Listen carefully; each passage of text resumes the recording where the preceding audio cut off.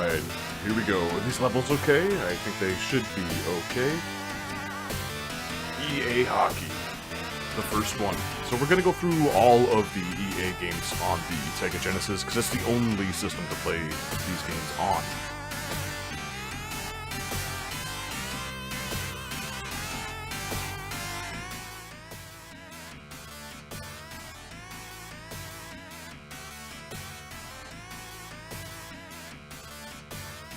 Alright, the music was a little loud there. So, EA Hockey, the first one, we're going through all of the EA Sega Genesis games because, I mean, they're sort of the best over here, right?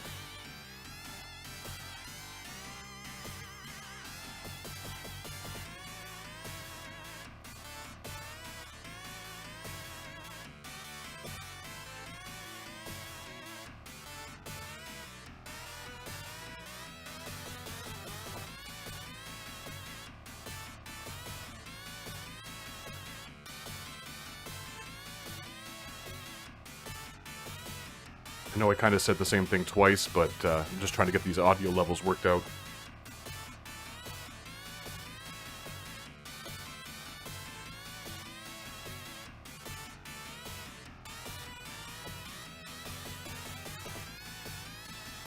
That great Genesis twang. Great layout here. Like, I mean, they changed that for later games. We'll get into that in a bit, but this all looks really good. They don't have the Players Association here, so it's just the teams, but I don't know, all the logos and stuff, it's pretty cool. Like, I remember back in the day, like when this first came out, it was a huge deal when this came out, at least for us.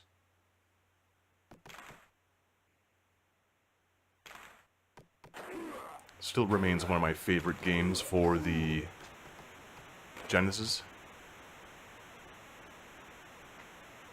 It was this and Road Rash all over, you know? Like, they had some other...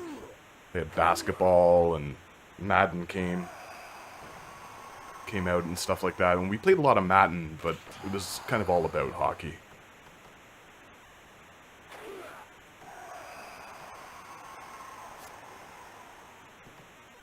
Playing as the Leafs. We're gonna do playoffs, and if we get taken out, then we get taken out. It's no big deal. We're kind of just doing something nice and casual here.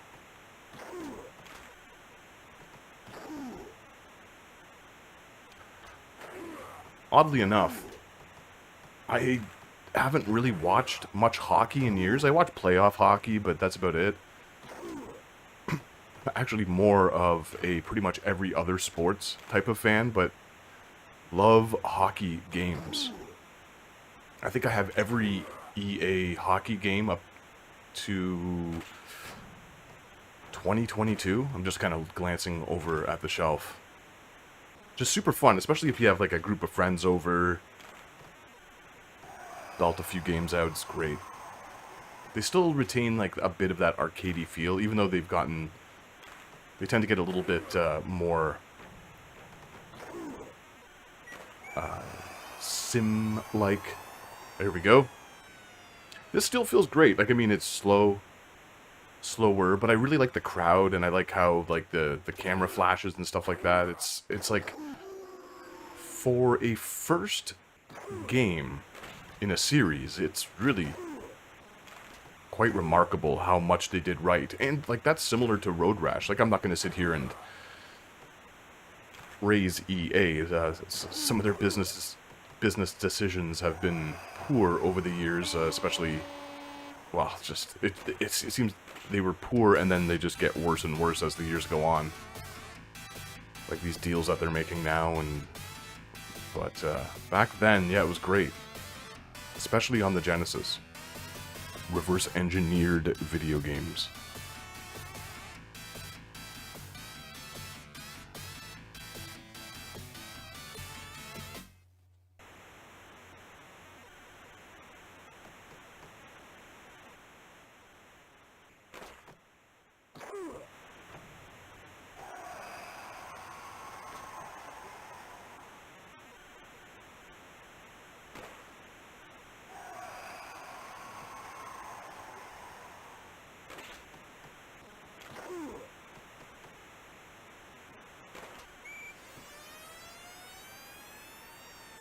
Whoops. Like, it couldn't have been easy to illustrate that Blackhawks logo.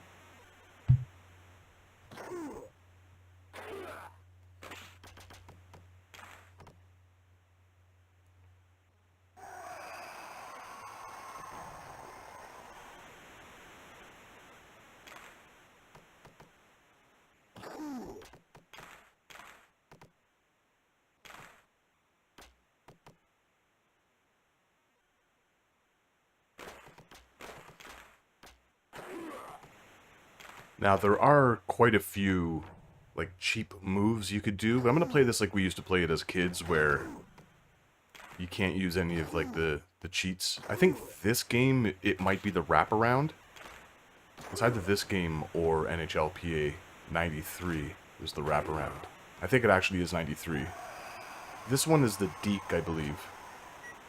But yeah, I'm not going to be doing that to exploit the computer. You can, because you totally can in every game. There's like a different thing in every single one of them. But it kind of strips the fun away from it. Oh, come on.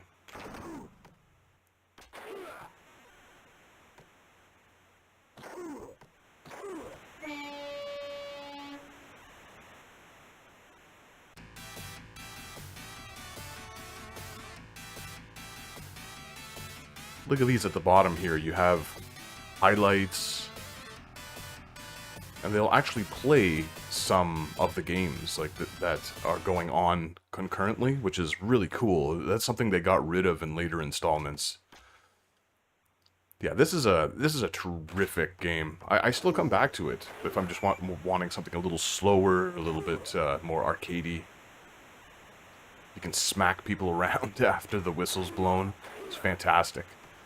Still have that old school EASN logo at the bottom. Fantastic. Fantastic stuff here.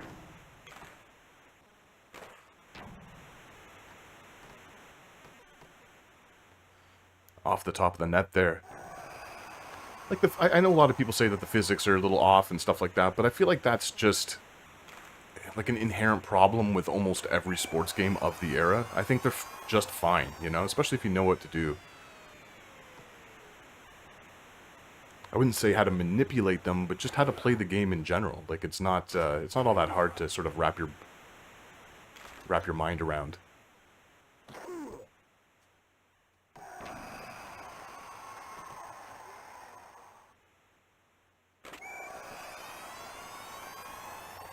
Here's another. You gotta smack those dudes around afterward.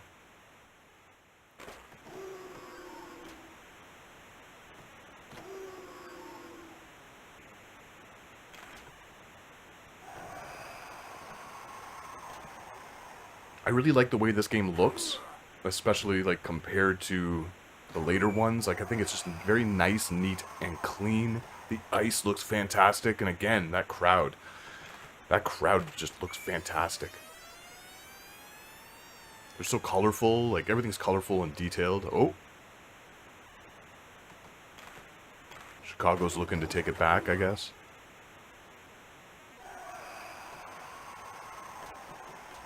The hits, like, they feel crazy, like it's just super impactful.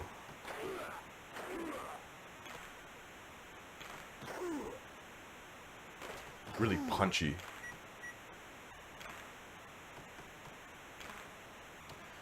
I remember in the early 90s, like, Chicago teams, early to mid 90s, Chicago teams in general were just huge all over the place. Like, even, like, I'm in Canada, so, like, even up here in Canada, everyone had a Blackhawks jersey. Like, my buddy, like, the one friend I played this game the most with, like, I swear, we put, I want to say hundreds of hours, it might actually be thousands of hours into this game. he was a Chicago fan. Like, he was a Blackhawks fan. He had the jacket and stuff with the weird sleeves and stuff.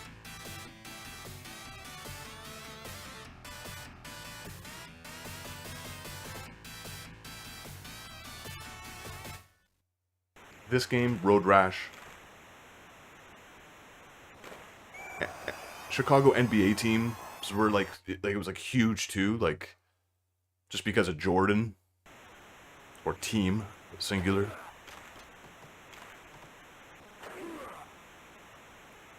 Yeah, Chicago teams were massive in the 90s. Uh-oh. So here we're seeing some highlights and stuff like that. It's great. It's so good. Password. We'll look over here.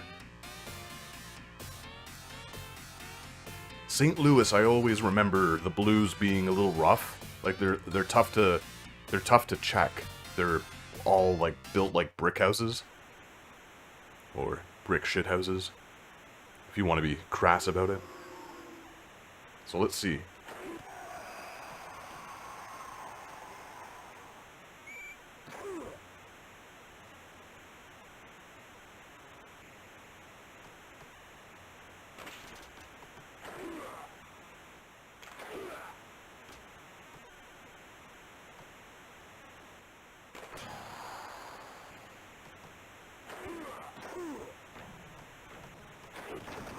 I guess I actually have to line it up. Yeah, see, they're hard to get down.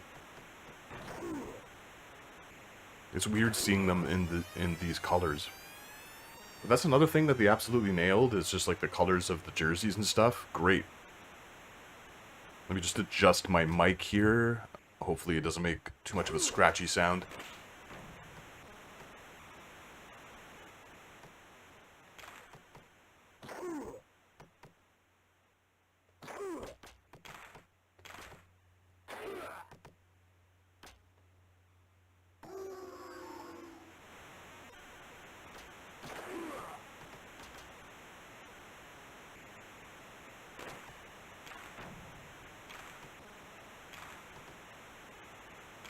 Just a really tight, polished, controlling game, and like a nice, vibrant looking game. I remember getting one of these, I guess I'll talk about it later, but getting one of these on the Super Nintendo and it just feeling all sorts of wrong. Everything was off. It's slow, looked terrible. The punchiness was gone from the audio.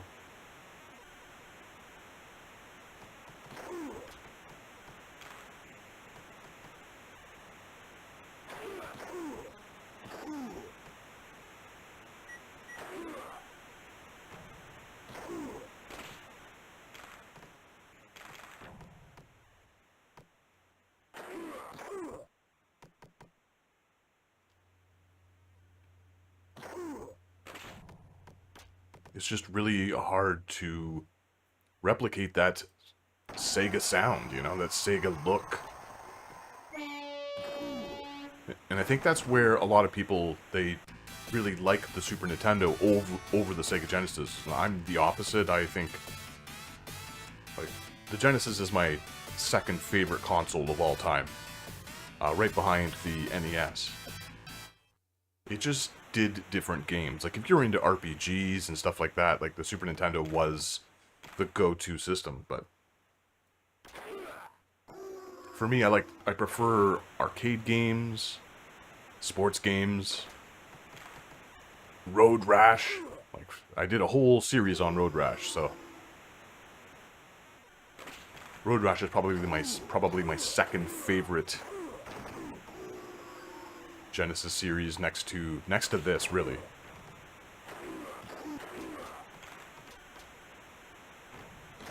Like, when it comes to comfort games, comfort food type games, it's all about EA Hockey.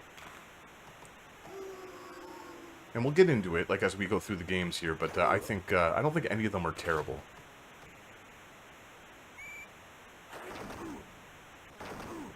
You can pop any of these on and sit me in front of it, and I'm having a good day.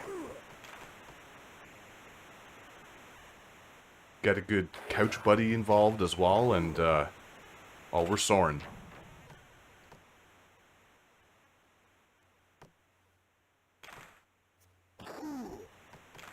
Not Sauron. Soren.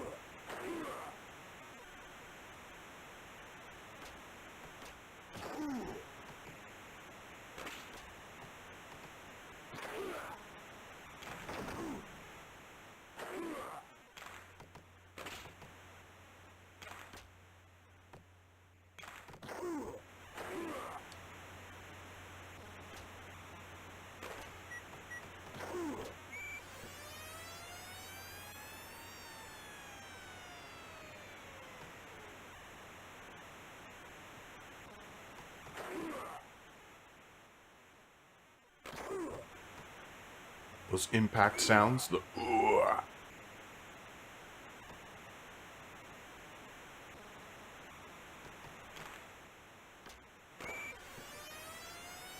There's another one.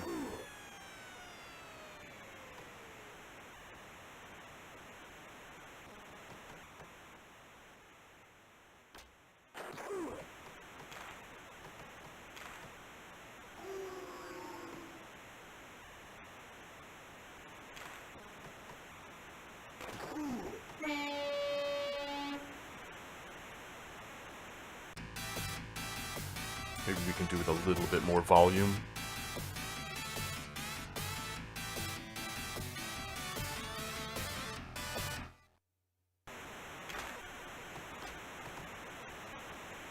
Some more highlights. What do we have here? Is that the Washington Capitals? It's hard to see. And the Penguins, obviously.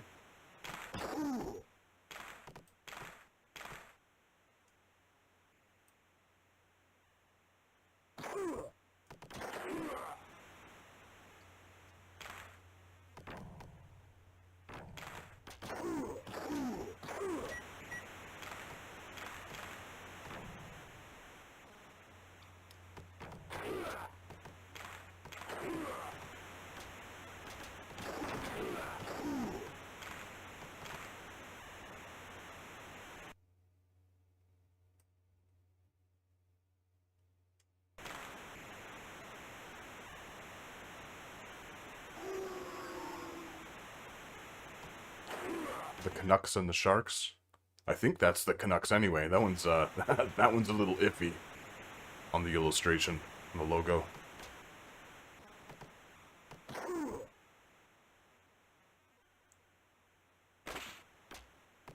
But just such a cool feature that you could go and check out highlights and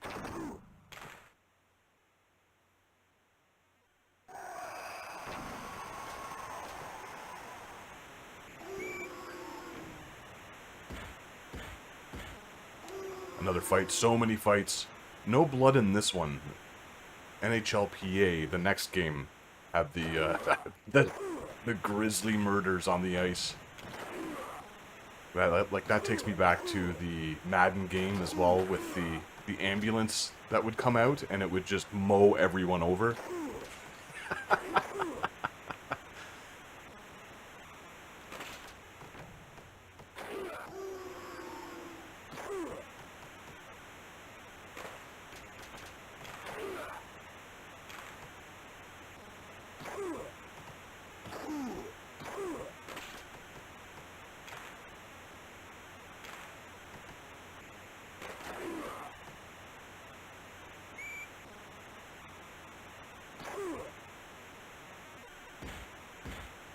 Oh, another. It's fairly easy to win the fights in this game. You just basically have to tap faster than the next person. It starts to get a little bit more involved. Like, so this game and the next one had fights. 94, no fights. 95, I want to say no fights in that one either. I think the NHL just didn't want to be associated with, like, violence and stuff, especially for, like, a sports video game. Trying to get people into hockey, right? Oh! There we go again. And then the fights came back in 96. I think the rest had fights, so 96, 97, 98.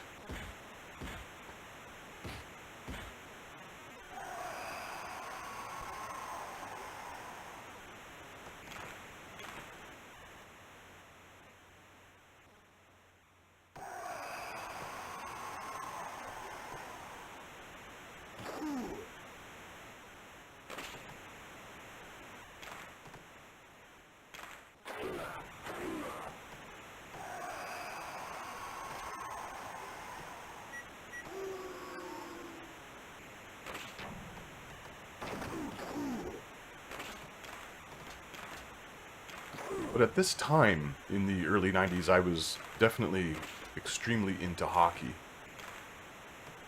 And then, you know, like, I sort of, like, I played a lot of sports as well, and, like, hung out with a lot of sports people. And, the hockey players weren't the type of people that I would, really like to associate with. So I sort of fell off the sort of hockey train.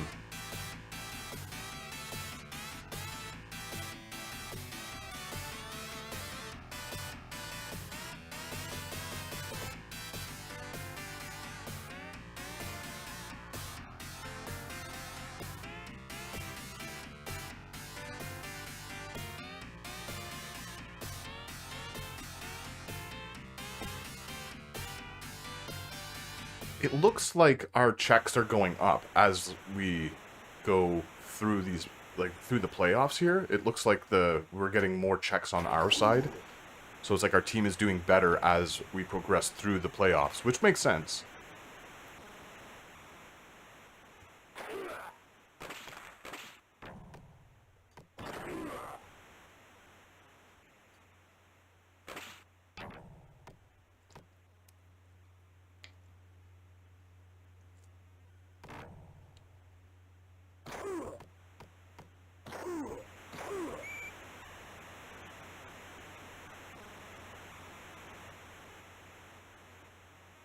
The San Jose colors look really nice here, too. Really making the most out of that limited Sega palette.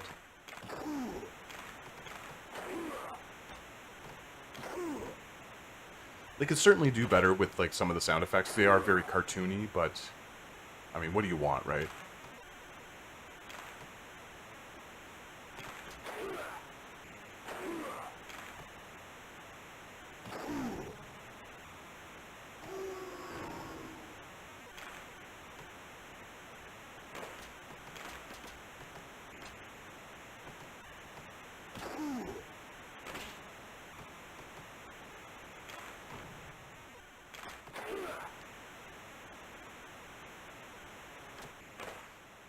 Animations are a little stiff, but again, like, this was the first one.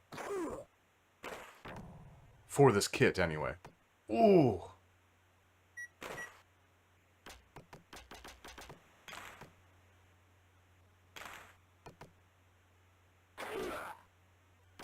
It was just such a huge difference going from, you know, what we had at home was Atari hockey. I think that was called ice hockey. But then with our Nintendo, our original NES, day one, like, we got ice hockey for that, which was great. It was a great game. Something I've also covered on this channel. But really goofy. Really goofy and a little tough to sort of, like, organize plays, come up with strategies. I mean, you could do, like, cheap things in it. It was, you know, but it was just not. It wasn't this, you know? Like, Blades of Steel was probably the closest when it came to, like, home console hockey games. It was probably the closest. I always preferred the Game Boy version of Blades of Steel, though. The NES one's great, but there's something about the music and the speed of the Game Boy one, which is odd, since it was a handheld. But it just, everything felt perfect. But yeah, like, I very vividly remember we were playing basketball, and we would always play basketball on Friday nights. I played basketball every night, but, like, my one buddy and I, the Chicago fan, and we'd always bike down to the local, like, mom and pop rental shop, and whenever we saw, like, one of those weird deformed EA carts for the Genesis, because he had a Genesis before I did, we'd always buy or rent the EA cart, because it was always something interesting. Like, even if it was weird, like something like, what was it, General Chaos, kind of a strange game, but it was always something different. So, like, during that fall, we got this, and then there's Road Rash as well. Like, I can't really remember which came first. I think this came out like a month before Road Rash, if I'm not mistaken. It's all covered in my Road Rash video, but like...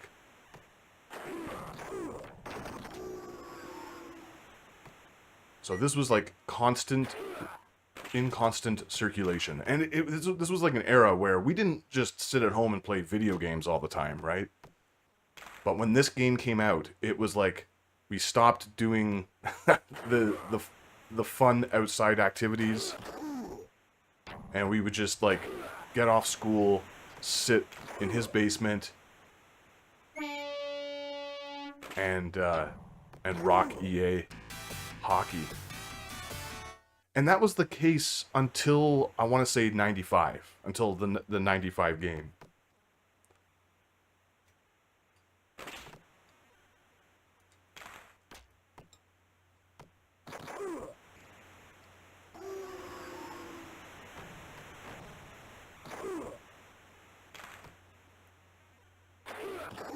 But I definitely don't think it's strictly nostalgia when it comes to my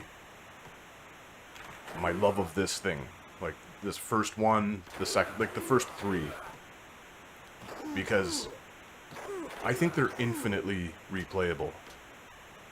Like I said, I can pop this on any day, and it kind of brightens my mood. It's just a perfect little arcadey experience. Hit them. It's so hard to hit these dudes. Like, as you progress up the playoff ladder here, they sort of make them more like walls. Which is an interesting way of increasing the difficulty, I suppose. If you... It's a little lazy. Like, they're not exactly... There's not a whole lot of finesse to the game. It's very choppy, very basic, really. But, again, what do you expect from the first?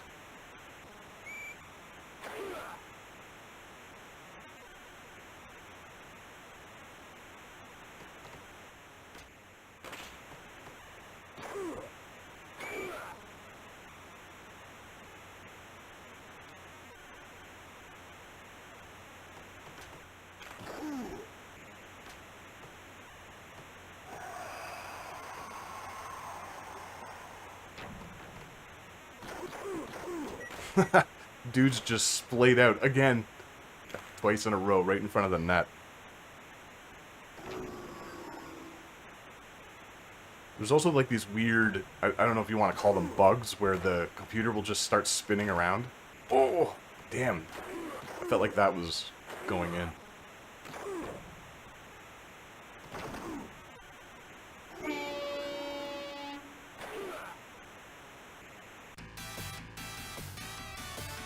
You gotta smash as many players as you can after the whistle.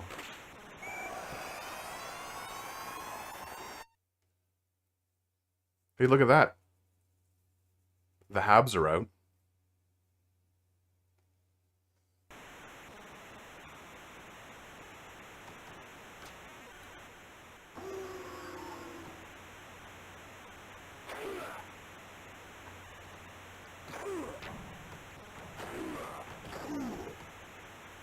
Woof.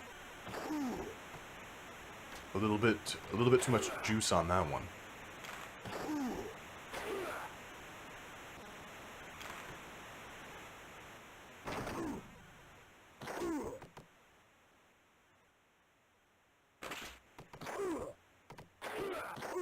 Oh.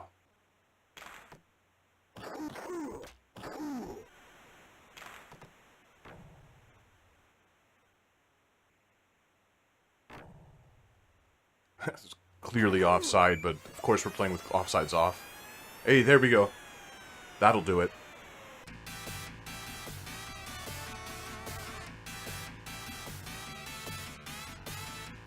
Very few features here. Like, I think you can do regular games, like exhibition games and stuff like that, you can, I think you can do best of 7. But of course, we're just doing regular playoffs here. Yeah, so the Canadiens are out. What I really want is for Montreal to get another baseball team and just call them the Expos again.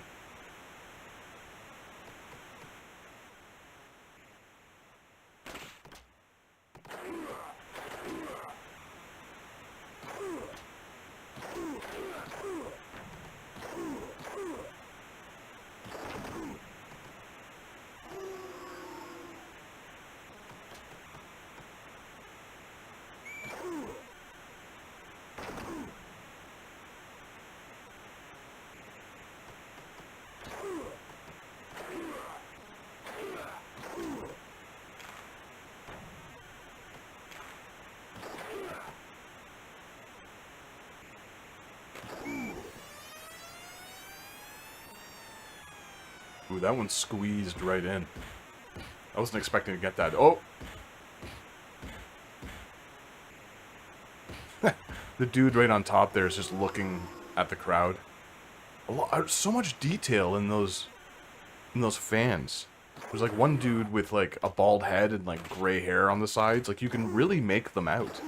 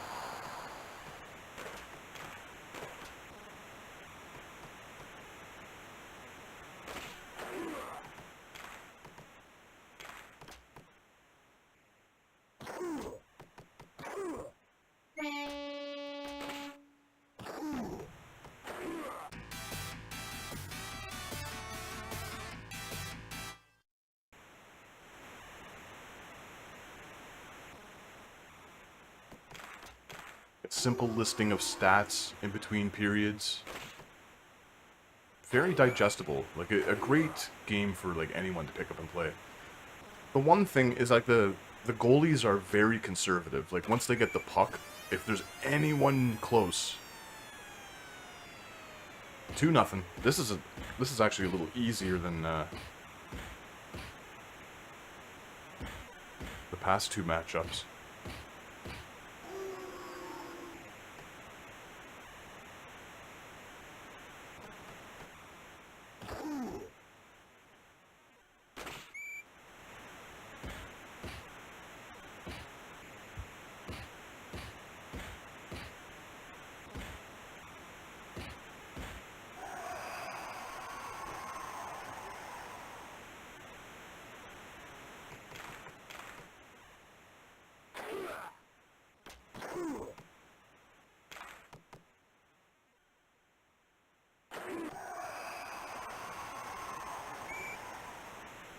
Yeah, see, he's not going to pass it out. Fight after fight.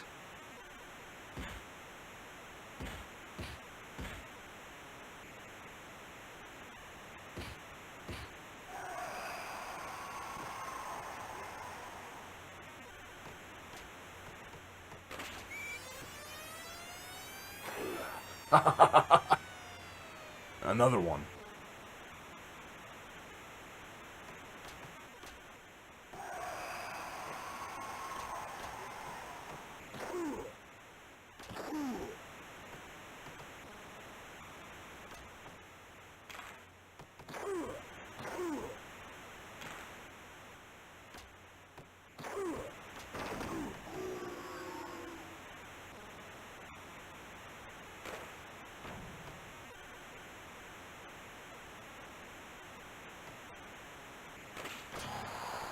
Hit him. Hit him.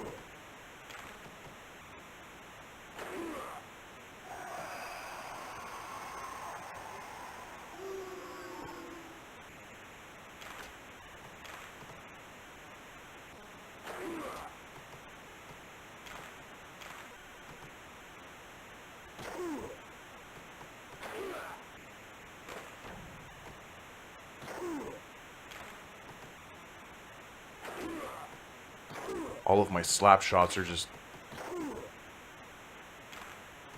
flying uncontrollably.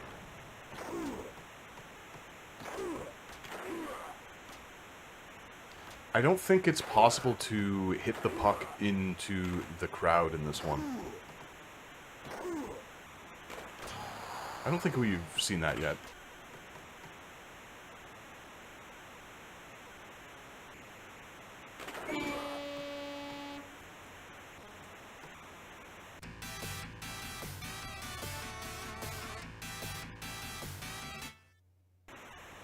I love how fights won is a statistic you can follow here.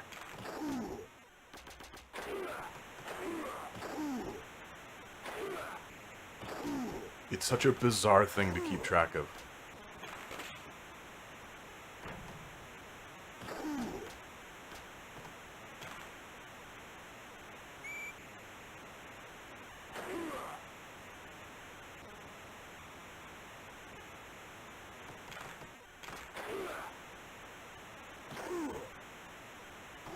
See, there he goes. There he goes. In circles. Yeah, that just happens. I think it happens in the next game as well.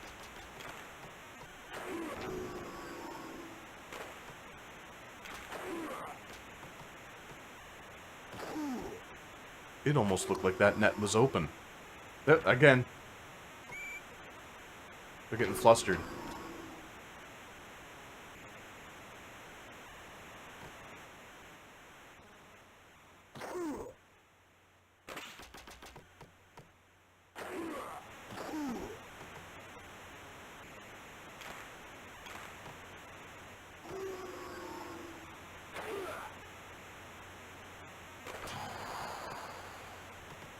Oh, that was right off the post.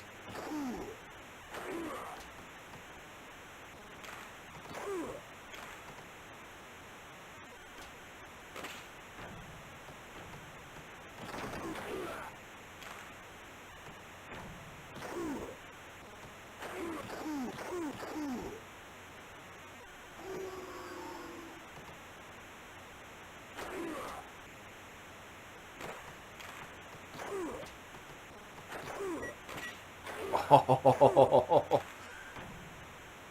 that was so close. Like 2 shots right back to back.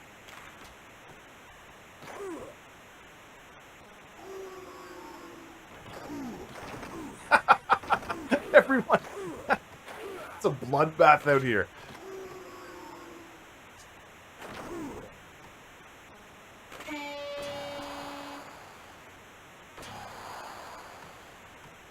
There we go. There's the Stanley Cup.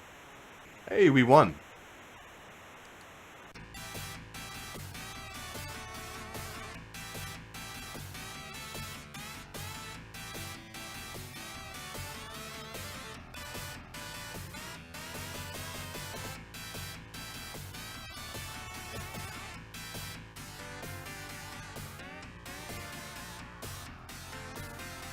Toronto with the cup.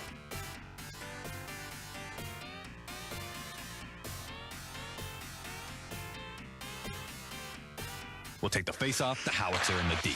Give me that kick save. Give me the biscuit. Give me those skaters, not those skaters. Give me the real stuff. Yeah, him. Can you dent the twine? Good. Give me the siren. Give me the post. Zamboni.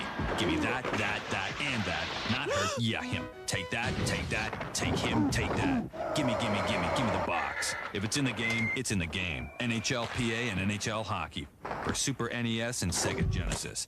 EA Sports. It's in the game.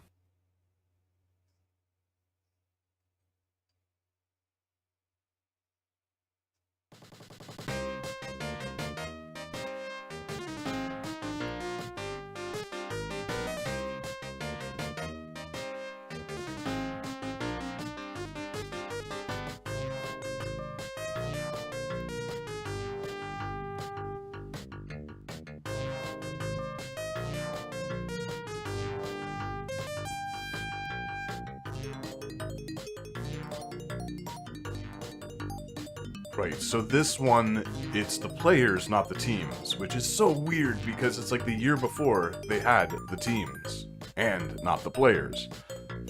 It's like they can only have one or the other? I don't know.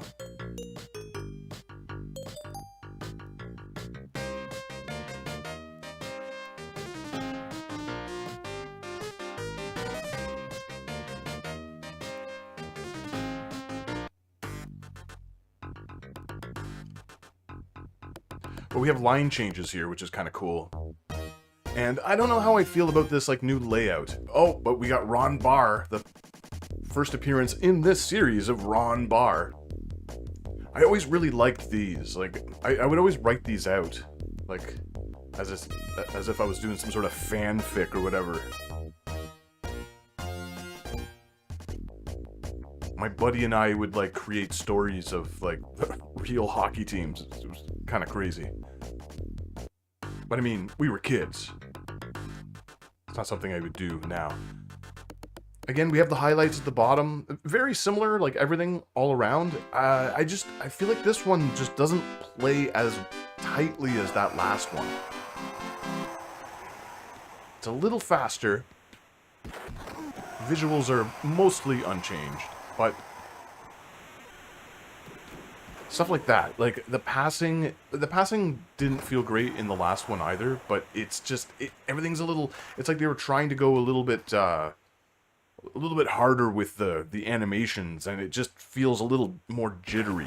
Like it's tough to explain unless you're actually playing it, but jittery I think is the best term, the best descriptor.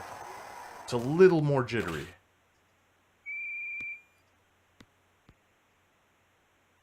Okay, so we just launched the puck off the ice. So that's doable here. Like I said, maybe it's doable in the last one, but I don't think it is.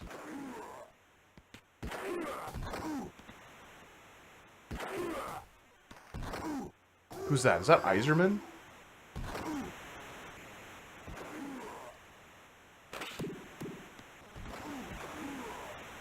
What I always got frustrated about when it came to this game is that Gilmore for the Leafs would get taken out of every game. Like he'd get injured in every matchup. Wendell Clark. Hey, I have one of his jerseys. Probably from this season or the next season, actually. Of course, the games came out a year before the actual season, but you get the idea.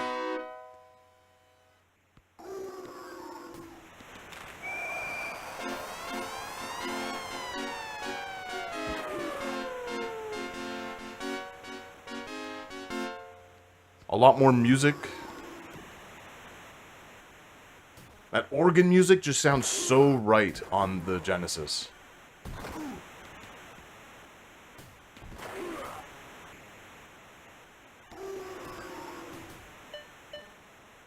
Like I'm not trying to sound too much like a fanboy. Like I do like the Super Nintendo for other types of games, but sports games, like, am I right? Like the Genesis is just the place to go for sports games.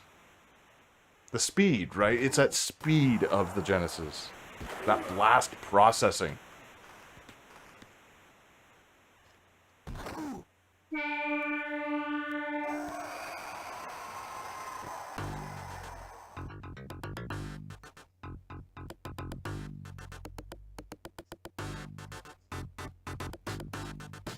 Crowd meter. Again, like, just sort of like a superfluous addition.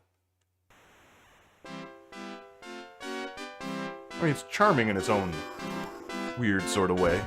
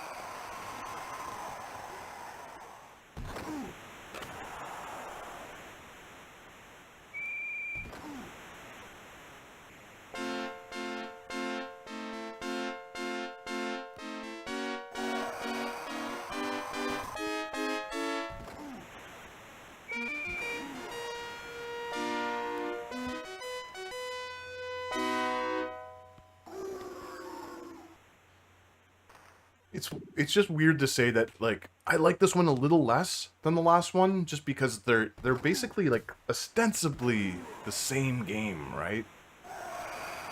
It just doesn't feel as good. These first three, like, are very iterative.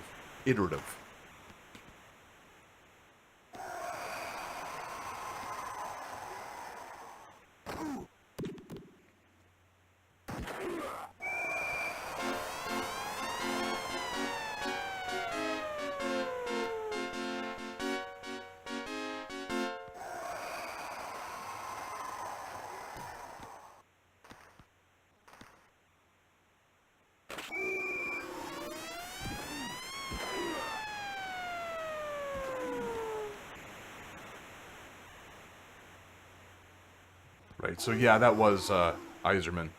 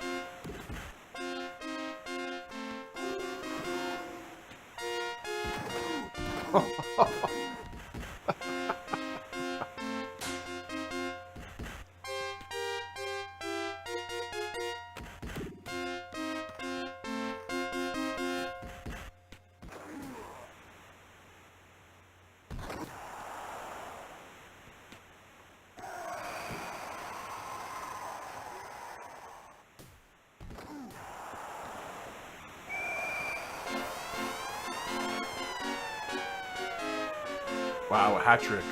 Do we get the hats? No. No hats.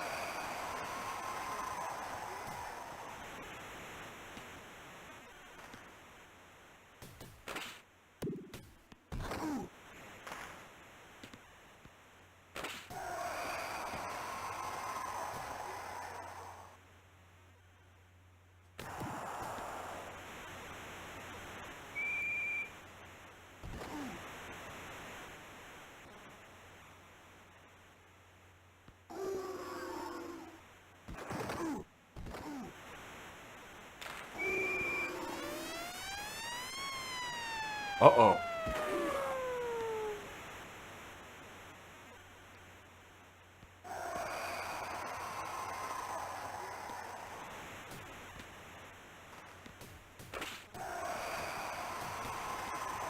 Uh-oh. Are Detroit making a comeback here? It's very easy to score on your own goal if you're not careful.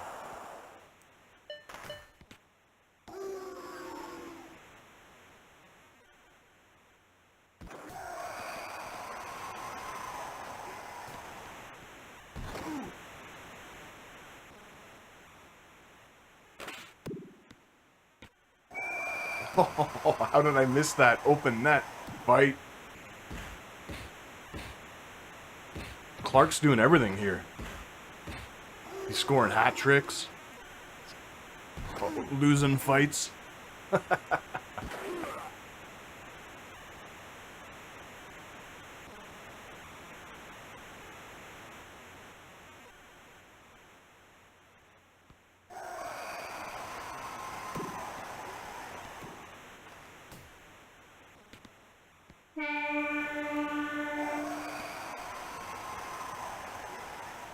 Good celebratory check.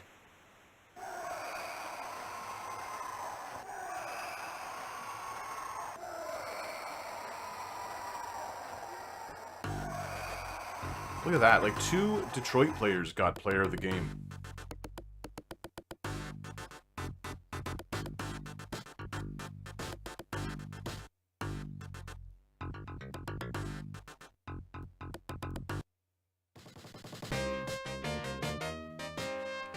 Up against Chicago again. It's like you can't avoid it.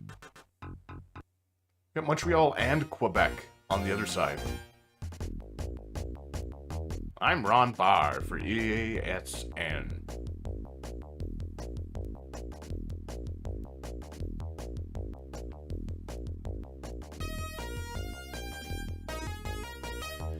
Like this, like breakdown, these pre-game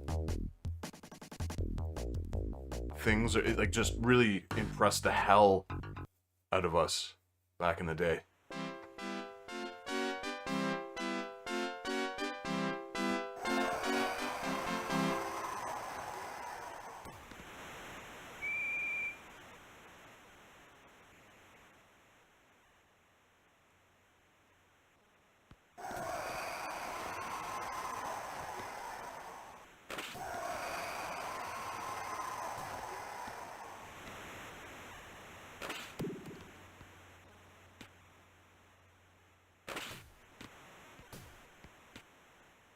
Woof.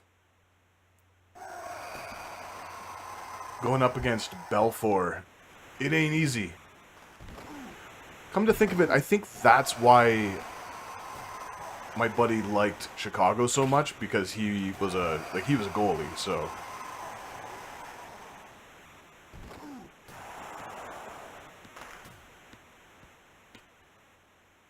And I mean, Belfour ruled.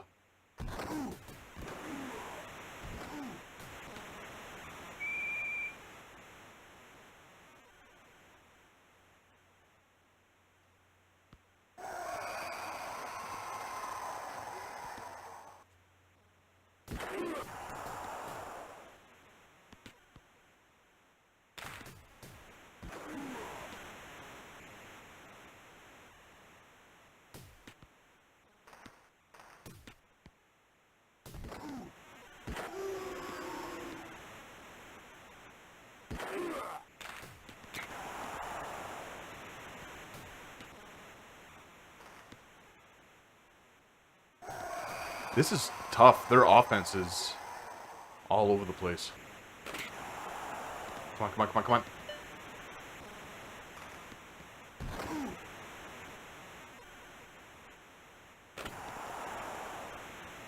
We're going in 4D now.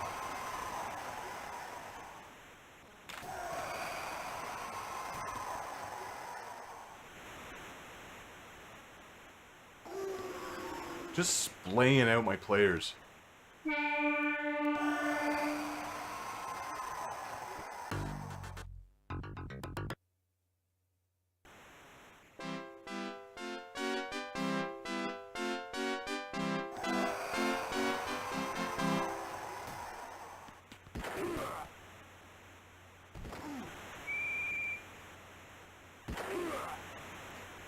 Yes, the keepers are still playing super conservatively. They hold on to the puck if you're anywhere close.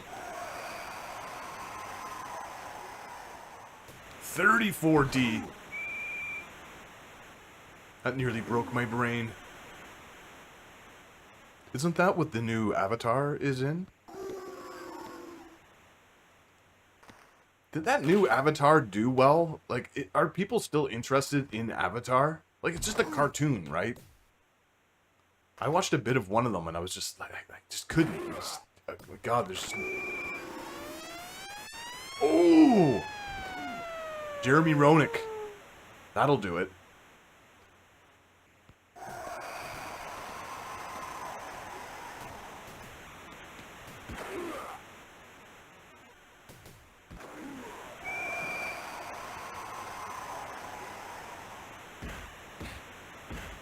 It's kind of cool how it shows who's fighting. They, again, like a lot of emphasis on the fighting. And now I'm out.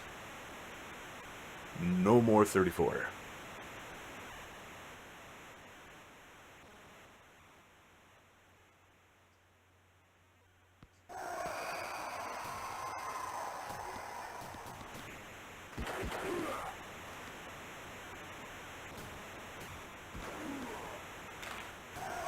Just need one to stay in this game. Pass it. Oh, now I need two.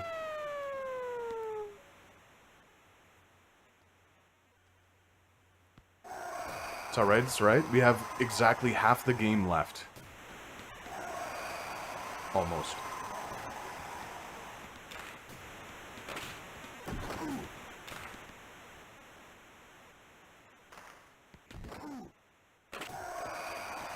Dude, you can't do that. Oh! Oh, it's getting sweaty. Wow. Oh yeah, no one-timers in this one.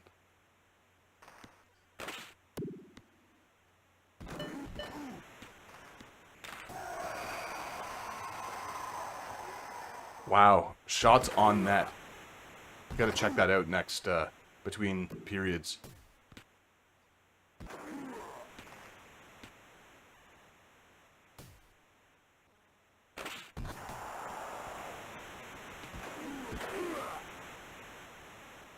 Okay, so he passed it that time. Damn, dude.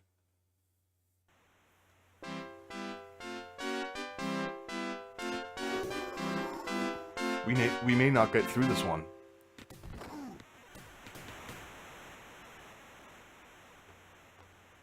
That's a really good way of scoring on your own net right there. Oh, get in there!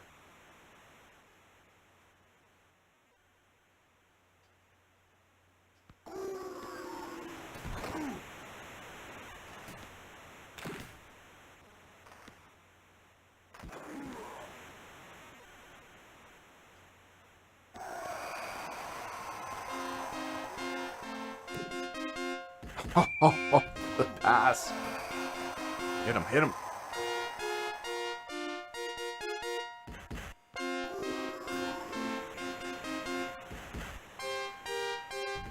The ref looks like the dude from Friends. Joey Tribbiani, is that his name? Matt LeBlanc? The name that even sounds like a hockey player.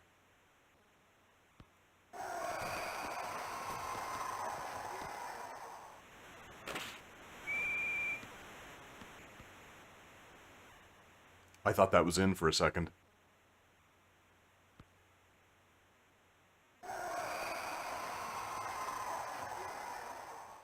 Well, boys, I don't think we're coming back from this one. Oh, just as I said that! Wow.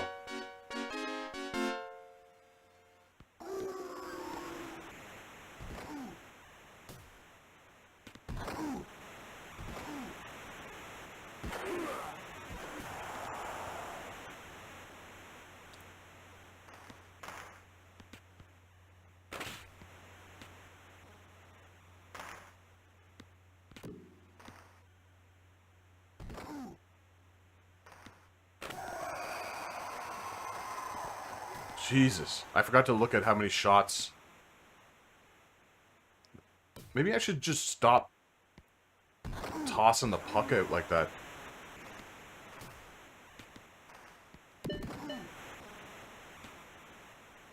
Definitely a little bit more challenging, a little bit more finesse from the computer.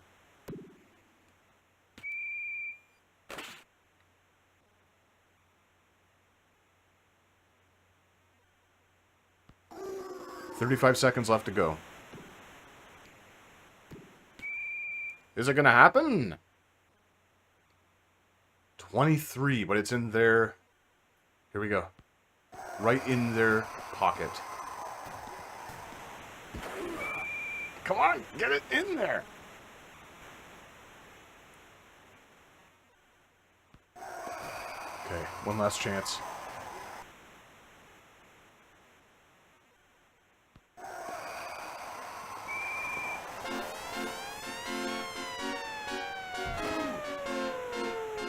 What happened there? Did I accidentally, like, press re... I think I actually... Damn it.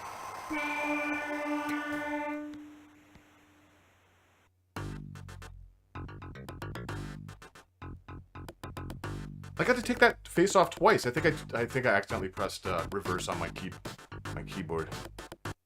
Rewind.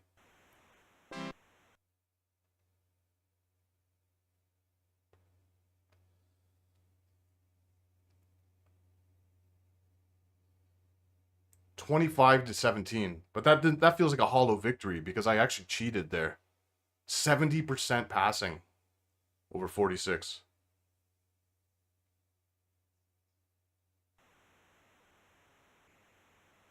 Yeah, I went 10 seconds back on that. I'm just looking at the stream. I have to rebind my keyboard. I'm using an emulator here just to get better picture quality. That's rare that I would do that, though. Usually I hit fast forward because I have it keyed to my space bar. But I thought my keyboard was like far enough away that it wouldn't interfere. I think it was actually the cord from my controller.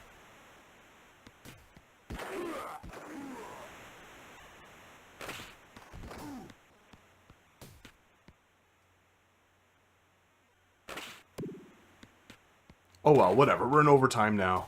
I don't think I'm going to win this. Oh! Yeah.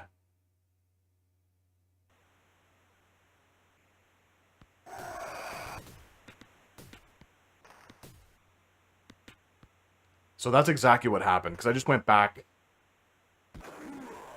twice in order to, like, sort of just see what I did. I'm going to take... I might beat Chicago here, but I'm just going to see who I come up against next. And then I'll take the loss, because I'm not going to win the Stanley Cup cheating like this.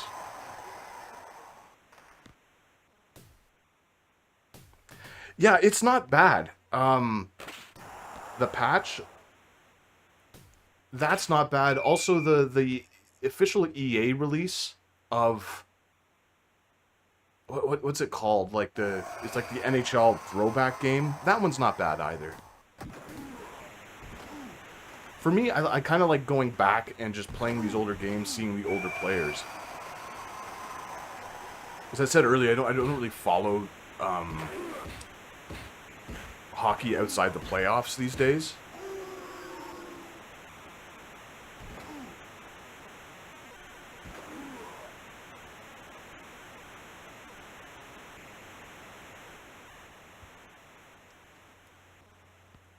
I enjoy some of the Tecmo Bowl ones. Those ones are pretty good.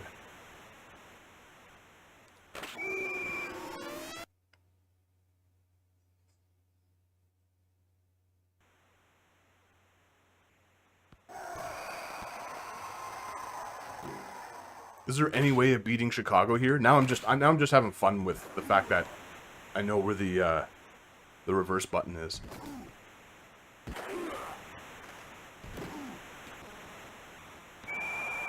They're just laying me out.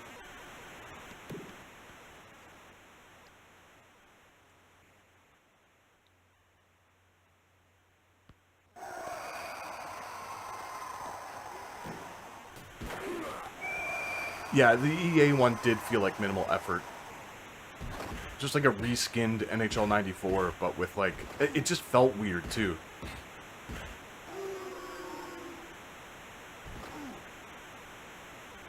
So I'm not gonna keep reversing in every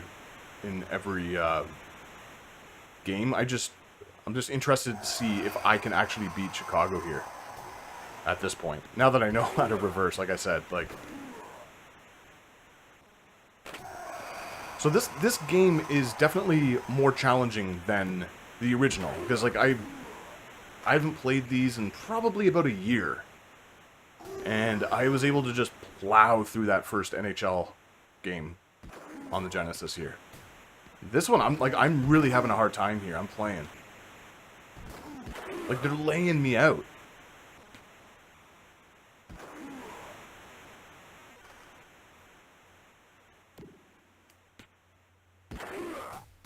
See, I'm all about Tecmo Bowl on the NES.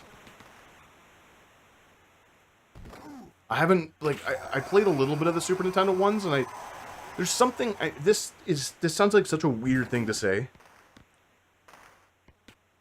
There's something about the speed of the Super Nintendo games. Like, even like something like Ken Griffey Jr., which I know is objectively a great baseball game. But there's just something about it that, like, it just feels sluggish, pun intended.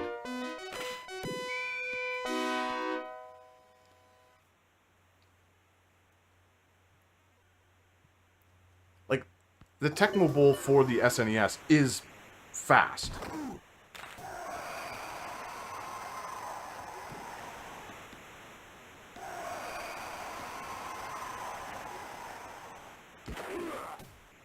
At least the fake version I played.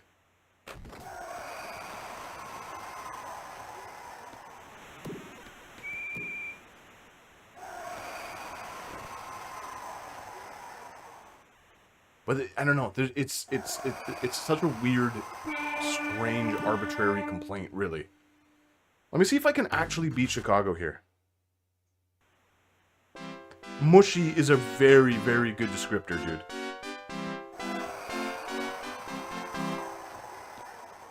Yeah. Like, it's not... You're right. It's not input lag. It's just... It feels mushy. And I would say the same thing about... I'm just trying to think. Like, the Madden games aren't so bad on the Super Nintendo because it's all about making deliberate movements, so I can beat Chicago. But that was a... I didn't beat Chicago, if you know what I mean, because I kept going back, reversing it, but... So I can... But how do I have 2 stars of this game when I was clearly struggling? Like, the stars of the game don't make much sense. Like, that first game, I only had 1 star, but I, like, kind of demolished Detroit. Okay, so now I'm up against Vancouver. I'm going to take the loss on this one. I'll play it, but just because I cheated on that in that last game. Again, I'm not going to continue cheating. I just kind of wanted to fool around there.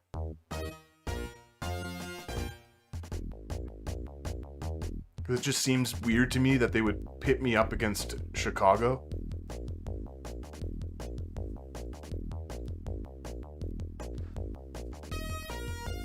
But because you're sort of deliberating over plays in Madden, the SNES version doesn't bother me as much because, like, it's slower and...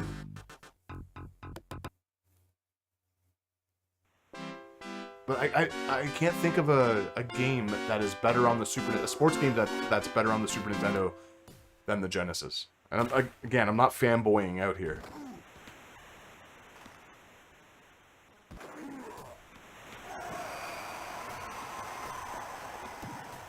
Just to throw some love the Super Nintendo way,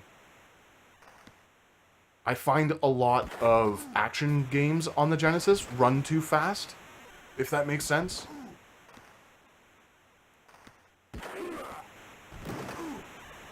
Like action platformers specifically. I mean, aside from your classics.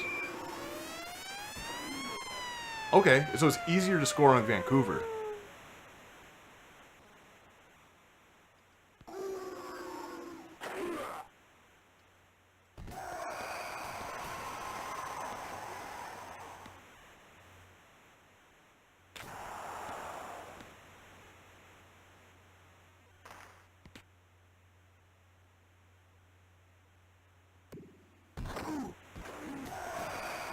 I'm trying to think of a good example. Like Turrican. Turrican, for example. It feels fine on the Amiga and the Commodore 64, but on the Genesis it just feels jittery. I suppose it all boils down to who developed it, right?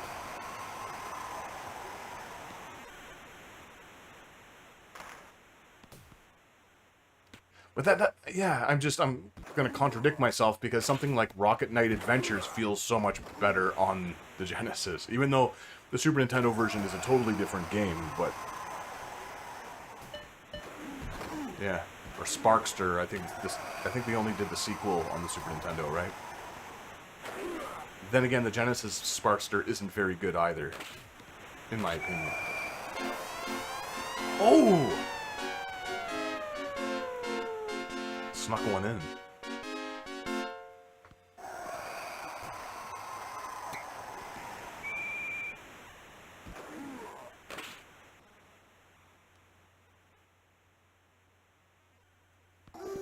But yeah, I guess I'll have to reevaluate the Tecmo Bowl series. I just covered the NES ones, I think this year.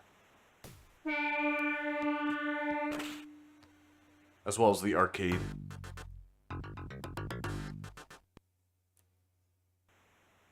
The arcade Tecmo Bowl is one strange thing.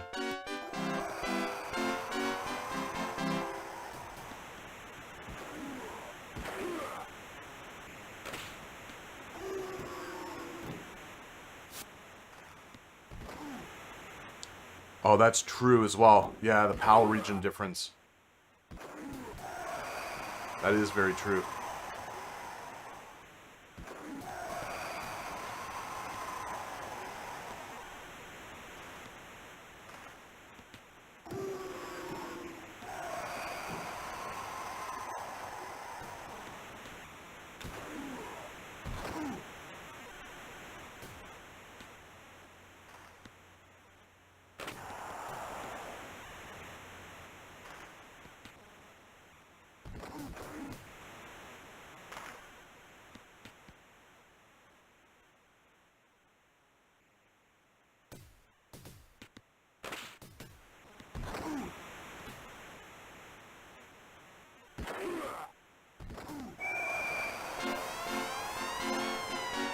Uh-oh.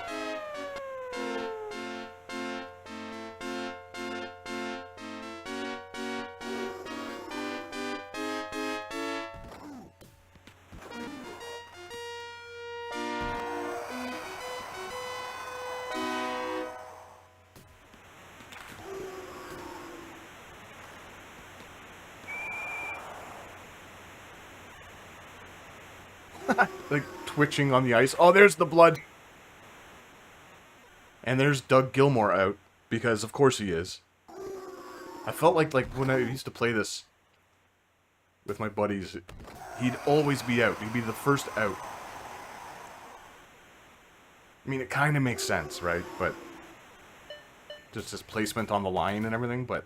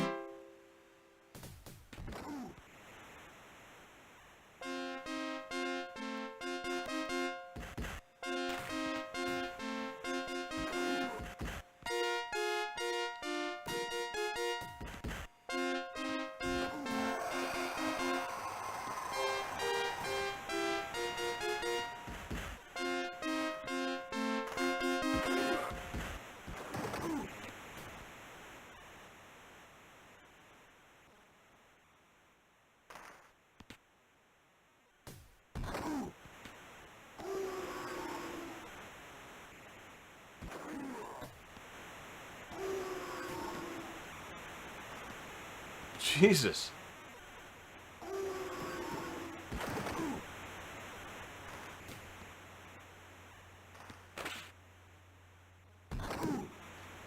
As much as I am losing this matchup, like, it does feel more balanced.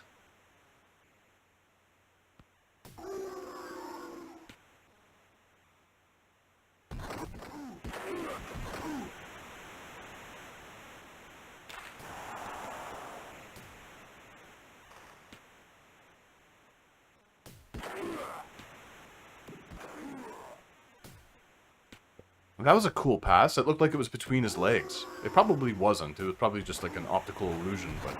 Get it in! Oh! That was too close. Happy New Year, Time Cop.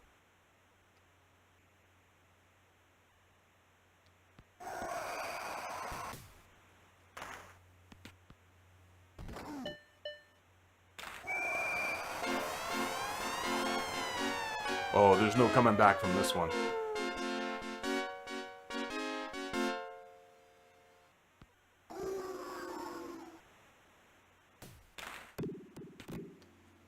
But that's okay. I kind of wanted to... I didn't...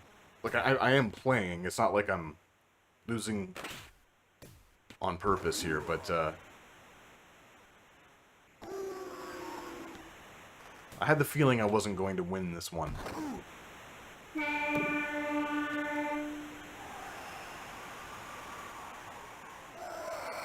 Well played, Vancouver.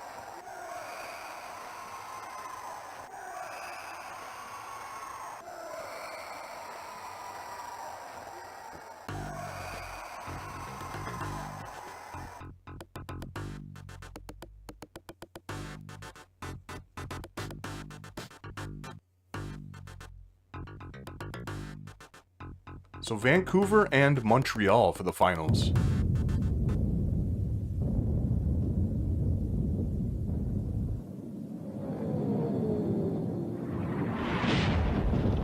You use whatever it takes. Leather, lumber, steel, even the cage.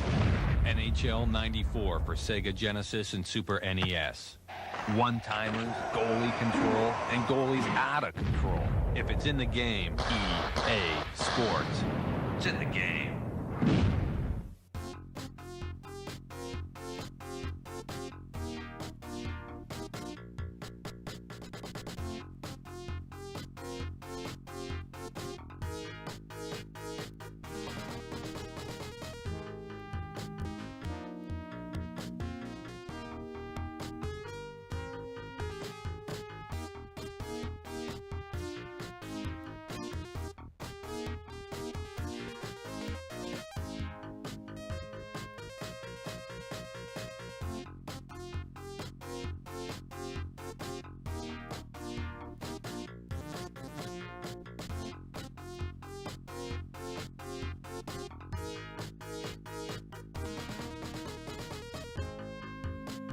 So we have auto control here for the goalies if we want it, but I'm not going to pick that.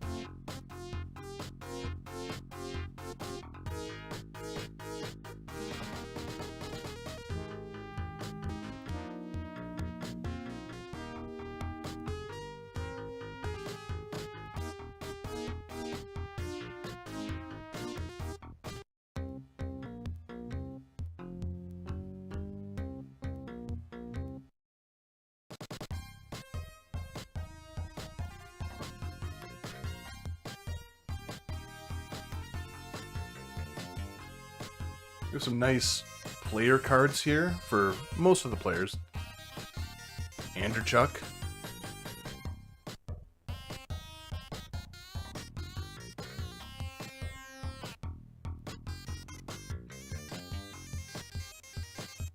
This is such a memorable theme for me, like just the music in this one.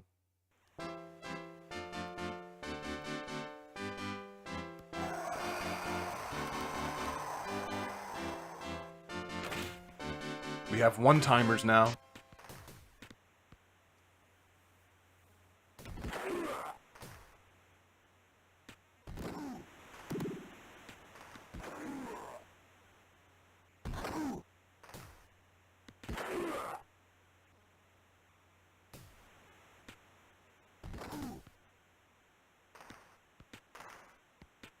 A rematch against Vancouver here.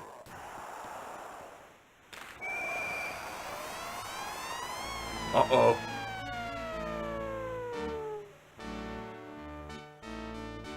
A little more animations too on the players, which is nice.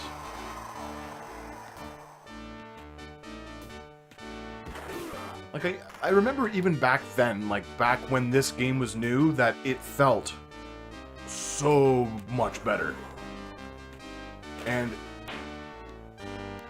I'm not one of those people who consider this the only good NHL game. Like, I think they're all really great for their own reasons. But yeah, at the time, this felt like an improvement across the board. Like, smoother, faster. The one-timers, like, literally changed the game.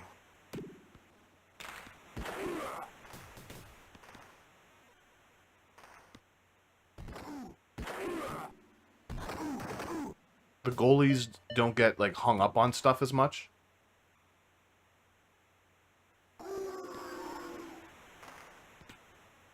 A better Canucks logo. We have the players and the teams.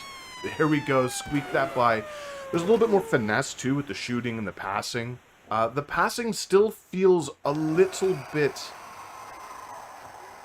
like... if you're not anticipating a pass, it can be a little rough. Like, it just sort of bounces off their skates, which makes sense, but...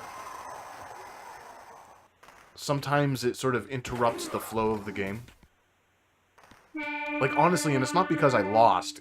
I feel like NHLPA was like a step back in a lot of ways.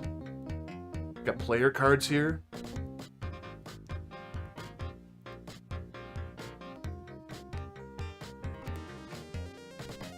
Oh, I guess we don't have the whole team, though. A lot of, Wendell Clark doesn't have his own card? That seems like kind of an oversight. I believe in the Super Nintendo version, those are in color. So, credit where it's due.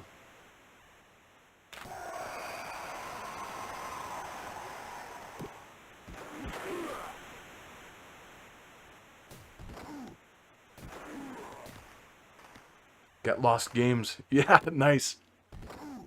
I'm a little rusty, but this is definitely my favorite Genesis game.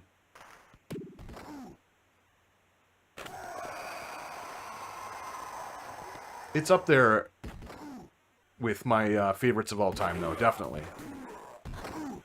This game and Road Rash on the Genesis.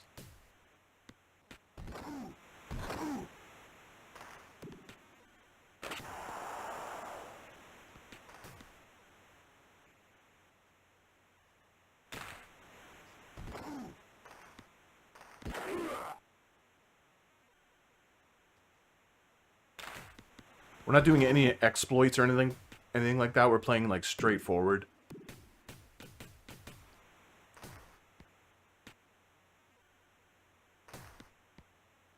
Just a really bad pass there. Out of my way.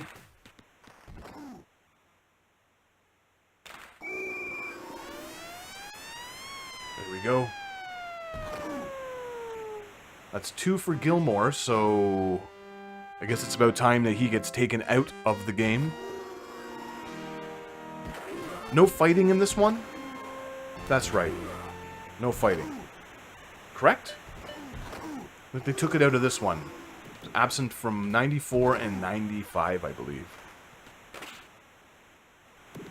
But whatever. Like, I always found that, like, the fighting, it was really hard. It was a really hard thing to balance. Just interfered with the flow too much. Like, even in something like Blades of Steel, which is supposed to be about the fighting. Really. More arcadey. Nice. I think I'd only be able to do that if I was, like, exploiting the AI.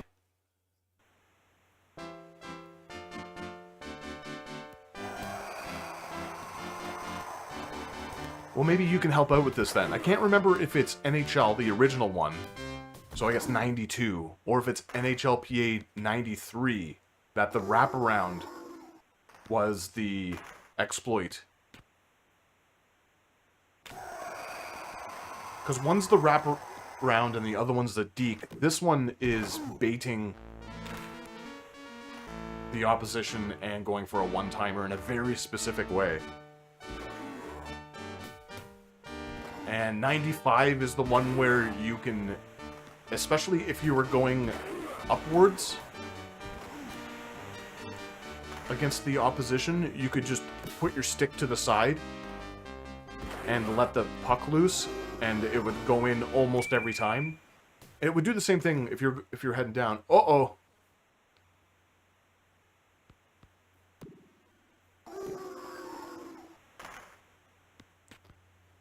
You can do the same thing going downward, but it's not as tidy. I remember we used to do that, I think in 95 all the time. But I used to always play this with friends, so it would always be like, you can't use any of the exploits. So I'm kind of playing it that way here today.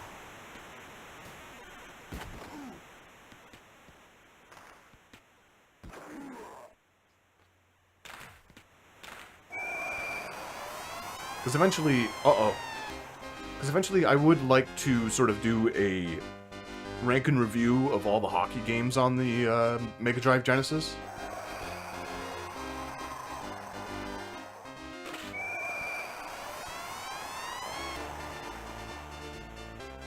Yeah, you're right, it's 95.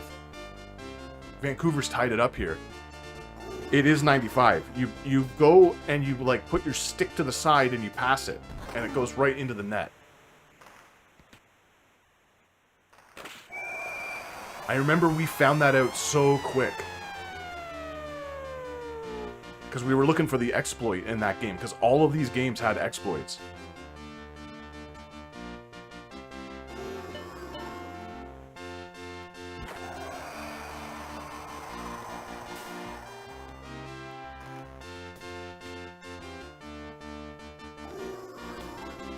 That's what I mean about going off your skate. Like, it is realistic, and it is, like, sort of, you should be able to, like, there we go, tied it up. Anderchuk is cold. He's got 2 goals.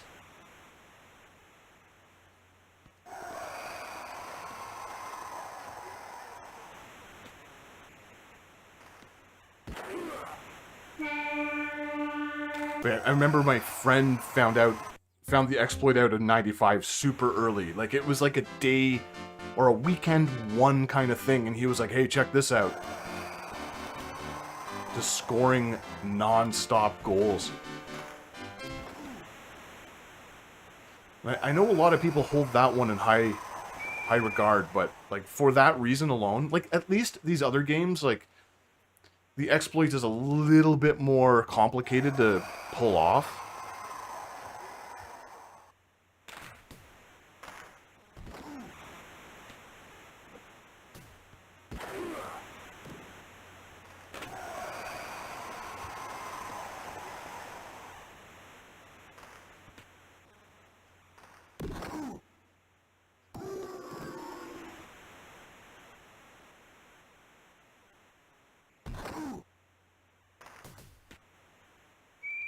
We'll have to see here, because we are playing all of the Genesis ones in order, but from what I remember,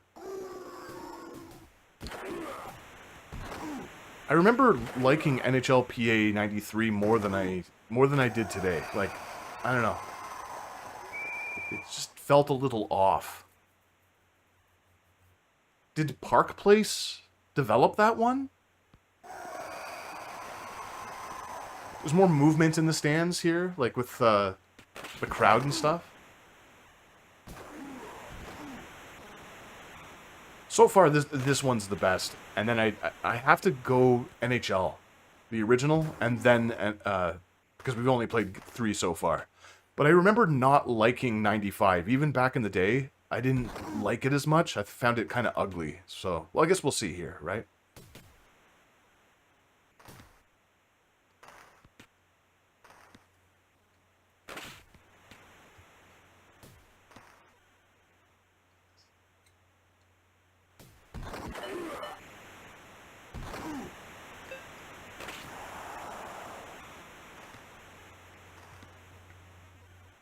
Yeah, the SNES versions were not good. Muddy, slow.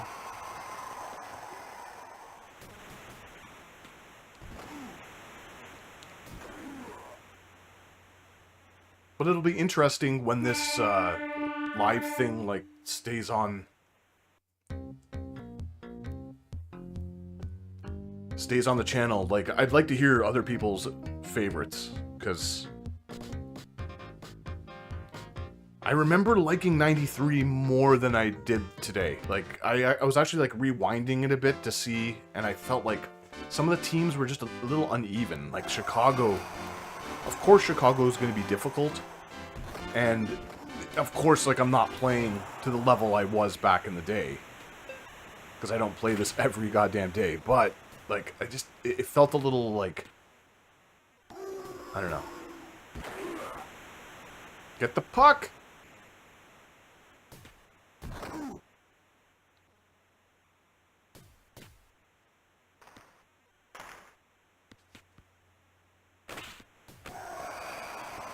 Oh, that felt really good. That was a good pass.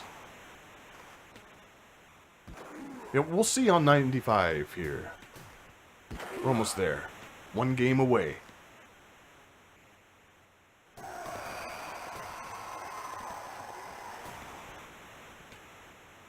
Like, as much as I don't like to admit it, I think nostalgia has a big part in why I think NHL is a better game than 93.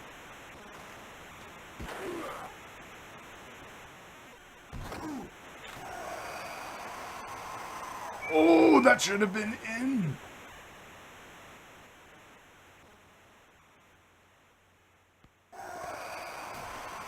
Hey, thanks for the $5. Get Lost Games. Really appreciate it.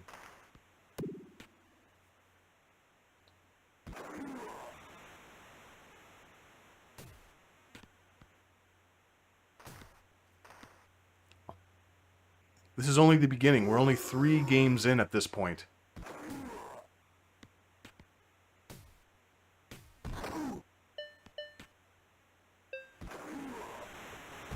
It was always so much better playing against friends. I should have went for the one-timer there.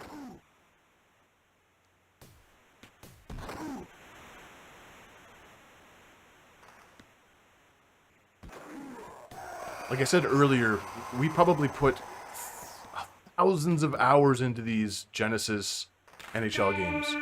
And I remember we enjoyed them so much that at home, I got the Super Nintendo one.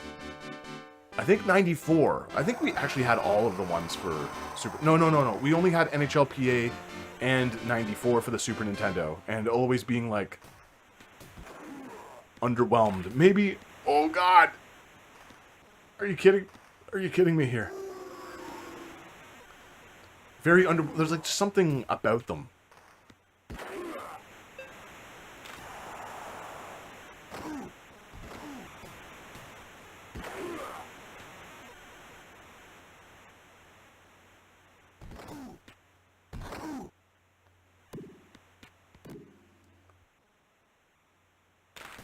But I'm not going to belabor the point. I feel like I've been like kind of ragging on the Super Nintendo sports games all stream here, and that's not the whole point of this stream. Ooh. We're here to appreciate the Genesis versions of these games, not knock down the Super Nintendo ones. How are these not going in? I think I waited too long on that.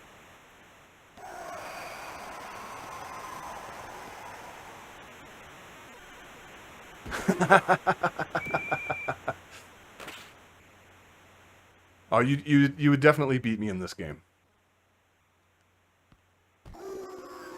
I'd like to say 30 years ago it would be a different story, but I'm not even sure because my buddy always kicked my ass.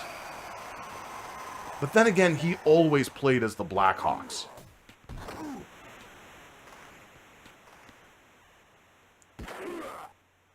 Which is why, like, I had a personal vendetta when I was playing 93 here earlier, and I was rewinding it and stuff. Because I was like, Is it possible to beat the Blackhawks as the Leafs?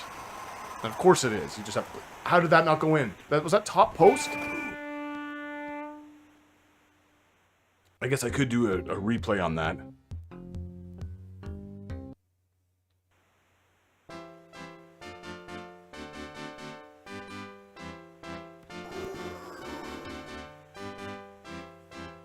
Hey, the Bruins are good at that time too. Bruins, Detroit, Chicago.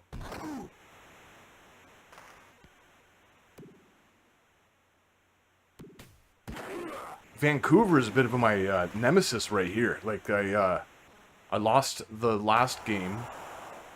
Well, I lost the last game to the Blackhawks, but I couldn't beat Vancouver either, so...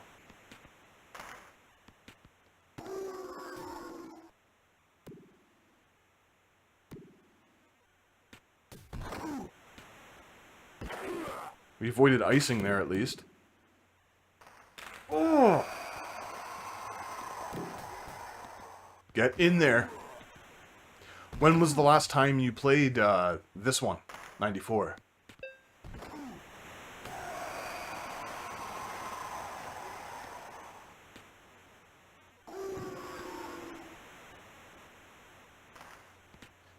Pittsburgh was another team to beat. There we go. All right. So we progress.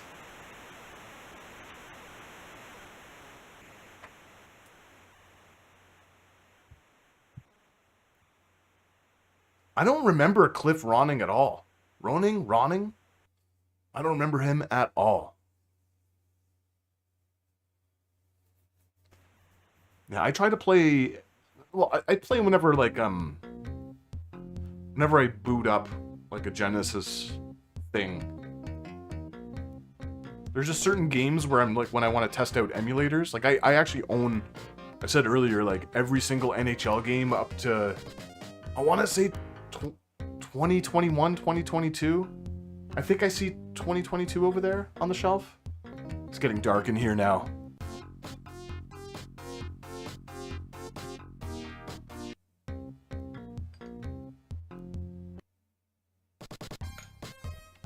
Uh-oh.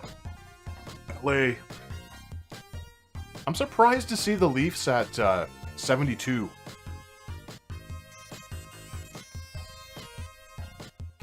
And Gilmore ranked higher than Gretzky.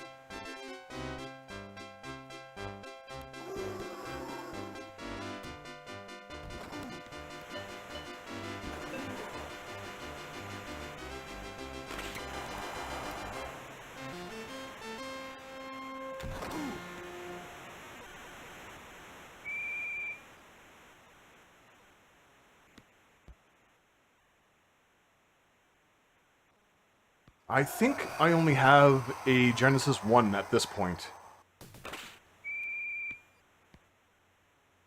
I tried to really cut everything back because, like, with all my consoles, I prefer having them all in box. And they're just kind of stored at this point because, honestly, like, emulation is just so much easier at this point.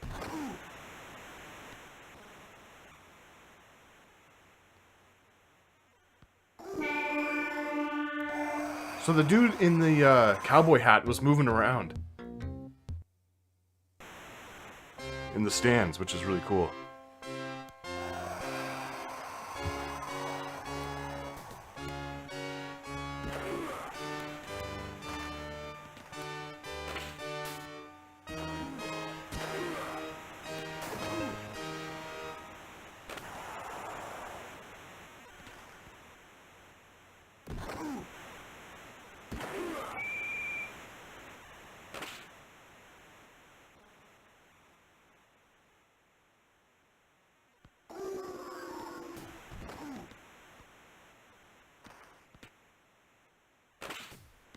I really consolidated my collection. It was getting out of hand. Like, my whole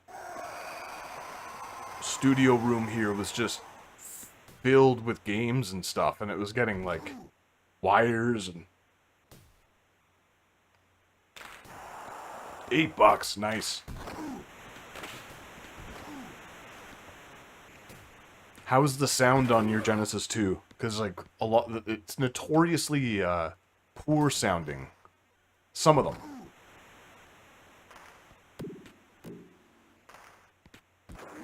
It's a very sleek machine, though. One of the nicest consoles.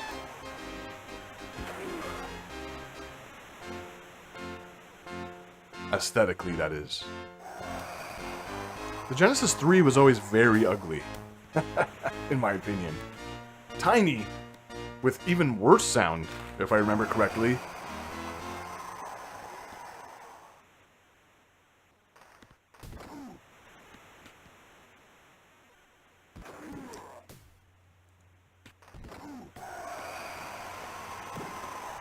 Yeah, it was getting to the point where I had games on the floor, just because, like, trying to find space for, like, instruments, records, and video games was getting ridiculous, and there's just no way I'm not gonna collect records or stop collecting records.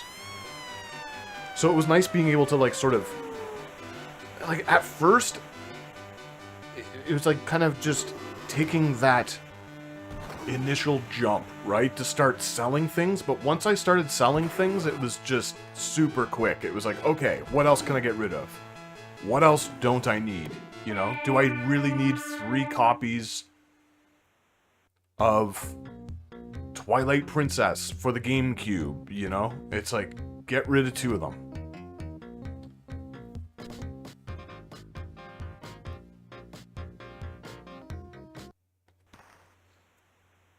But it was also nice to, like, sort of... See, I love this stuff where you can go watch other games. Quebec Nordiques. So if you're a Boston fan or you play as Boston, you must really dislike Pittsburgh.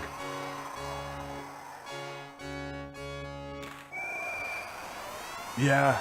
That's the unfortunate thing, right? Like, that's when Sega was really screwing themselves with releasing too much stuff. So I have my Genesis 1 complete in box. I got it professionally cleaned, everything. It's in a box. It's cellophane wrapped. And it's in our storage closet here. Where, like, nothing... What? What? Did I just score on myself? Did I just pass it back into the net?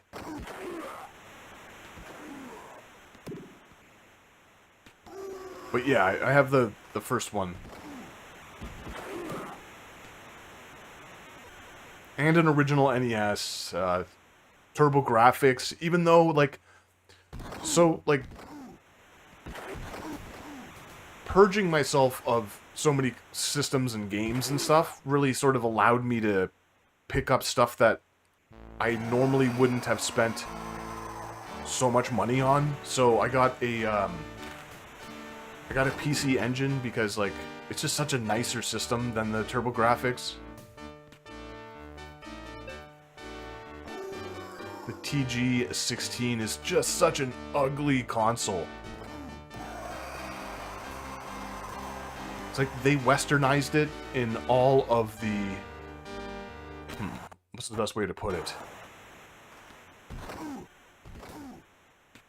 What happened there? Got a little leggy.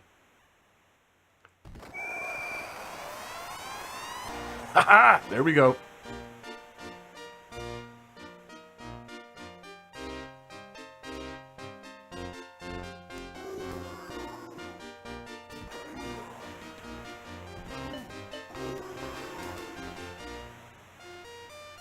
I've lost the word I was going to use, but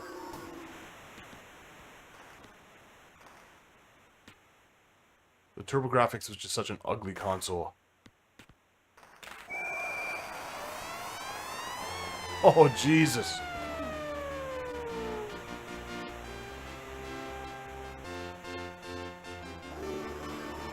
I did that back in the day, too.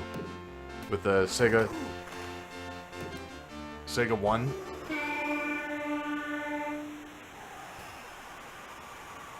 I had two big, all three, Toronto, I had two big Pioneer speakers.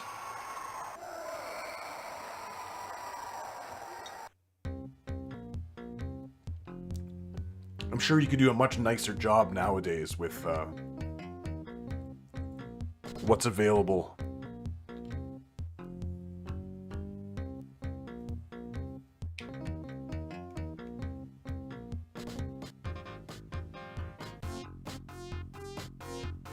Chicago, yet again.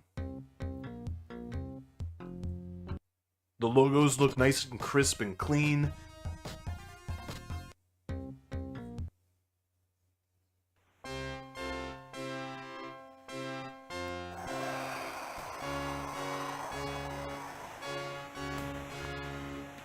Yeah, that audio port on the... I can't even tell you how many nights I spent, especially in college, with headphones in that stereo jack, playing games.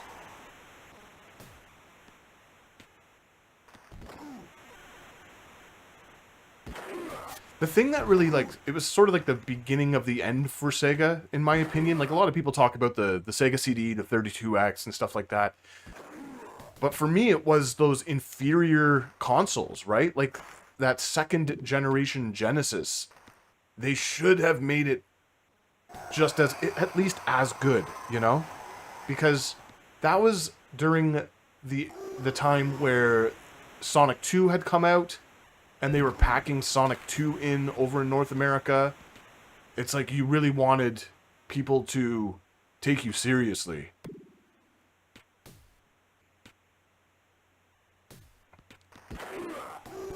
But it was just too much, too fast, right? They got greedy.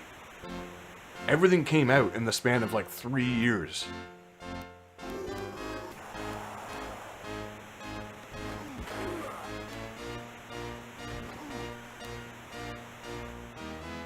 Oh, so you quite literally melded the Genesis to an actual TV.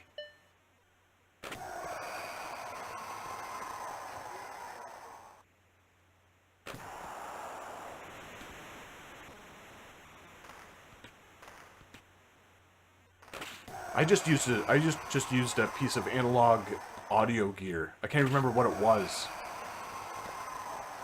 So long ago. I would have done it in the early 2000s with my Genesis 1.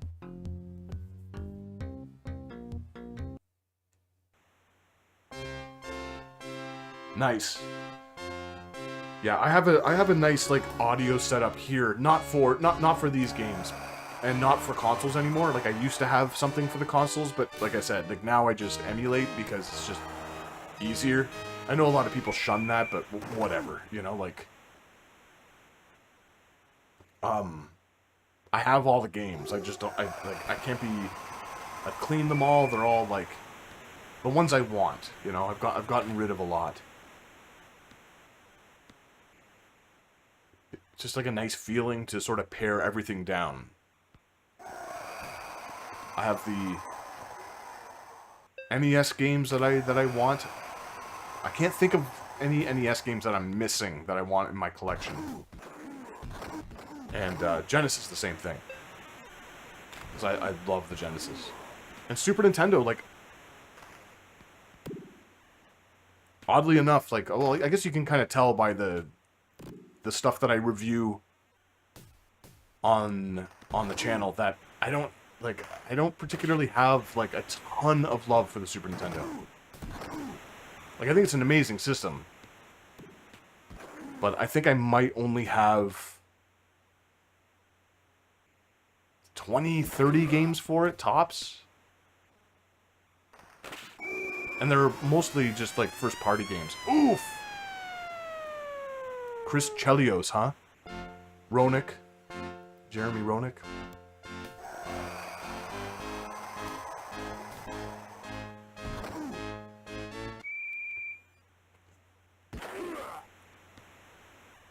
I think with the Super Nintendo, it's just, it doesn't cater to my style of, like, what I look for in a game. It's just, it is a little slower, but it's also, like...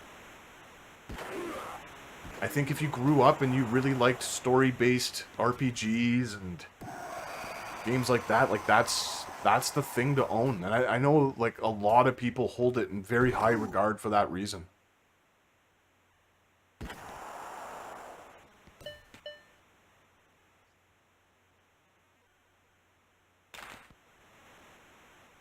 Come on. Am I gonna get stuck with Chicago again?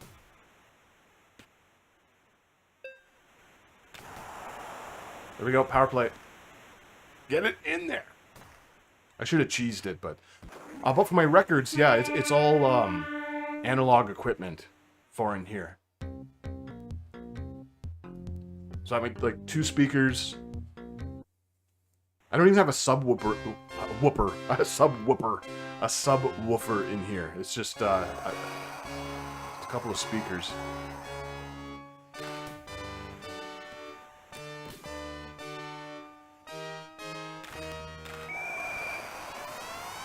That's in. But I mean, for the Super Nintendo, you can't really...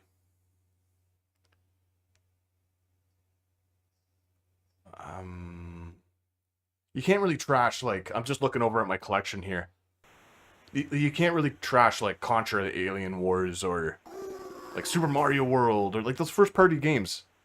A Link to the Past. Like, I would say that the highs are higher on the Super Nintendo. Like, A Link to the Past, there really isn't anything better than that on the Genesis, in my opinion. I mean, yes, I prefer playing this to that, or Road Rash to that, but...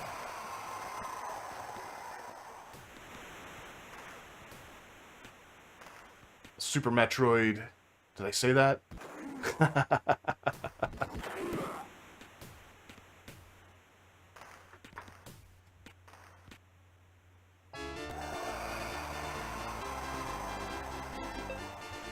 But like I said earlier, like I don't think you were around earlier, me enjoying the Sega Genesis and enjoying this game, that doesn't mean I need to trash the Super Nintendo, you know? Like, that's sort of a thing that a lot of people I find do nowadays, where if they talk about one thing, they have to trash something else. It's just, I find a lot less reason to go back to the Super Nintendo. Super Castlevania 4, you know? Like, I prefer Bloodlines, but Super Castlevania 4 is a masterpiece, you know? Like, in my opinion, it doesn't flow as well as Bloodlines. But I said that all in my review for Super Castlevania 4. Whereas, like, I've yet to do the Bloodlines one. The script is written, I just haven't had a lot of time. So I'm trying to fill the time with doing some of these live streams when I'm available. Also, so that I can continue to earn the pennies that I make off of YouTube.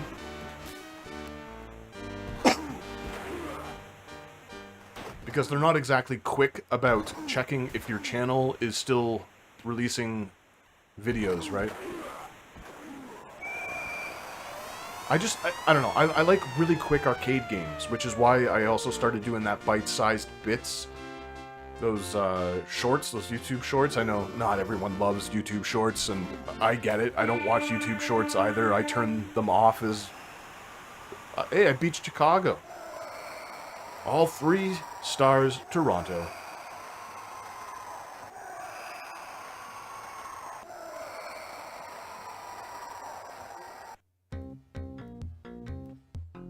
Oh man, I actually just played Pit Fighter because I reference it in the video that I'm working on. My next video should be out in a couple weeks. I can't stand Pit Fighter. But I get it. I know people who like Pit Fighter on the Genesis. Yeah, I agree. The Super Nintendo version is hot trash. Oh yeah, what do you speedrun?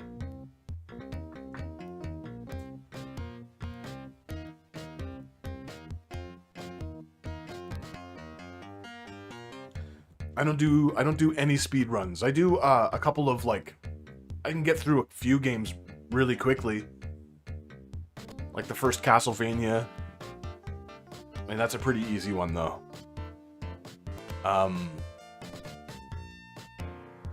Pretty much all of the NES Mega Man games I can get through pretty quickly. But again, not speed runs. Ninja Gaiden is another one that I used to be able to do, but I can't do it anymore. Like, I tried about a year ago getting through the first Ninja Gaiden, and I just couldn't. I couldn't get through. I couldn't beat Jakio at the end.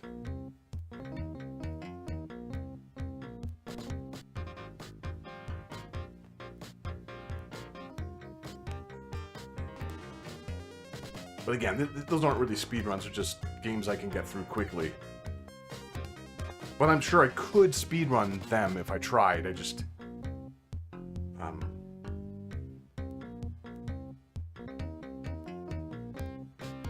Cool, the Shinobi on the NES is surprisingly good. A lot of people crap on it, and this might be a... I'm just enjoying this music too, but this could be a weird opinion. I actually prefer the NES, because it's an unlicensed game. I believe it's Tengen, right? Who developed the NES one.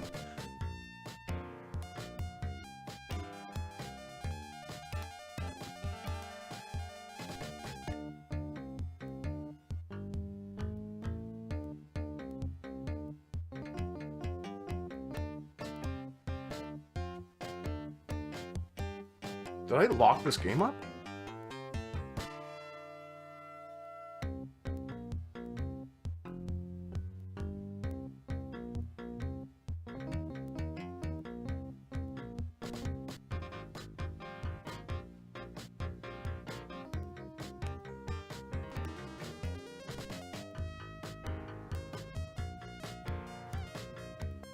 I'm just seeing here if this is something weird. I actually prefer the NES unlicensed version of Shinobi to the Master System one. I think the Master System one, with the way that the screen scrolls vertically, is super distracting. It kind of ruins it. But again, like, the NES one isn't great either. I think they only have like that one piece of music throughout the entire thing. Yeah, I have that one over here. Which of the Tengen games do I have? Let me just look quick. They're pretty easy to spot. I have Pac-Man, which is an okay port.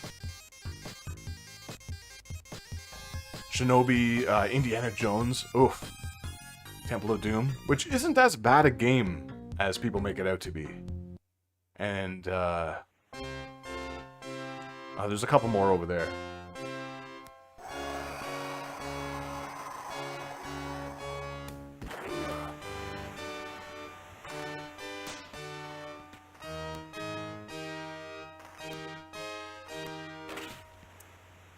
Yeah, exactly. Tengen is...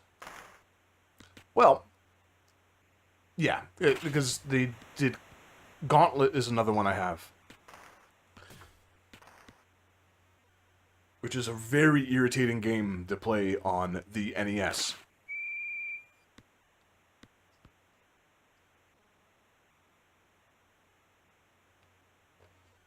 Gauntlet 4 on the Genesis is amazing.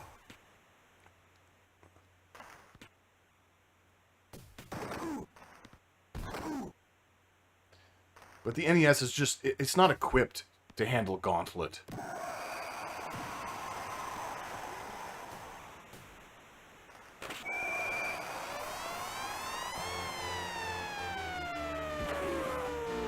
The problem, if I remember correctly, about Gauntlet on the NES is that you can, like, get yourself soft locked in a bunch of different places. Again, I could be wrong. But I remember it being a very frustrating experience, because I love Gauntlet. I love the arcade. And I honestly, I'll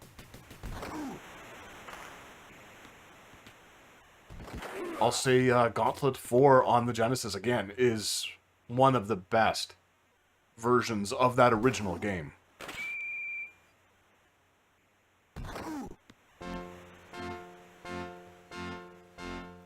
And I'll even go as far as to say is that the NES Shinobi, I did a video about it a while ago, because Shinobi, the arcade game, is one of my favorite arcade games.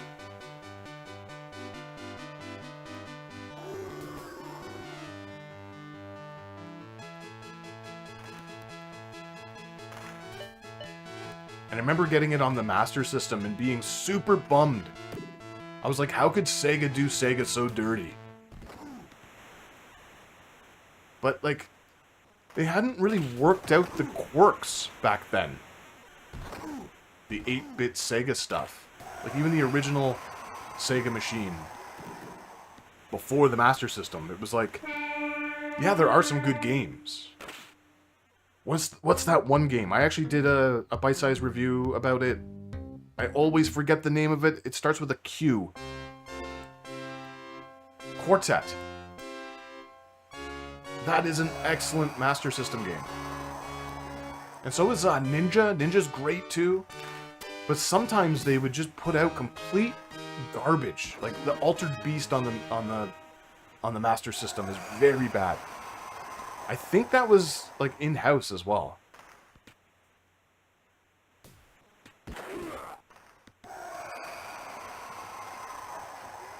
Yeah, I'll check it out. But only because you donated $5. I don't watch a lot of video game stuff online. I like to play the games and not like I don't watch any streams or I play a lot of video games, which is again why I started that bite-sized bits, because I record everything. So it was like, okay, if I actually want to talk about everything that I record, it's going to be impossible because the actual videos I do are just way too long. And I put an effort into like editing them and stuff like that, so it's like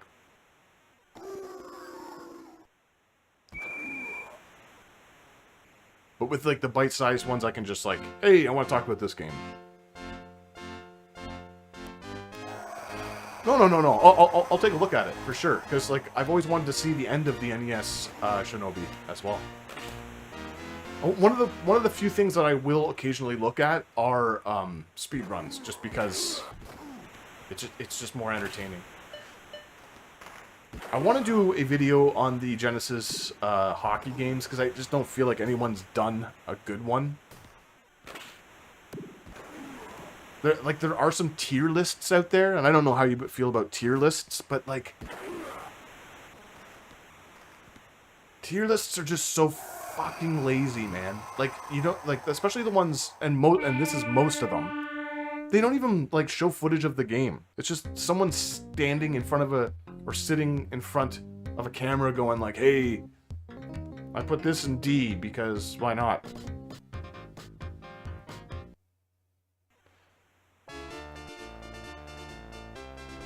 Oh, that makes sense. Like, emulation, there is going to be, like, slight idiosyncrasies and stuff like that.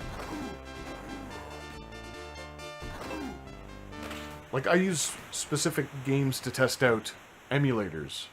I use the first Mario and the first Mega Man to test out NES. I used this game and Road Rash to test out the Genesis.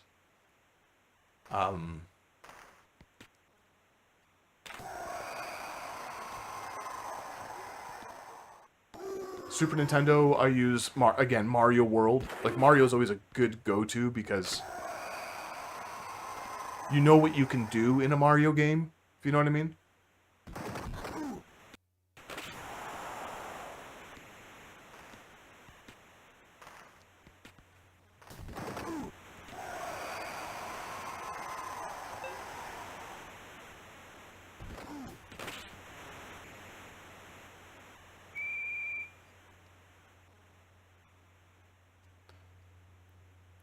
Kadash for the PC Engine, even though that's like kind of a weird one, but there's just something in Kadash you need to pick up goods and stuff. You got to pick up loot.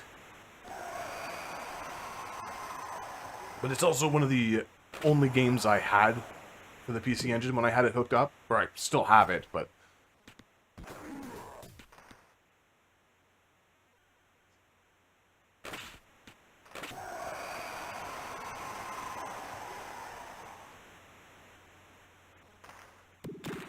it also depends on the emulation machine that they're using. Like, if they're using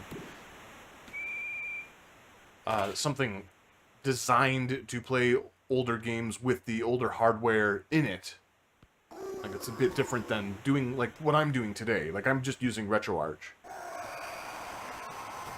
But again, it's because I'm switching through so many games and stuff like that, that it's just easier for me.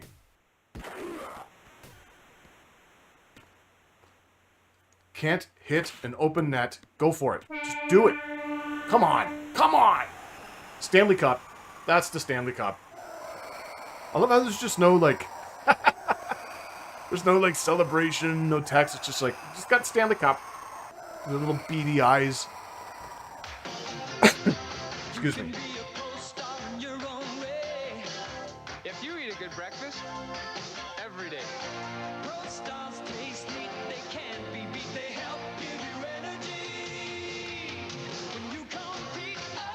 As part of a complete nutritious breakfast, Pro Stars are a good source of food energy.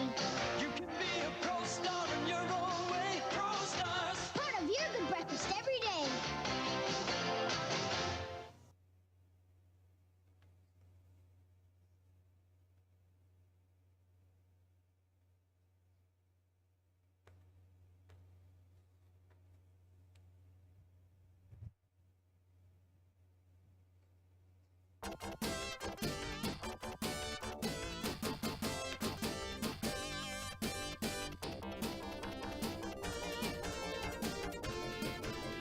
Hey, Happy New Year to you as well. Thank you, thanks for the $5. Enjoy the rest of your day or evening at work. It was nice talking to you.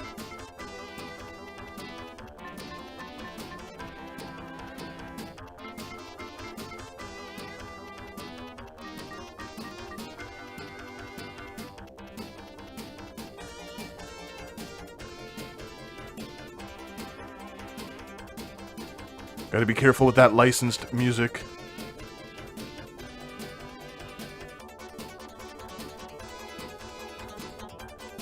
So many new options here in NHL 95, which is great. So many new options. Definitely headed in the right direction. I love it.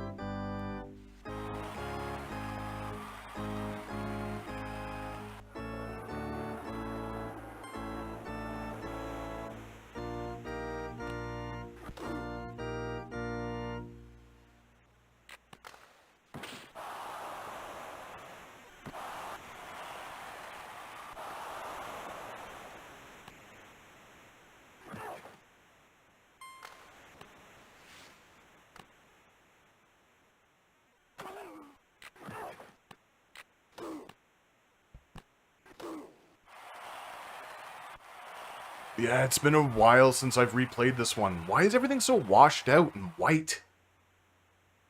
I guess the crowd looks okay? I don't know. Not liking the visuals here at all. Then again, like I said earlier, like I remember playing this back then and it didn't grab me. I always just kind of assumed maybe it was because I had grown out of it. Like I was getting a little older. New consoles were coming out. I was playing a lot more PC games at this point, like first-person shooters and stuff, Doom. Some Star Trek, Star Wars stuff. But this, I don't know, this doesn't look great. Like, the logos and stuff look better. I do like all the options, like all of the new bits. Like, this feels like the start of a new era for the NHL series. Like, the first 3 are their own thing, with 94 being the best of those. And this feels like they were going in a different direction, which, you know, I gotta give them credit for. Massive props for trying to do something different and not just re-releasing the same thing every year. But I also think that that's something that EA has always done really well with the NHL series. Like, FIFA is a whole other kettle of fish. I feel like FIFA, until a certain point, it was always very similar. Ooh, off the post.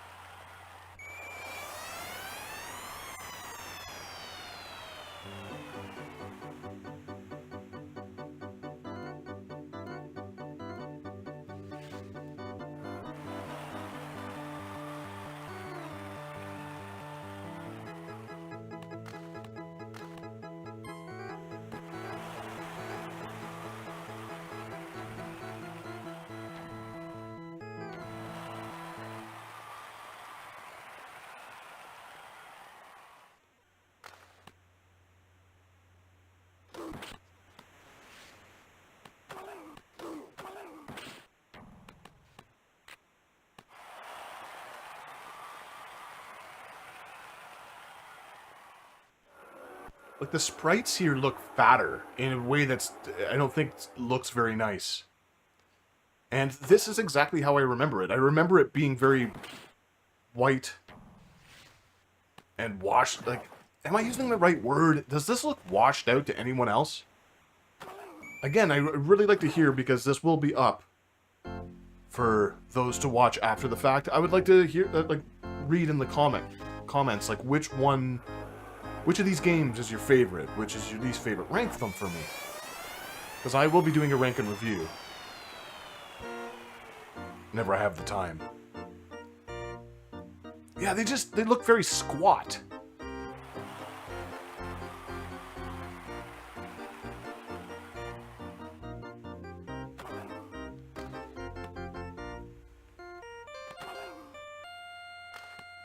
And just glancing over at the box art, I don't like the box art very much either. I mean, that's very nitpicky. That's almost a cheap shot right there, right? But I have these all, like, laid out next to me here. And, I mean, I am, like I keep saying, using an emulator, but I wanted to have a little bit of an experience here, having the box art. Period over. I don't know, there is more detail. Maybe? I don't know.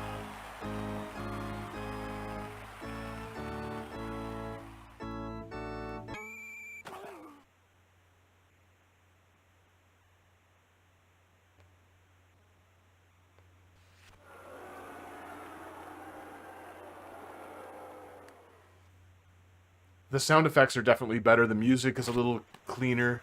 Like, that sounds like an organ.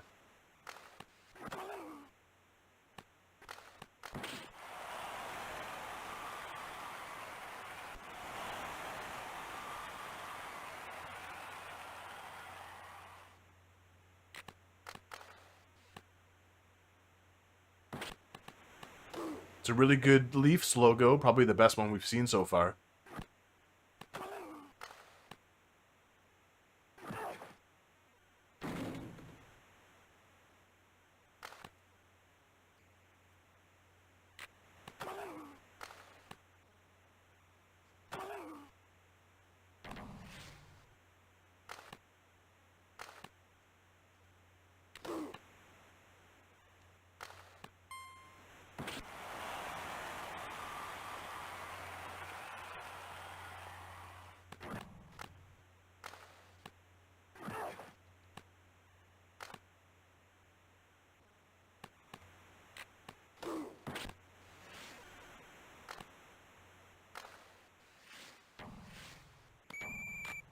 It's definitely faster, and the passes feel a little bit better, like marginally better.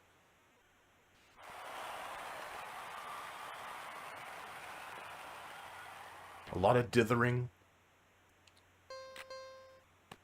The crowd looks... Sorry, the crowd looks like garbage to me.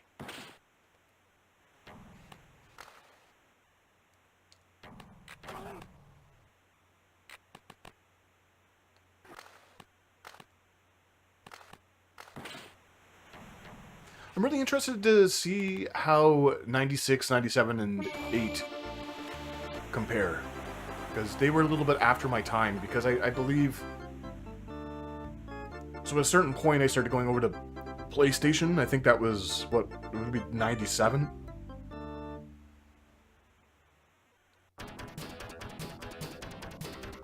So I don't have a lot of experience with those.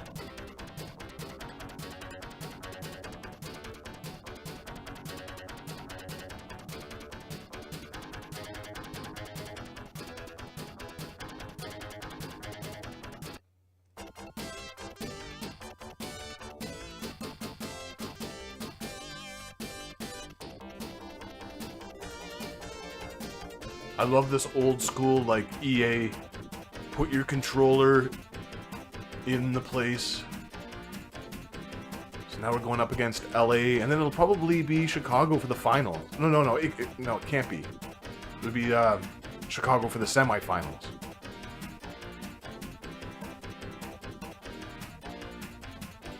Gilmore still ranked better than Gretzky. Luke Robitaille better than Wendell Clark. Dave Anderchuk no longer cold.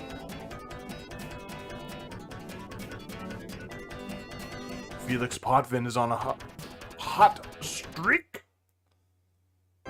which is good, since I have no control over the goalie. I mean, you can.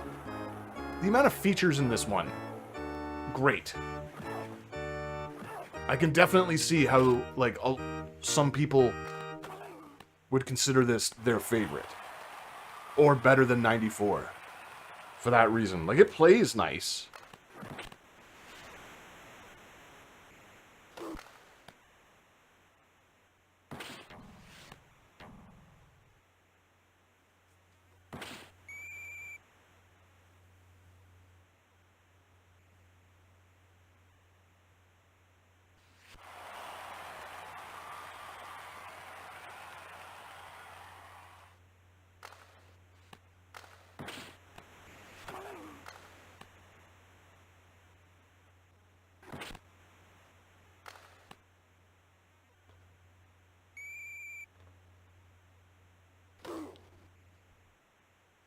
Can't really hit players after the fact. Maybe you can, and I'm just not hitting them properly, but I think they want you to sort of conservatively take the puck away in this one. I feel like it's the first one we've seen where it's not all about checking on defense. Like, you can kind of steal the puck, which is really nice. It gives it a little bit of a FIFA flair.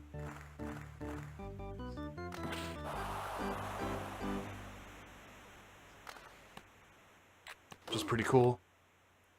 Yeah, passing just feels all around better. Like, it's not getting hung up on skates or deflecting off skates as much.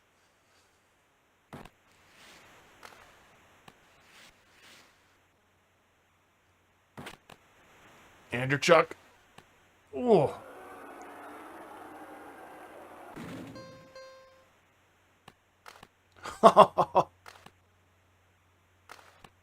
Clark getting belted there.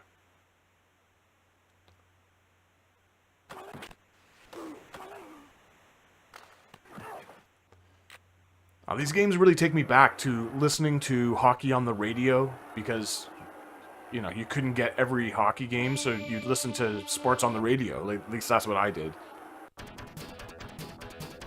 So every night before bed, you listen to baseball or hockey, depending on the year. But when I was that young, couldn't really listen to basketball because I'm not in the States.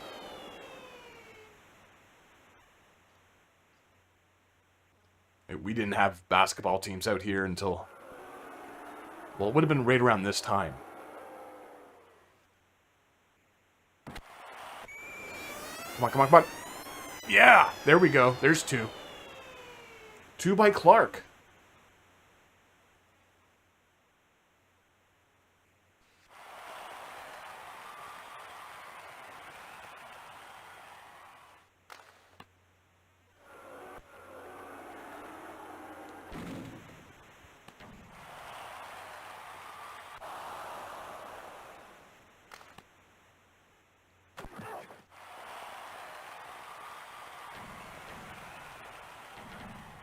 Yeah, it feels very smooth. Like, smoother.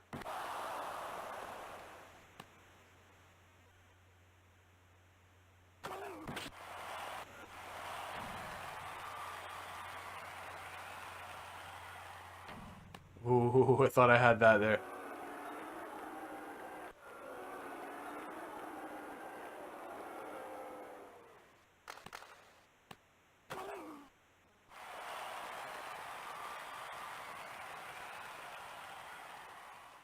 Ooh, that would have been a slick one-timer right there.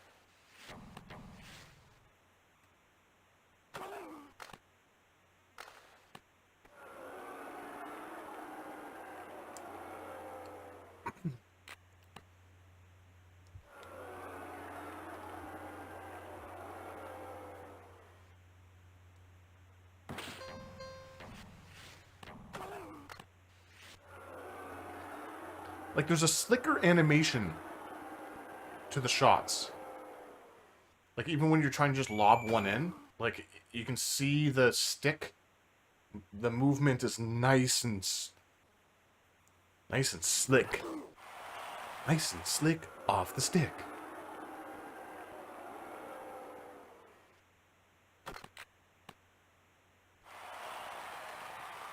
Come on, come on. Oh, Clark! Let's get a hat trick with Clark.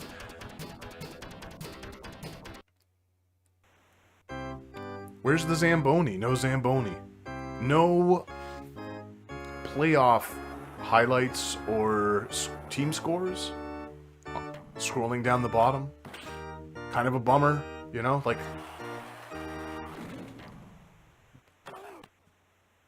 but there are so many other options here, right? Like, it's kind of hard to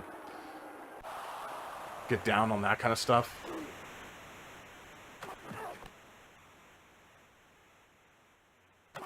When you can customize the game in so many different ways. Right? Oh no. No. Luke Robitaille. Robitaille, not Robotai. Can you imagine a robot wearing a tie? That's some Jetsons stuff right there.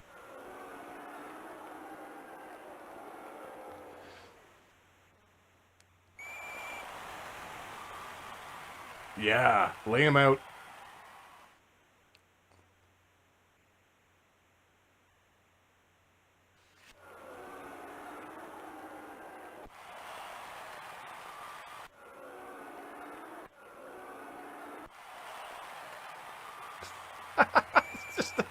It's a mess.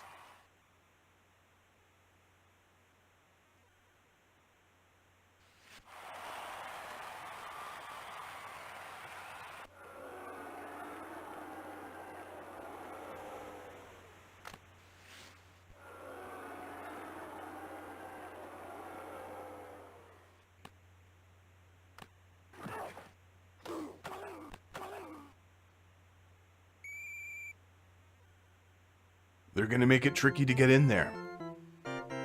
It's always tougher scoring when you're going down. Take that as you will.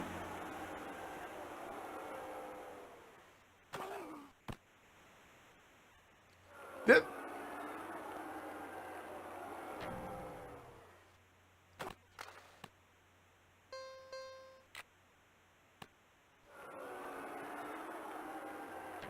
Going behind the net is so much smoother.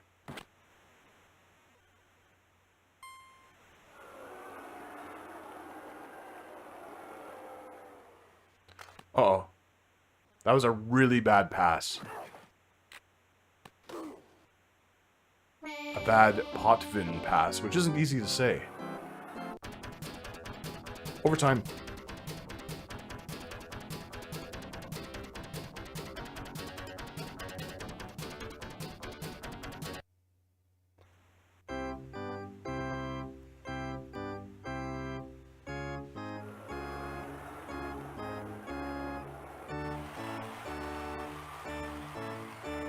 The other thing is the computer is a bit better with face-offs, like winning the puck. In the first couple of games, it's pretty easy to just sort of wait it out and tap the button when the ref drops the puck. Oh. So if I'm not mistaken, that's the way to kind of do it, but you sort of have to, like, that's the cheat in this game. If, again, like, if I have it right, is you basically go toward the goalie and then put your stick to the side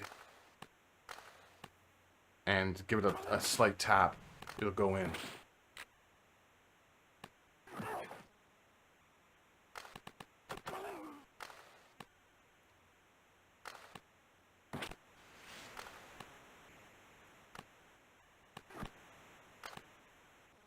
Like that, but you do it properly. I also like I said, like I'm not all about like cheating. So I wouldn't have done it anyway, even if I knew how to do it, or if I remembered how to do it.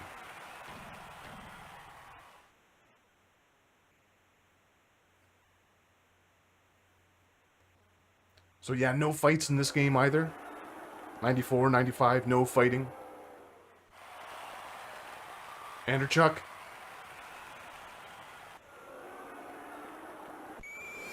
Come on, come on, come on, come on. Yeah, there we go. That's the game. All right. All right. Even, like, these players look a little goofy.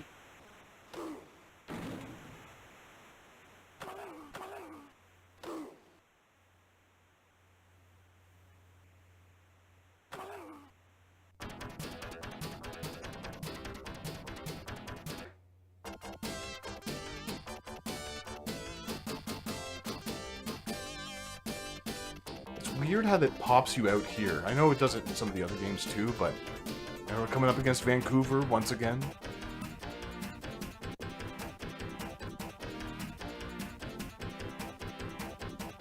John Schrader, no more Ron Barr.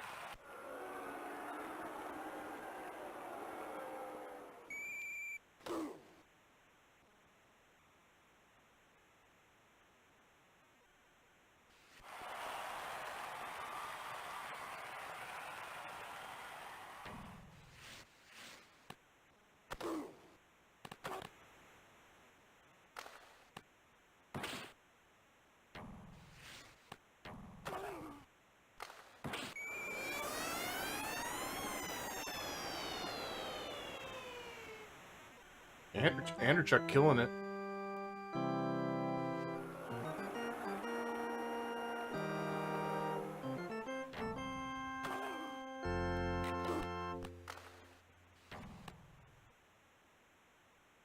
Can you just talk about sports commentators and how tough that job must be? Like, I'm having a hard time playing this game and talking. I can imagine having all the stats to read off and...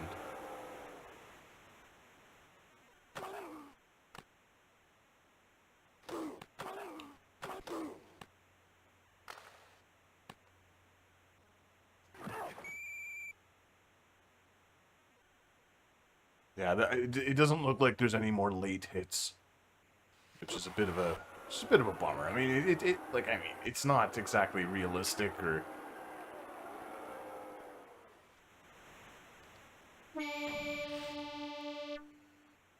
Maybe a sporting way of playing, but it's fun.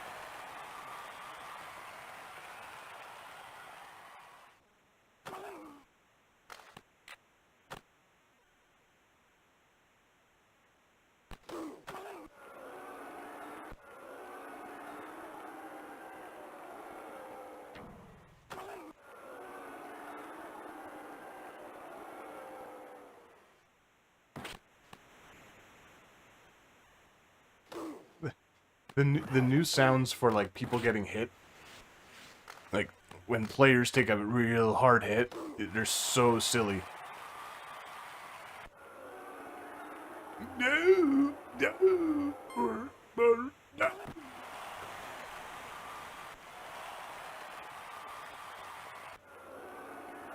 Almost bad, but in a good way.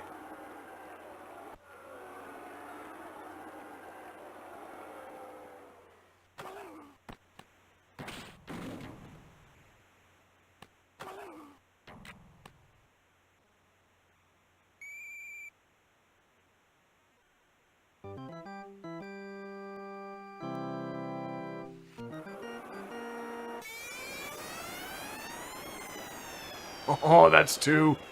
Two for Andrechuk. Damn.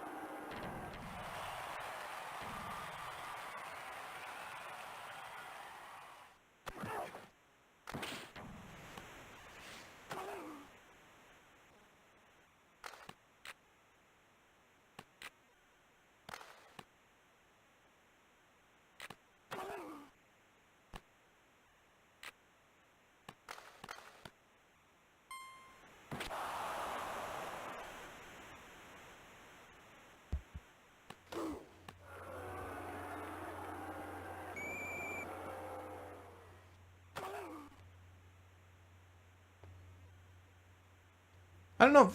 This is okay. I feel like that's exactly how I always considered this. It's like, it's okay. It's a good follow-up. Did we get some hats? Did we get some hats? I'm not seeing any hats Unfortunately, no hats. I want to say there are games with hats. Hats get thrown on the ice.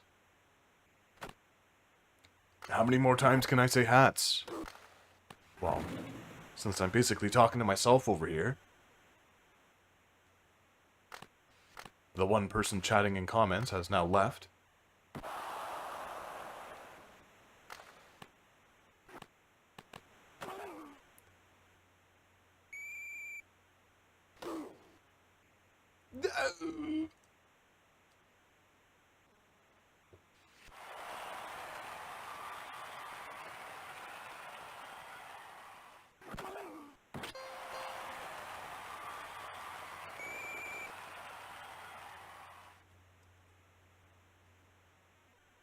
That stumble animation is a little much.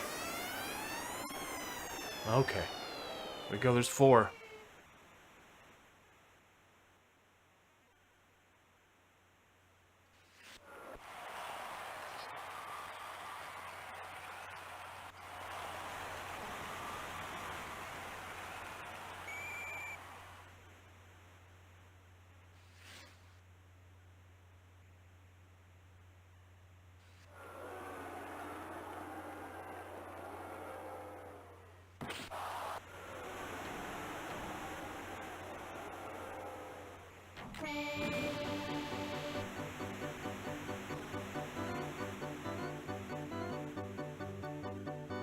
Hey, Potvin. Huh. Well, I guess it is a shutout, right? So he would get start of the game. Great.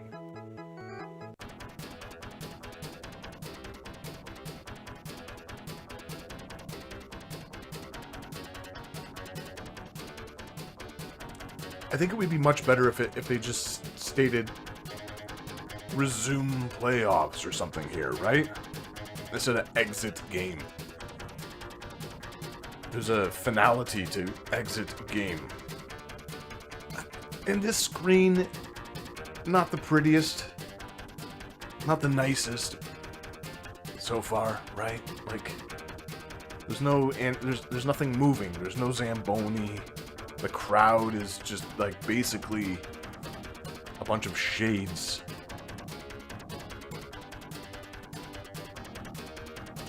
That ice looks messy.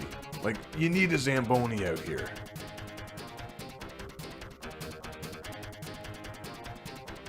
I don't know. Give me a sec. I need to go do something.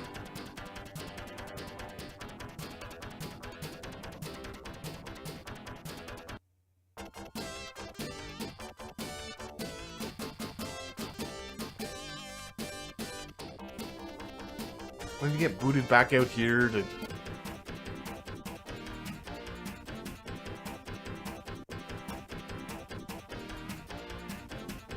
There we go, the finals.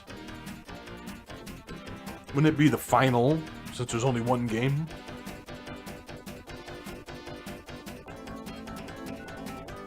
Hey, at least we get a Clark here. At least we get a Clark image.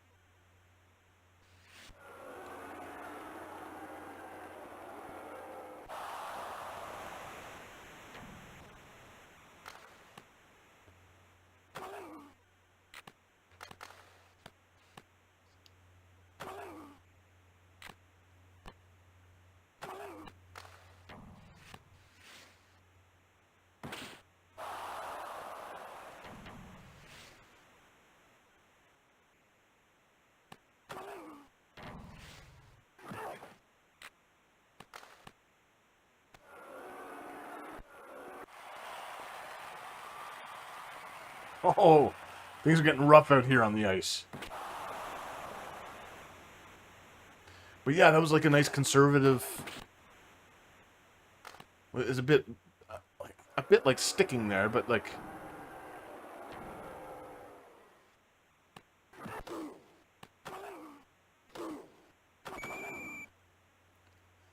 it's weird. Like, I'm of two minds when it comes to this game. Like, the passing feels better. Like, here's like the fluidity. It's nice. And again, those options. Maybe get out from behind.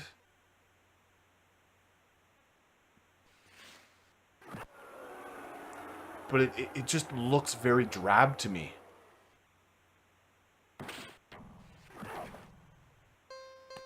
It's not that I'm not having fun, though. Like, I mean, we're having fun here.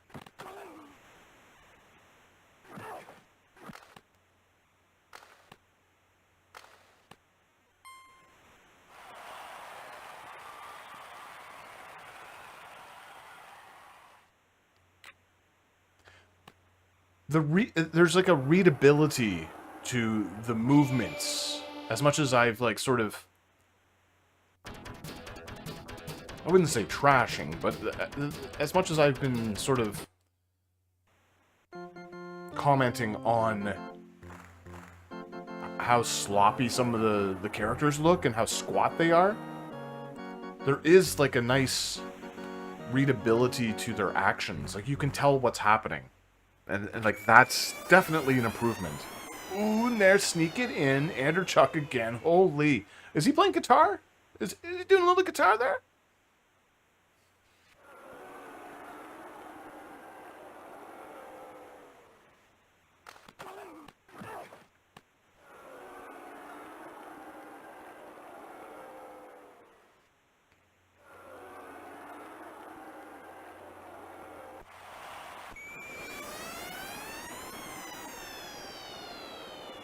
Oh boy.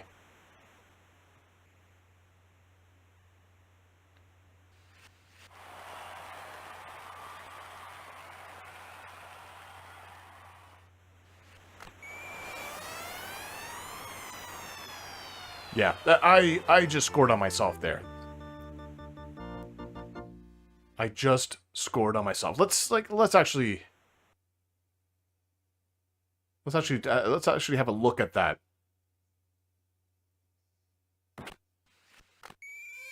Great feature here. Okay.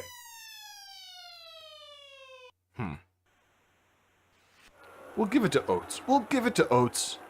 Sans Hall.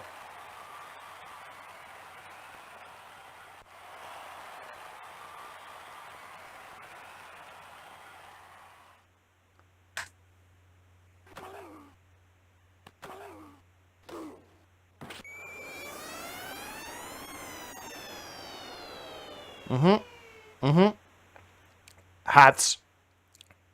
No hats.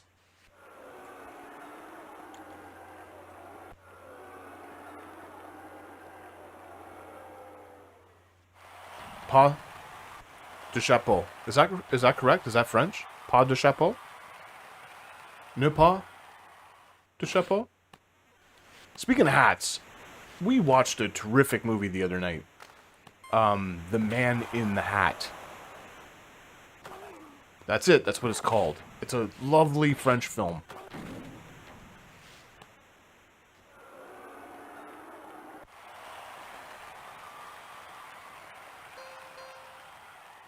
Not a lot of dialogue, not a lot of speech. A lot of music, though.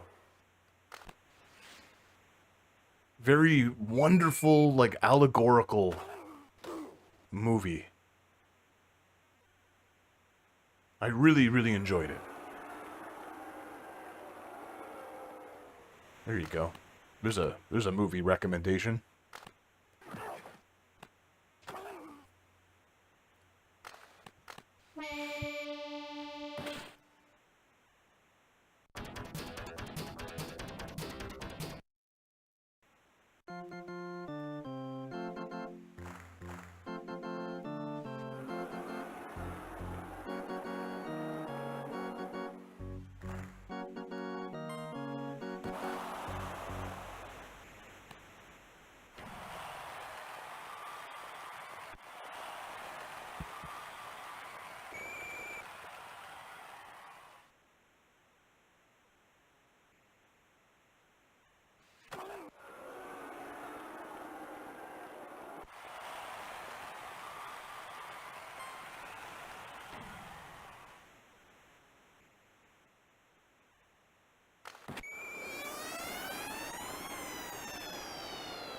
Oh, woof.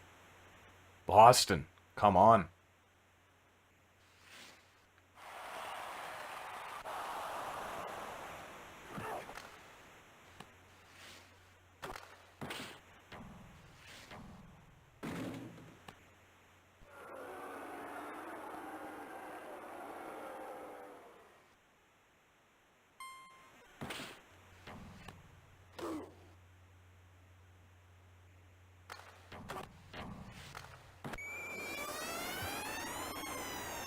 Ooh, there's Clark.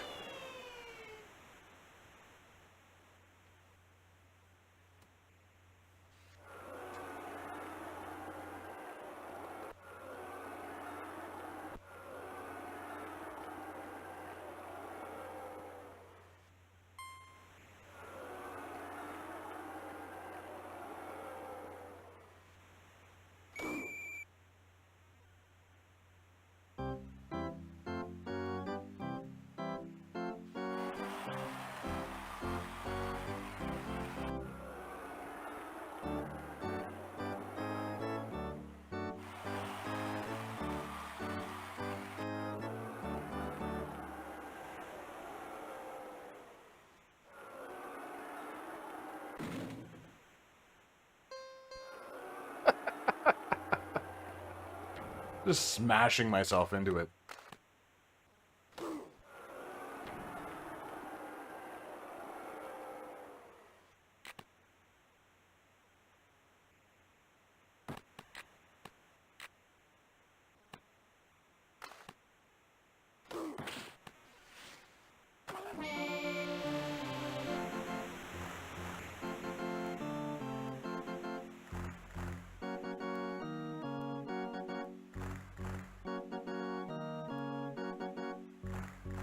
All right, all right, all right.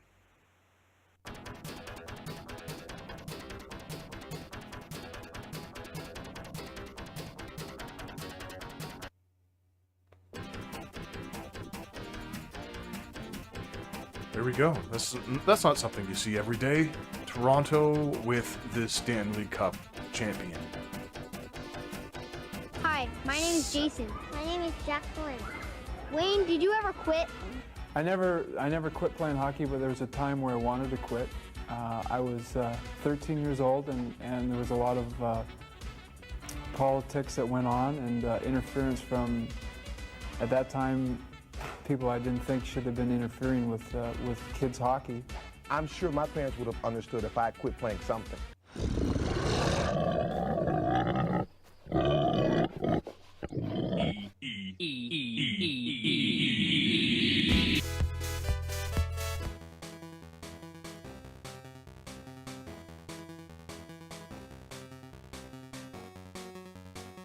NHL 96.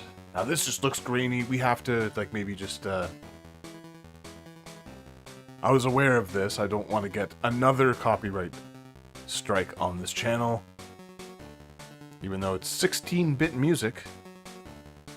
Look at all these options here. Look at all this stuff. Got lots of stuff here.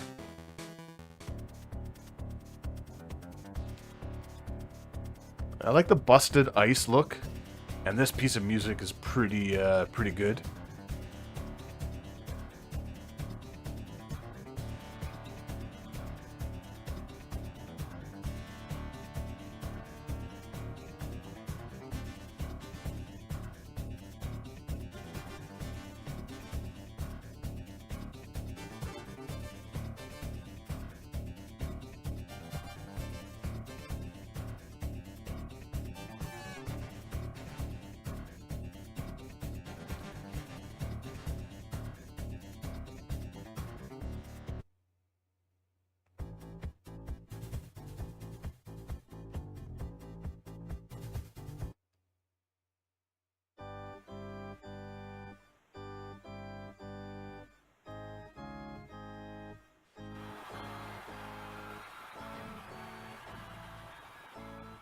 Alright, just right away, okay. Does this look better? This looks better, right? This looks better. Less washed out. But the crowd, oh, they're nowhere. Little faster. A lot faster? A little faster, a lot faster.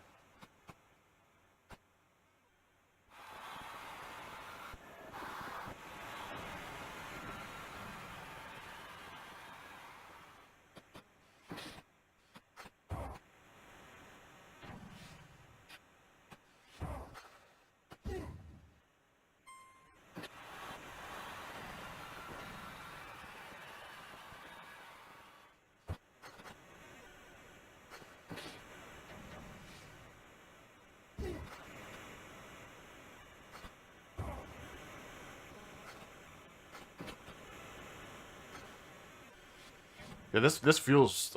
I don't know. I like the way this feels. It's kind of crazy. This was sort of. I'm sure I've played this before. Like, oh, I've definitely played it, so I own it. But like, I mean, at the time, I didn't really play this.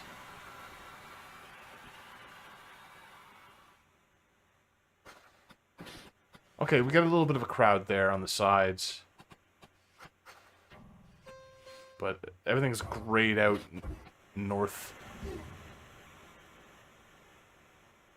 Am I crazy? This looks better.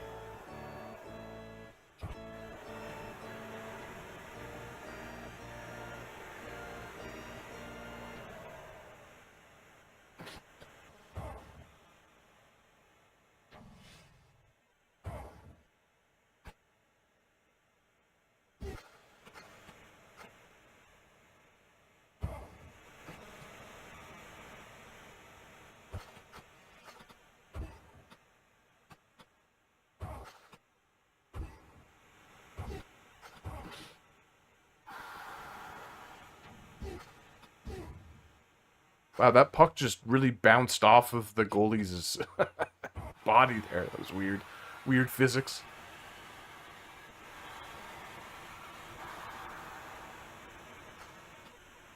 Okay, like nice and slick. Went for that one timer. It was nice and slick. That was nice and slick.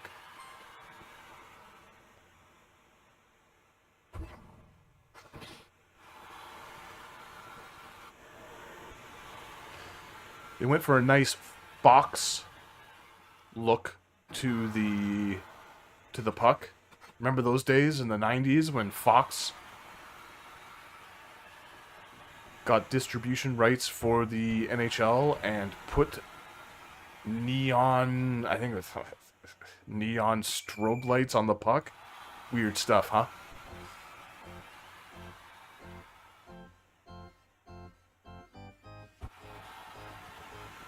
The score isn't always on screen, which is a little distracting, but more realistic, I guess?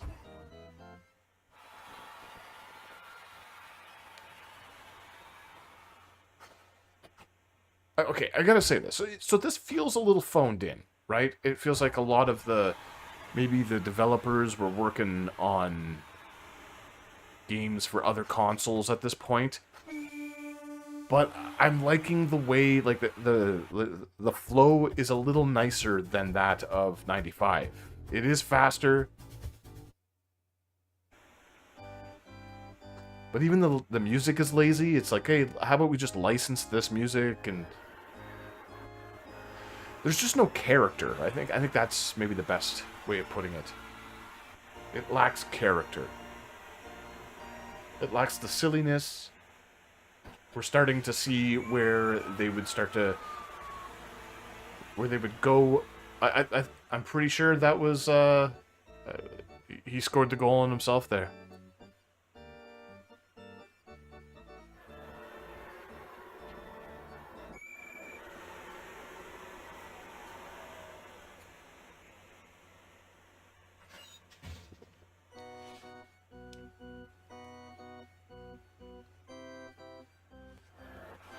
So we have a few more penalties on here, so we'll have to take the puck with a little bit more finesse.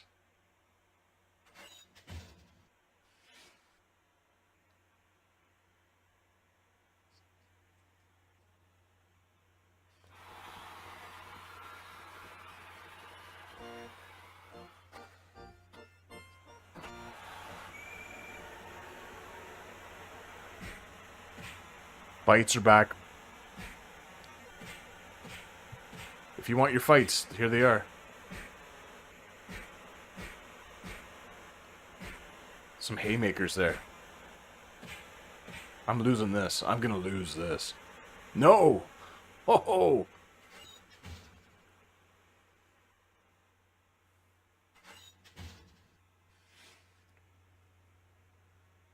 But it was kind of cool how the other players were watching.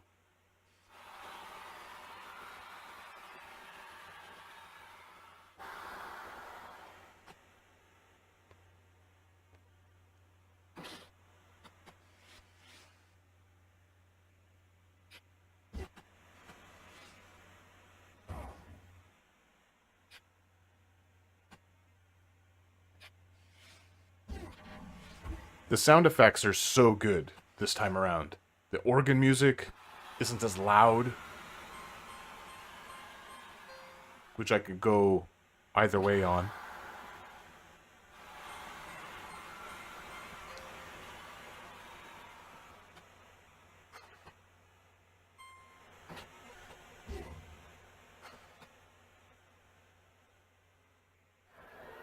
You can see the dudes in the penalty box.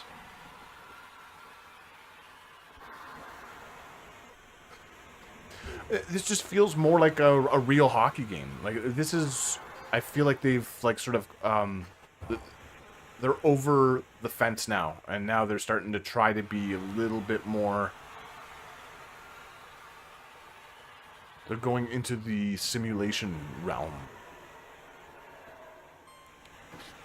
Goalie is pulled, but I don't know what period it is. Oh, there we go. Okay, so third period. Like, I like this, like, in terms of, like, a presentation standpoint. Like, I like having, like, the things pop up just intermittently, but it's also just a... It's kind of annoying, because you're playing a video game. I actually dig the penalties being on. Or at least some of the penalties being on. Cool. Cool.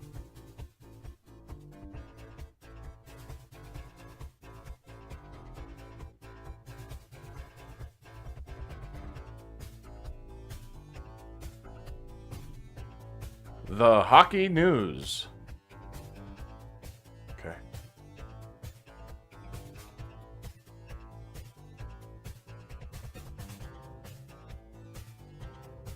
All right.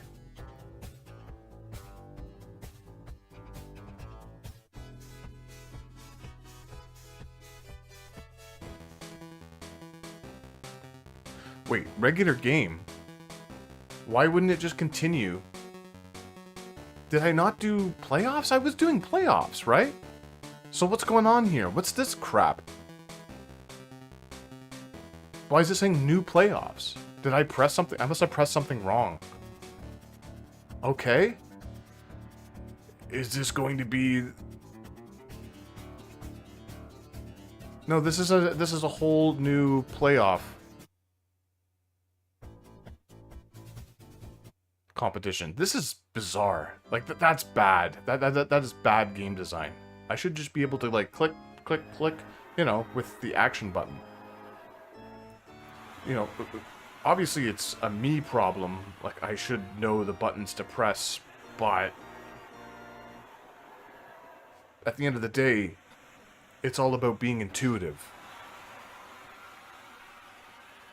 Like, I'm playing the hockey game. I shouldn't have to think all that much about my inputs. That's bogus, dude.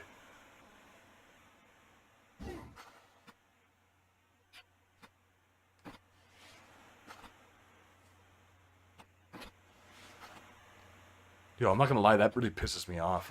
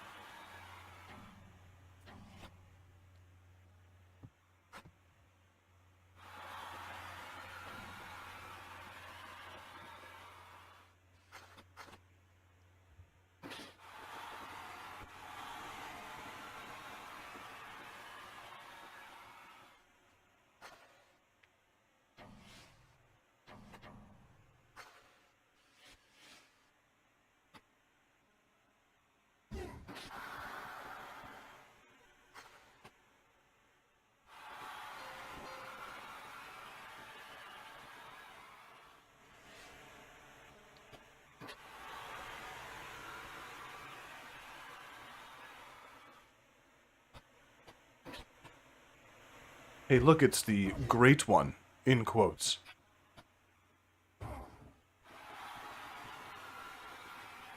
The traitor one.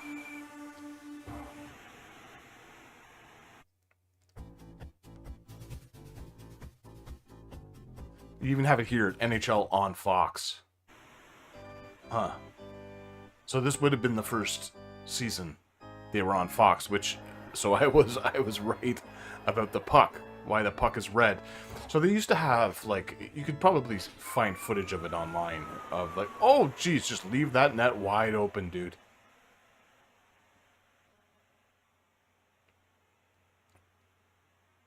But yeah, you'd get like a, what's the best way to put it? Like a tracer line.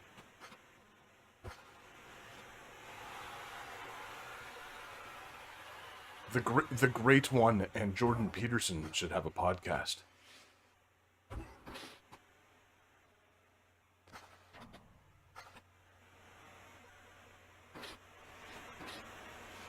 Anyone see that Pro Stars show back in the day?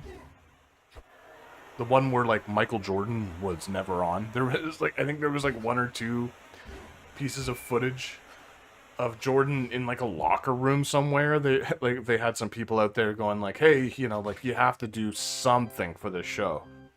You can't just collect all the money. And he was like, okay. And he just says something, like, super obtuse.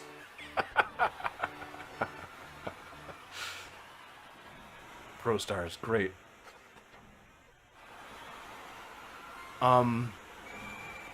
Who is it? Found Footage Fest. That's the YouTube channel. Okay. Oh, hey, look at this. Look at this. Right, we got a penalty shot. That's great. Found Footage Fest. Check out their video on Pro Stars. It's Saturday morning cartoons, and that shat is in, like, you know, S-H-A-T. A great YouTube channel. They have some amazing guests. Good banter.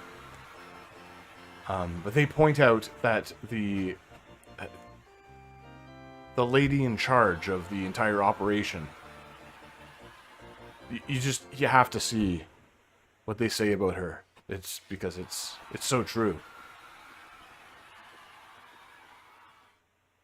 Like, she's basically a Jewish stereotype, which was the thing I was going to say earlier about the TurboGrafx 16, that it was like a North American stereotype of, like, bigger is better for a console. I remember I was getting hung up on the word. It was stereotype.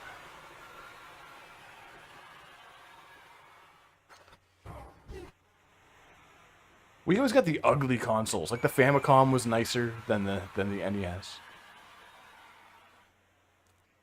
Just aesthetically, you know?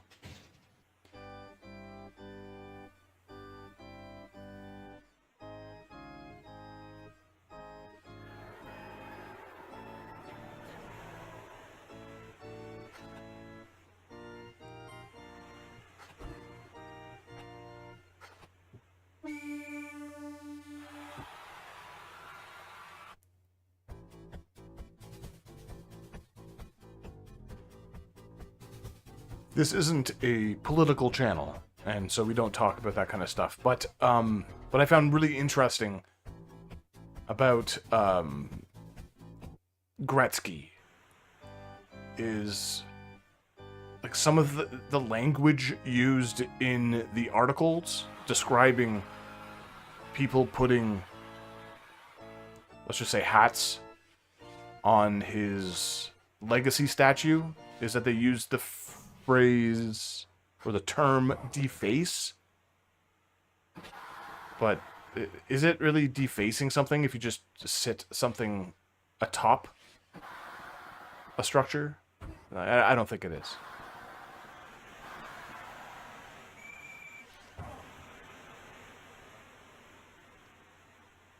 Just hit everyone, hit everyone! Interference.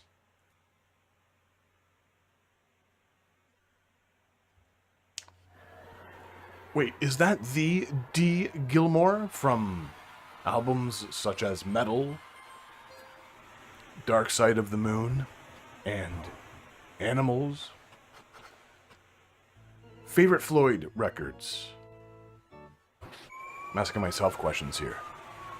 There we go. There we go.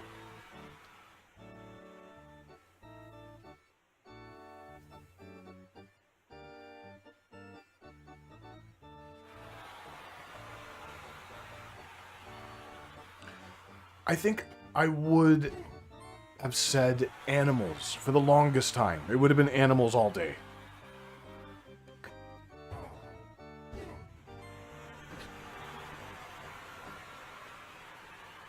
I'm a big Animal Farm fan.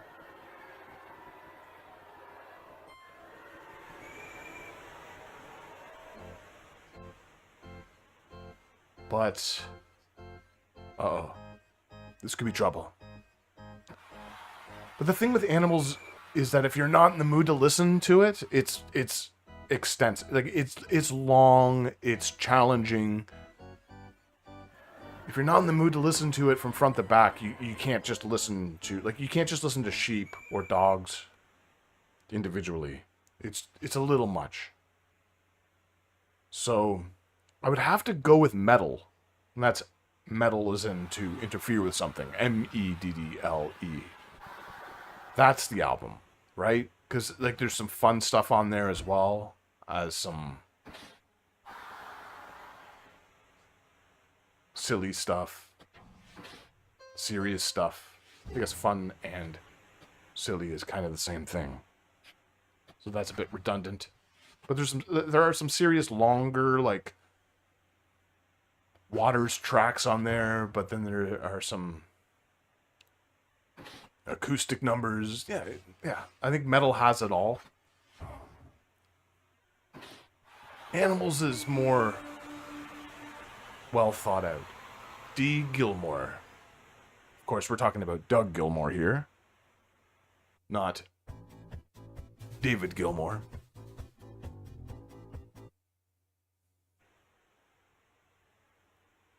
It's a joke for all of you old people. Look, happy. Woo, woo, woo, woo, woo, woo, woo, woo, woo, woo, woo.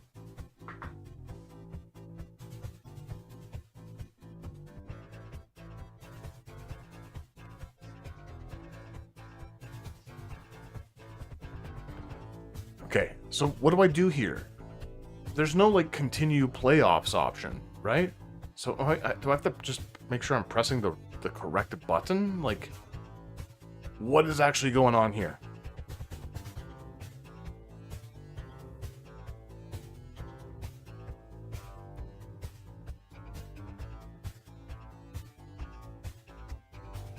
Okay, so it's just bringing me here. Okay. Now we're in the quarterfinal. Like, what happened before? And it says continue playoffs. What happened before? I didn't press anything different. Or maybe I did and didn't know about it. Alright, here we go. Anaheim. Remember that movie? With that fake sheen in it? There was a fake sheen all over that movie. Look at those colors. That looks really good. Mighty Ducks. Looking pretty nice there.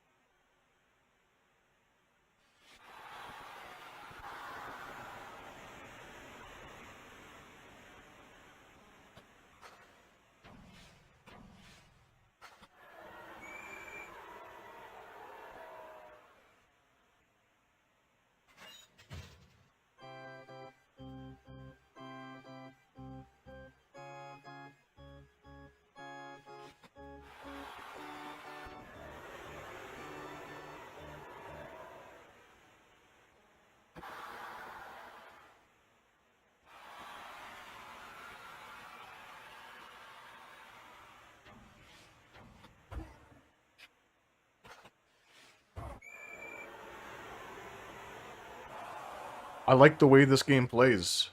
I like the speed. It feels controllable.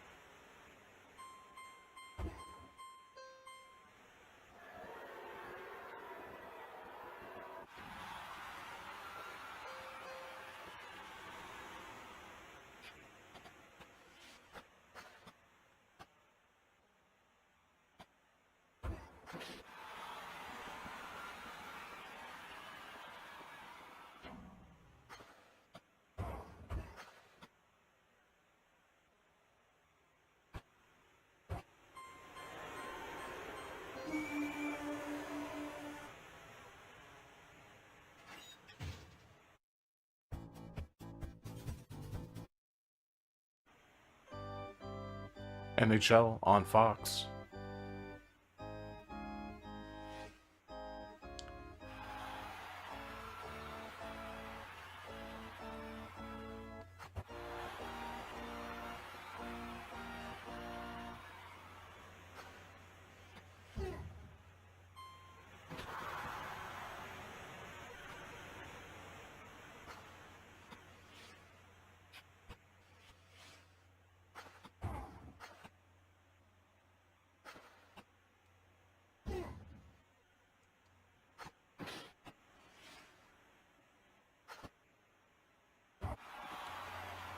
I'm just, I'm not getting lazy or tired here. I'm just kind of settling into what this is. You know, like, this is just a well-refined NHL experience. Like, I don't know what else to say. It might be a little fast for some, but I think it controls well. Like, I think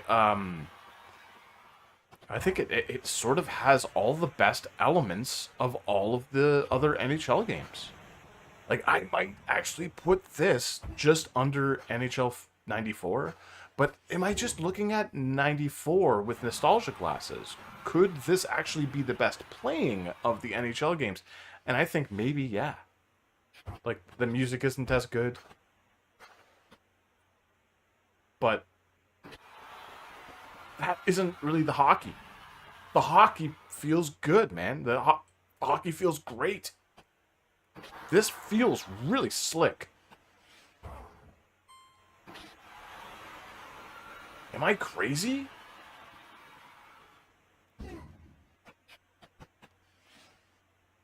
Like, that felt like I knew exactly what was happening there.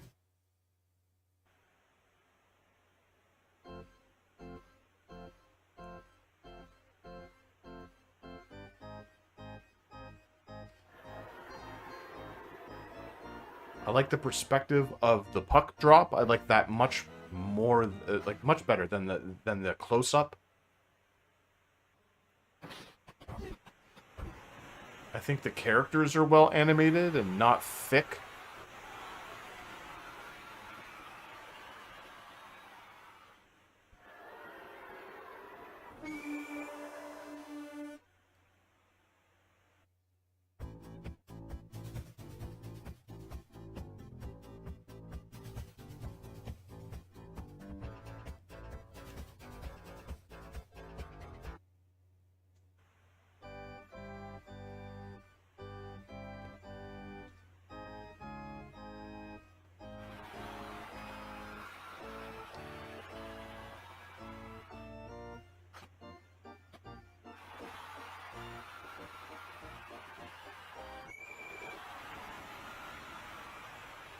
Oh, God.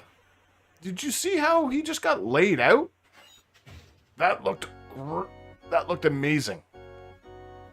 He's crying.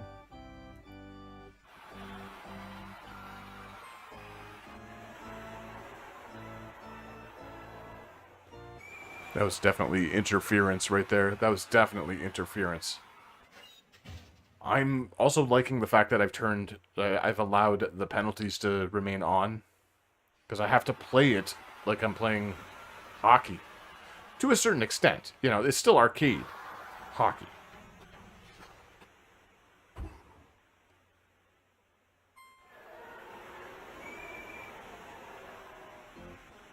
That's another interference call. Yeah.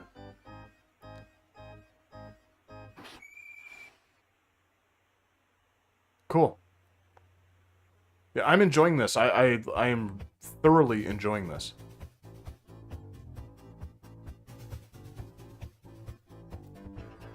What do we have here?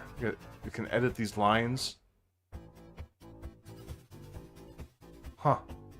Okay, I know you can do this in the other games as well. And this is something I would get into a little bit more in depth with, like, an actual feature on this game. I'm just streaming it now, but you know, it's fairly, like, what's the word I'm looking for? Oh my god, I almost scored on my own goal.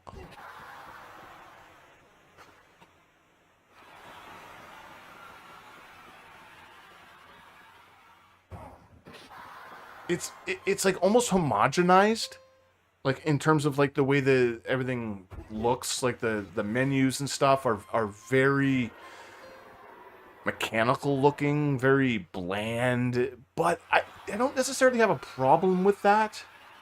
Like the crowd has all the crowd features, like the animations and stuff like that have been removed completely. All of the character has been removed.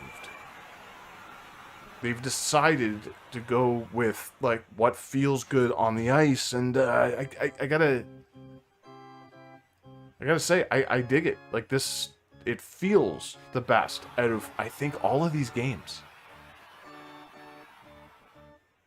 I think the speed is just right. Like it is fast, but it's not as chaotic as 95. You can actually tell what the players are doing. There's a very good visual language going on here.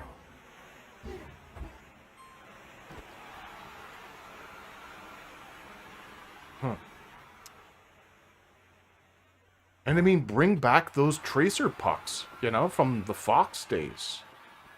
We are confused. As a society who has never really quite got into NHL. Hockey as a... I'll take the loss there. I'll take the loss. They won that game. It felt good. That felt good. Wow. That was a good feeling game.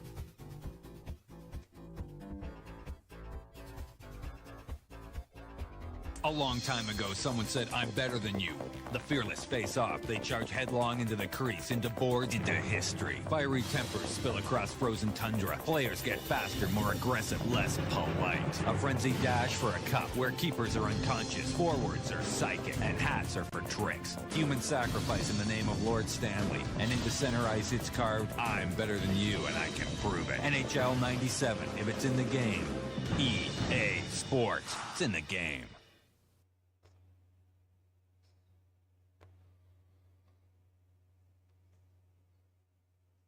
All right, here we go. This is the dawn of the CD age. This was the first one I owned on the PlayStation, I believe. If I just take a glance over. David Whittaker. Okay, let's see how this plays. It's probably going to be exactly like the last one, right?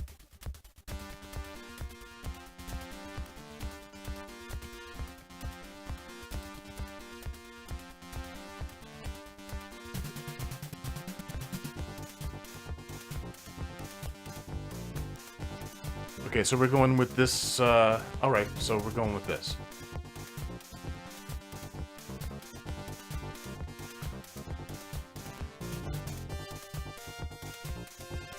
So this is even more streamlined, let's just be diplomatic about it. This is more streamlined than the last one.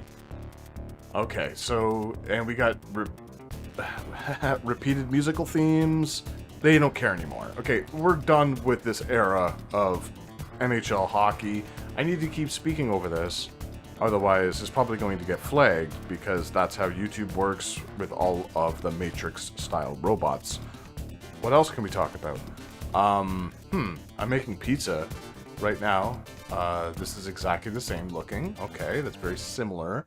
Maybe not exactly the same, but very similar. This is exactly the same. Except we have Easton. We have Easton, the hockey people, at the bottom.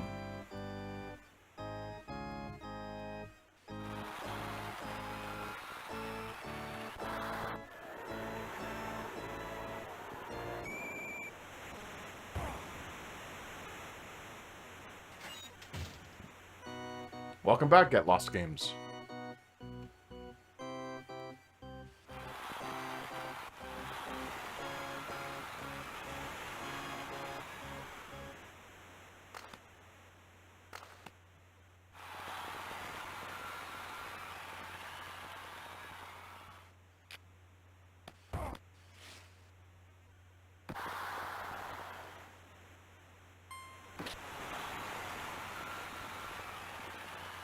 I like that, you get Colorado power play at the bottom. That's cool. But it's exactly the same as the last one. It's exactly the same.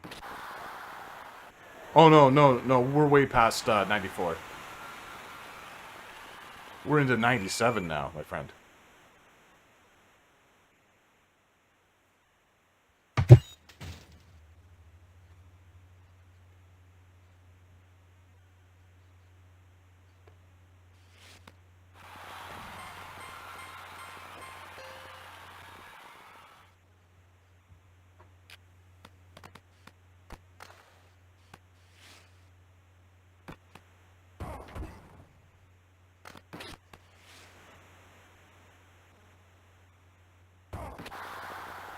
I'm surprised YouTube hasn't gotten to the point where they remove all of the sports music.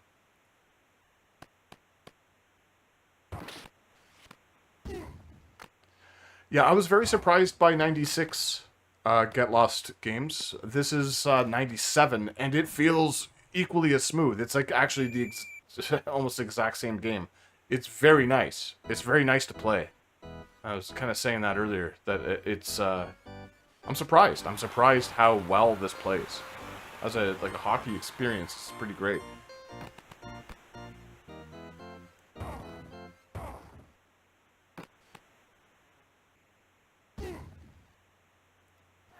But I also said it lacks all of the charm, you know? Like, this is very much a sterile hockey experience. This is... Why haven't you gone out and bought the new kit to play our hockey game on type of game, you know?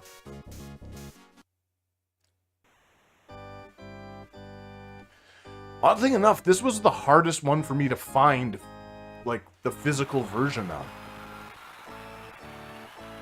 Not because it's super rare or expensive, it was just like, I had to go out of my way to find it. I had all the other ones, and for whatever reason, I lost this one. That looks really nice. Look at those animations. Look at the animation of the goalie there. Looking over. He looked right over. Like...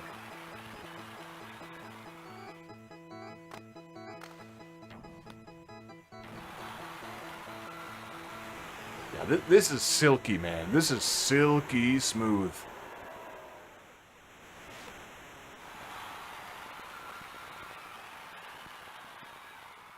But I'm also digging how, like, there's a little bit of animation in the crowd here. I don't know.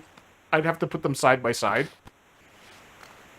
Like, in my actual review of this, I'd put them side by side to see if the crowd is actually moving. You get all the players on the left side, which I know, again, is something that's present in the other ones. But it doesn't go too far into the crowd. Like, you're playing a game of hockey here. Like, that's where your dudes would go. That's the penalty box. That's cool. You see it. Again, not that you didn't before, but... Patrick Waugh is injured? I just took their friggin' goalie out.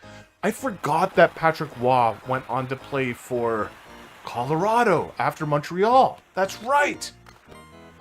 Crazy. It pissed off so many Habs fans. Oh God, I remember that.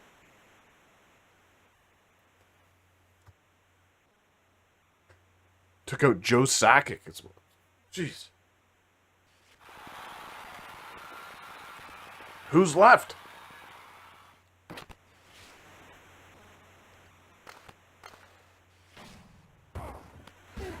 I remember seeing posters at the time of Patrick Waugh.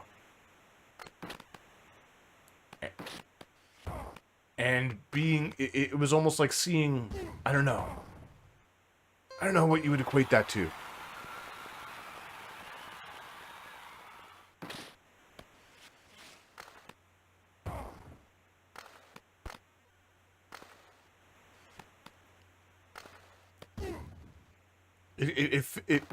I know that it made a lot of Habs fans feel betrayed.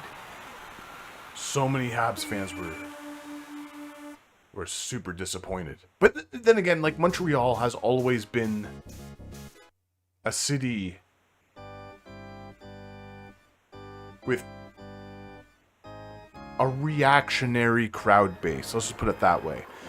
There's a reason the Montreal Expos ceased to exist.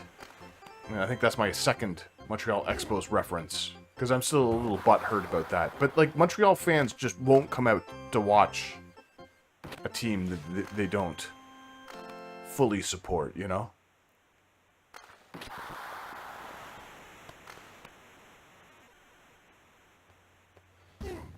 They take things very personally, which is a good thing, unless you drive your team completely out of the city. But then again, it can't be too hard on them, because Montreal is a wonderful city for other things, like music, comedy. It's just a beautiful city.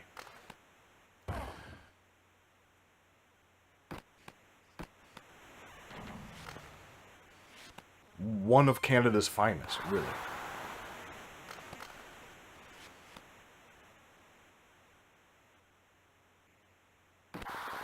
And you really can't be too down on a town that has that sort of, like, ooh, yeah, okay. Forsberg, oh, right. And Lemieux. Wow. Colorado. They really spent some dollars there, huh?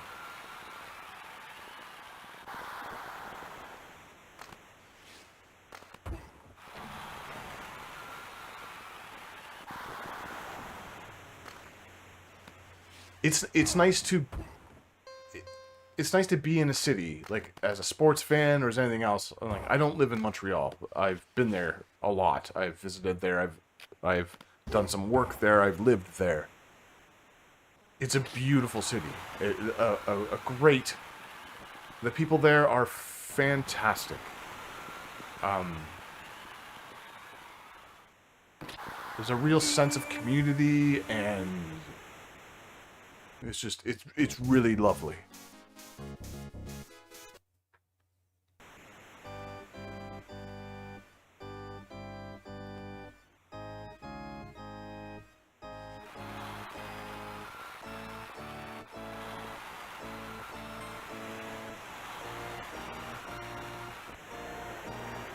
But I'm still a little butthurt over the Expos, you know? That was my team. And now, when it comes to baseball, I don't know whether to root for the Mets or the Phillies every season. Which sounds ridiculous because they are like rivals. But I just like baseball. There we go. We just did it. We put it in there.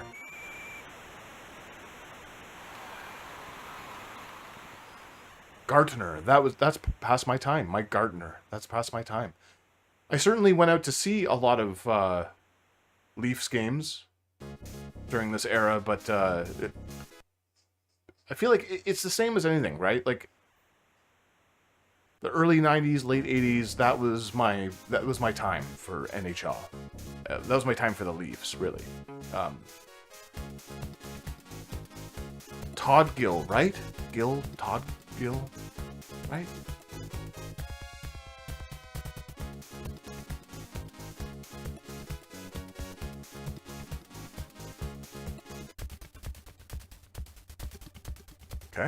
Okay. Continue playoff. You got that right, baby. Let's do it. I can continue playoff without having to get booted out. Let's make sure I'm pressing the right button this time. Was he? I don't remember Gardner. And like, I feel like such a. I feel like a little bit of a sleaze by admitting this. Like, during this era, and well, after just after this era, I was getting box seat tickets to go see Leafs games. I've seen my fair share of like really good Leafs games, really good, just Canadian teams in general, Senators, stuff like that. Senators. Oh God. I guess it would still been called the Palladium, right? During this era, or had it turned over to being called the Corel Center?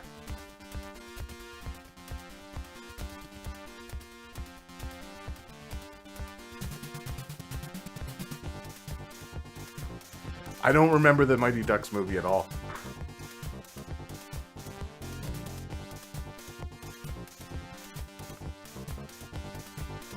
It was with that, it starred that Sheen of a Sheen, right? That, the fake Sheen. The Estevez. The Estevez of the Sheens. The Sheen of the Sheen.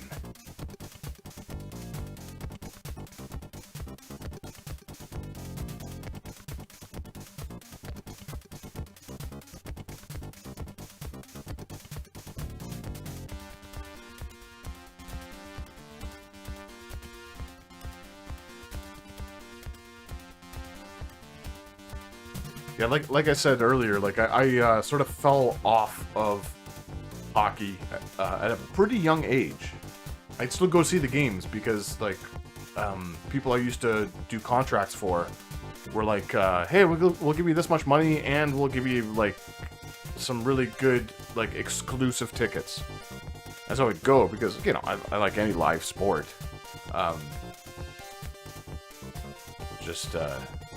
Yeah, oddly enough, I always kept up with the hockey games, but was more of a fan of other sport.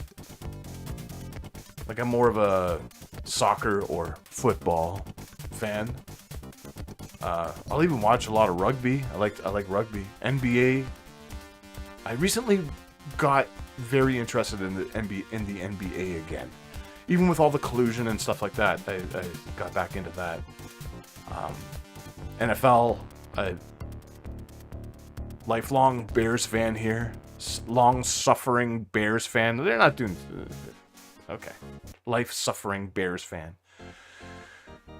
But yeah. Okay, so it just put me out back here again. Alright, that's not the team. Continue playoffs. What the hell is going on? Okay. Toronto, Edmonton, and it's putting me back out here. What is going on? Okay. Quarterfinals. What is going on, man? This is wacky.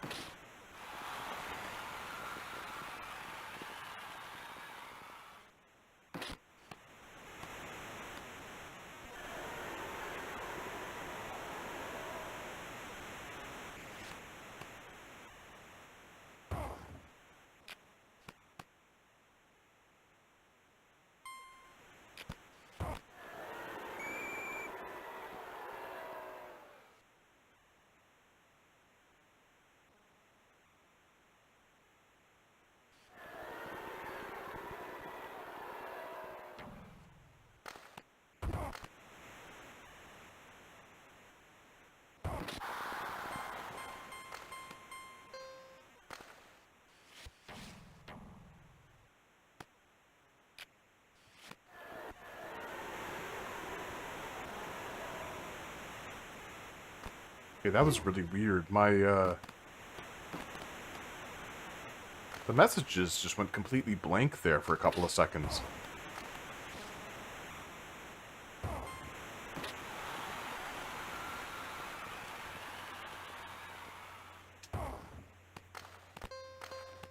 Maybe I got a copyright strike for that tune.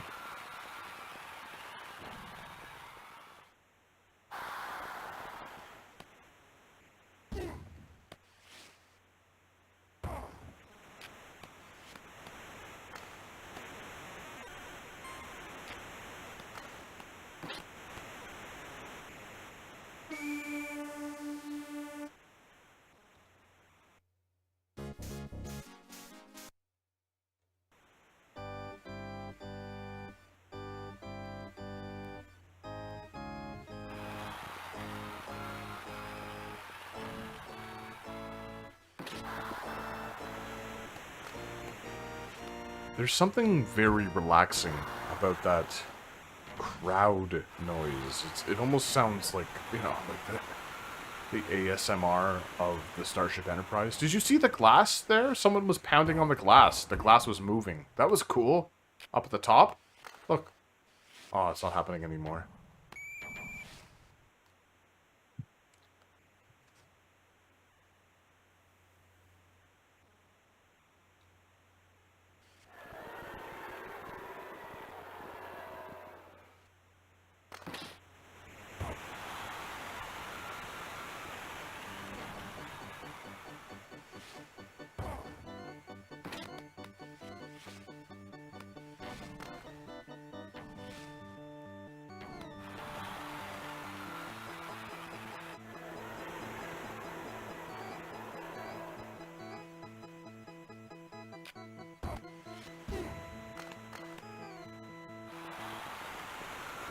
Just sort of watching my dropped frames here as well as playing, because there's something going on.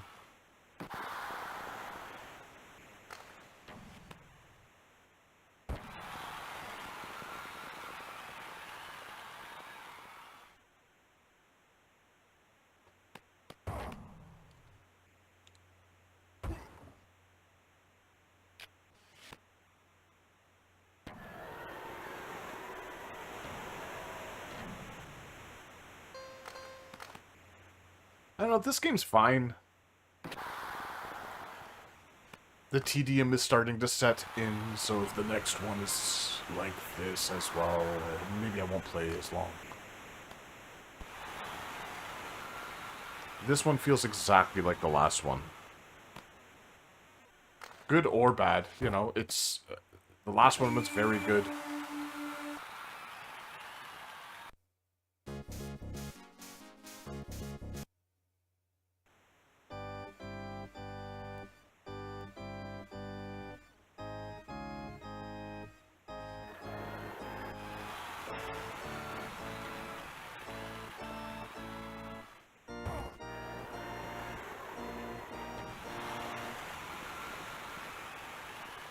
That was a really good check. That felt really nice. The player sounds are so much better. They're a lot less cartoony.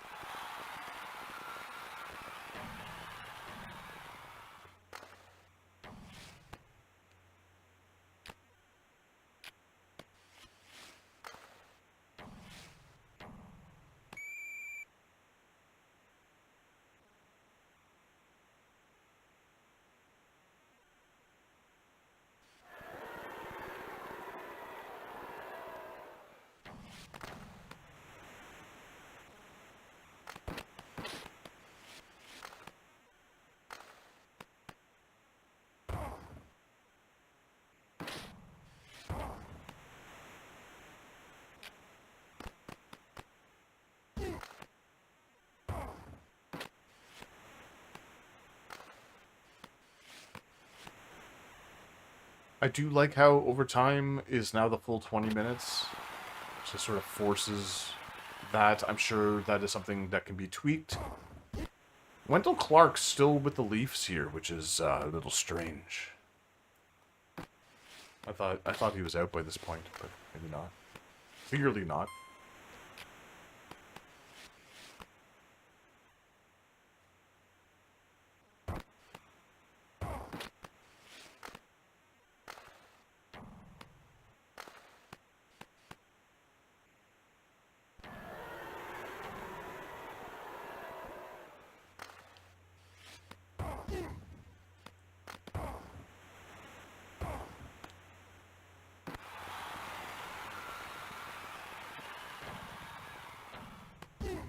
Very quiet game of hockey.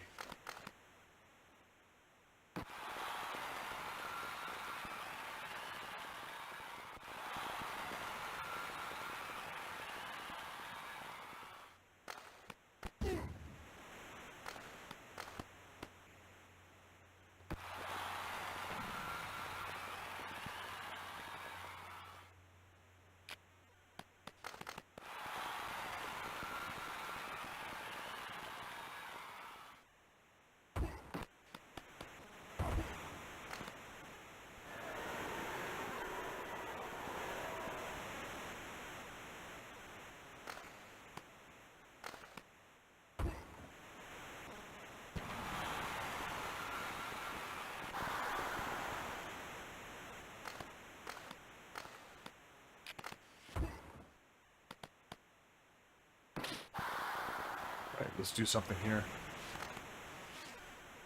No dice.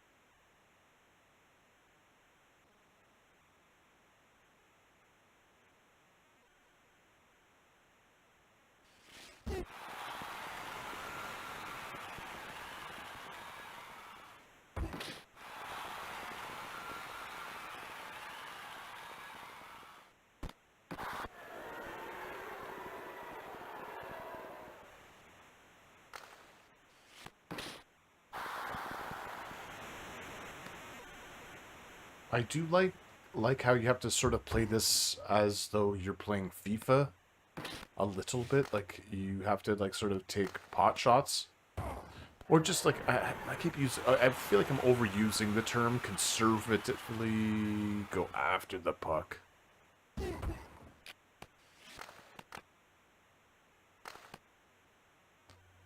Conservatively.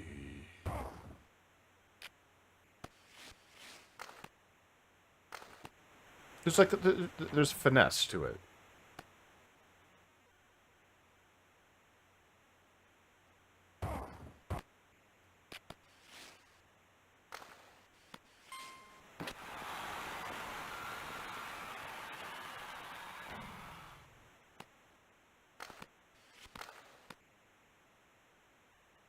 Like I feel like I'm playing hockey.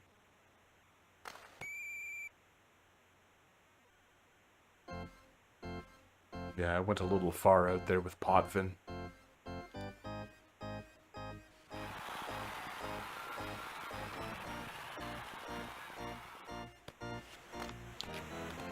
Like, this might not be the sweaty game you're looking for. If you're looking to play an arcade game of hockey, this isn't, oh, yeah, that's, that was a check.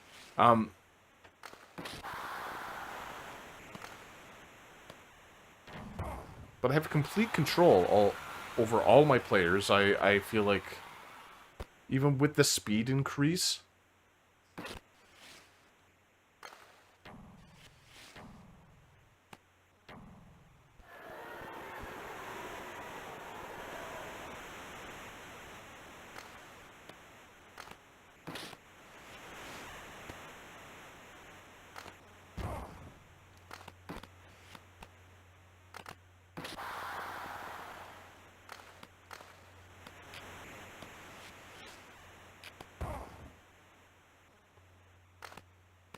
like, this feels really nice. This feels very nice. It feels very relaxing. Which is something I almost get from later games in the series.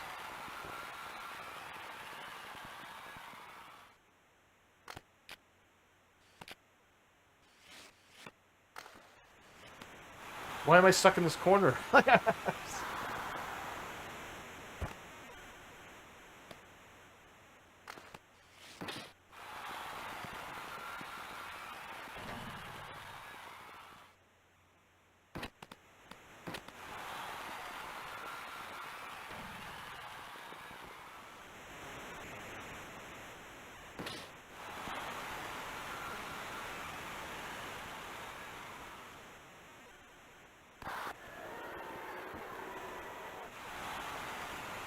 That was the one. That was the one. That felt like it could have gone in.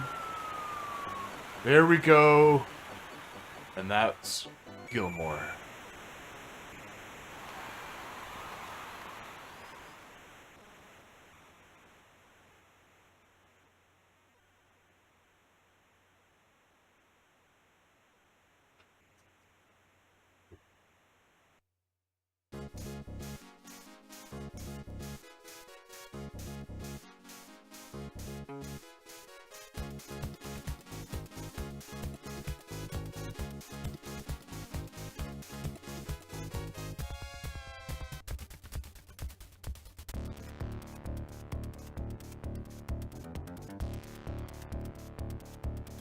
Super easy to continue the playoffs now. I like... Am I seriously gonna get flagged because of this music? I did a good job hiding it before. Because I was expecting it.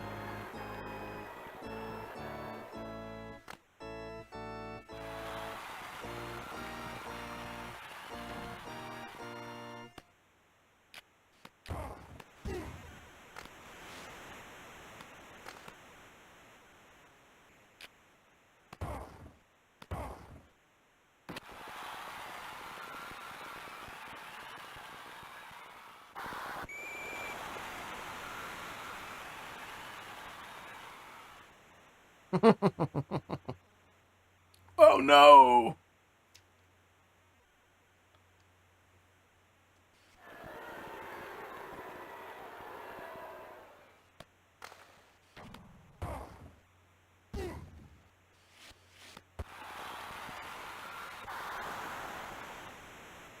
Just get it out of here.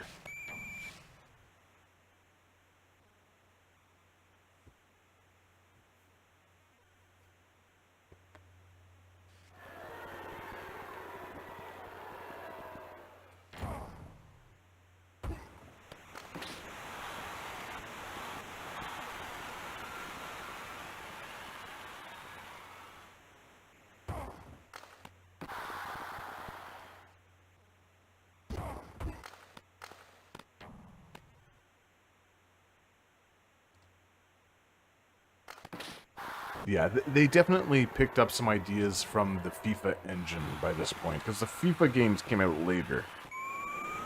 And those were some great Mega Drive Genesis games.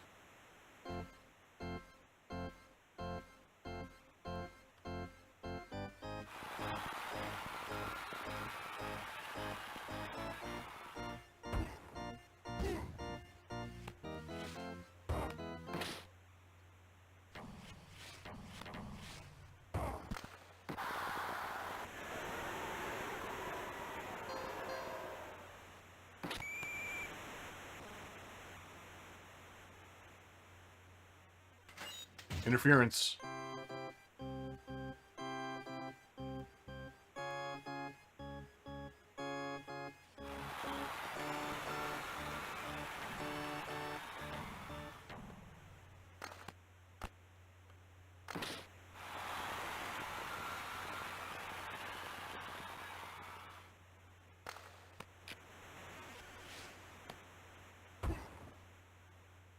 The sound of that gate opening and closing for the penalty box is such an audio clip that's used in a lot of movies. That screechy gate sound effect.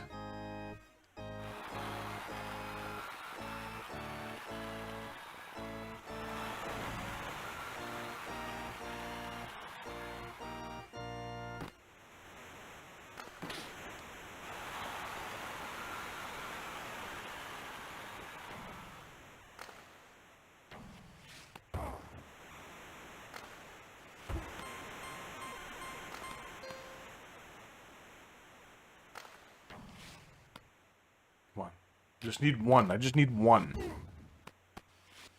There we go. I love how you can, like, you know, use your stick to, like, reach out. Like, that's something that was introduced. Well, I mean, it was in the other games, but it's much more prominent here.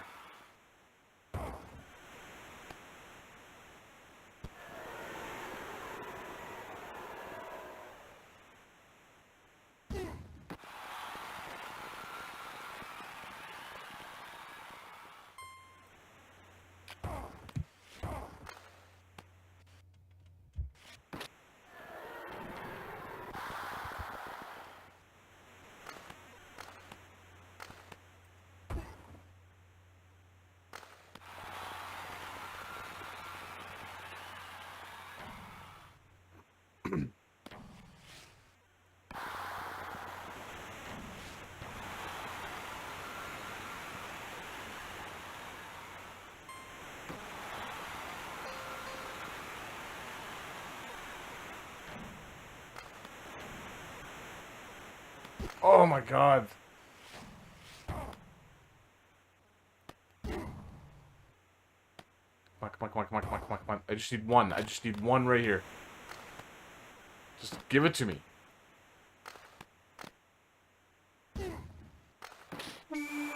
Heavy on the defense. Alright. Alright, one more period.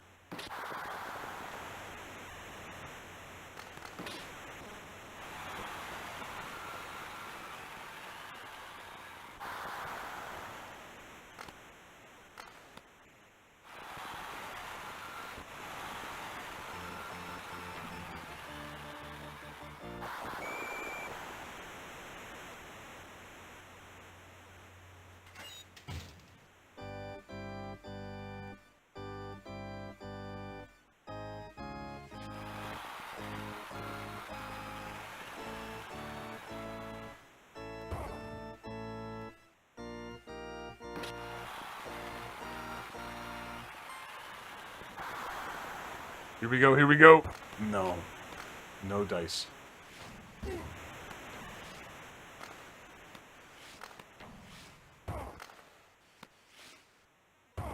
Like, I feel more confident passing, you know?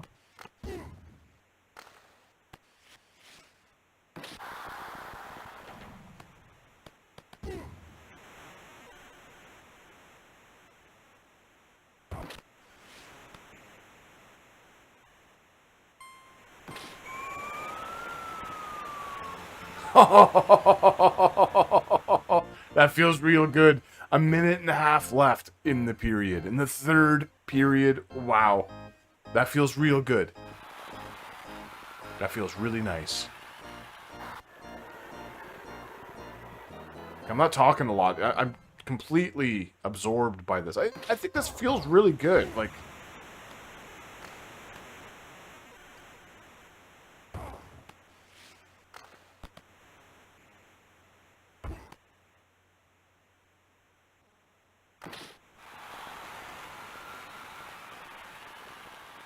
Alright, just...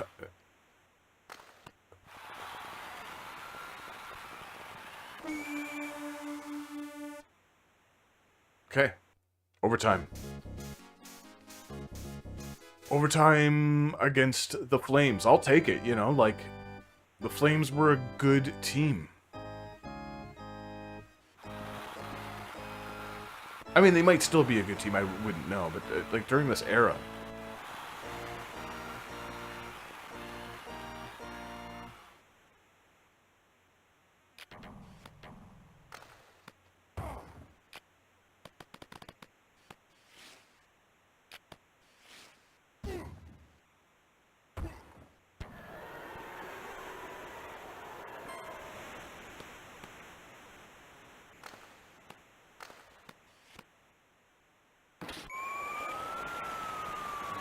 Oh, yeah! Okay, we win it. All right. That felt nice. Did you see that goal? Like, that felt really, really, like, slick.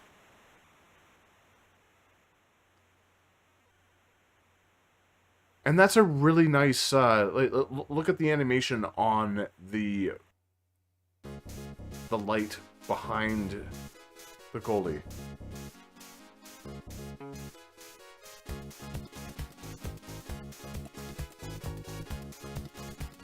Toronto versus Ottawa, huh?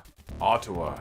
As they say, the town that fun forgot. They say city, but Ottawa really isn't a city. Let me just say this. I've had a lot of family in Ottawa. Like, I know Ottawa. And it's kind of brutal. And not just the weather. It's everything. The people there are, no offense, they're sort of like weird reptilian alien creatures. I've lived in a lot of cities. Ottawa is the worst. And the sort of... how do I say this politely after trashing Ottawa? Zero culture.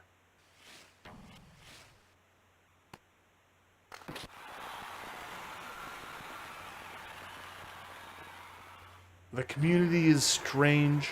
I was going to say no community, but that's unfair. Ottawa is the Foo Fighters of cities. If you want to even consider Ottawa a city. The worst transit possibly in Canada.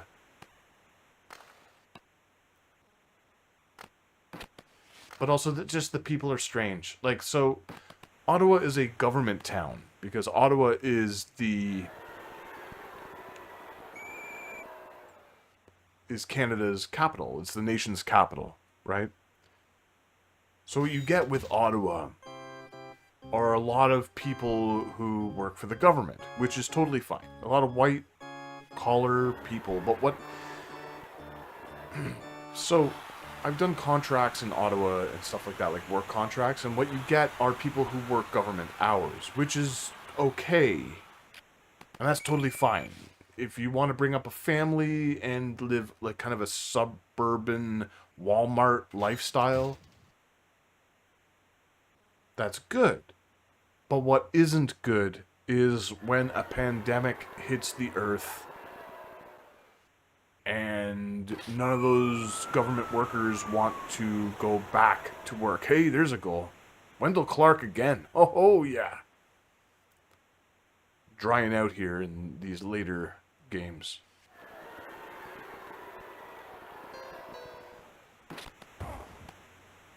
I'm only saying all this because I don't know when I would have another platform to speak of Ottawa, other than, you know, that we're in the finals here. It's a strange place. So after the pandemic, during the pandemic, all of those government workers had jobs, but people that, you know, worked security for those government buildings, people who cleaned the toilets, if we want to go that route. Those people were all out of jobs. So what's happening now in Ottawa is all of the mom and pop shops that operated downtown are out of business. And what you get when you go there, as one may have to, for reasons, you go to the downtown core, and it looks like an apocalypse has already hit it. It's a nightmare world. There's just nothing but what a lot of people consider Canadians as Tim Hortons, right? You have a lot of Tim Hortons, And you have a lot of other giant corporations. Tim Hortons, by the way, is the most anti-Canadian place in the world. Or in Canada. In the world, that's a bit of a stretch. Tim Hortons isn't owned by Canadians anymore, or and shouldn't reflect Canadians in any sort of way, because it's owned by a larger corporation. But that's what you get when you go downtown Ottawa. It's a miserable place. And all of that can be... Blame is a bad way to put it, but it's the most succinct way of putting it. Blamed on government workers who didn't want to go back to the offices. So it's just a bunch of abandoned buildings in Ottawa.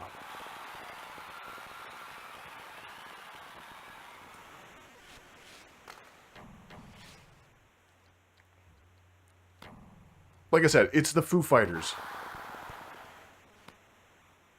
of Canada. Bland, artistically devoid. And they really have no one to blame but themselves. But hey, the people who are in the band, so to speak, have money. It's everyone else who has to suffer.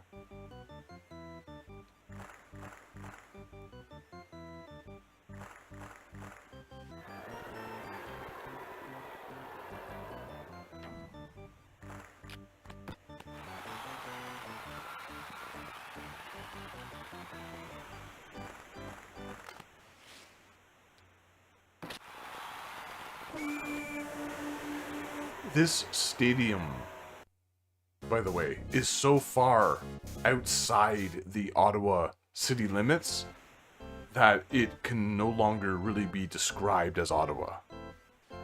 It would be like a New York team existing in New Jersey. And those are just facts. So it's really doing nothing to... This particular stadium in Ottawa isn't doing anything to help the people of Ottawa. The small businesses. What it is doing is helping, your Subway restaurants, your Tim Hortons, your McDonald's, your massive corporate restaurants.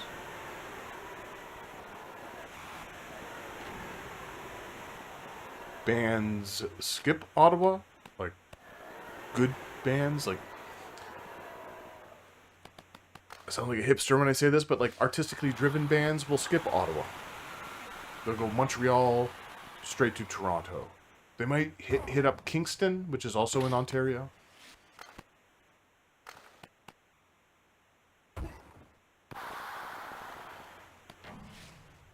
But they skip Ottawa because no one will go. Like, if you have a Taylor Swift coming, and this is no...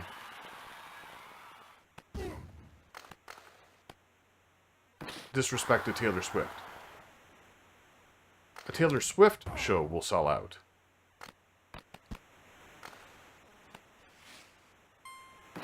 Nothing else will. The Foo Fighters will sell out, probably. Definitely.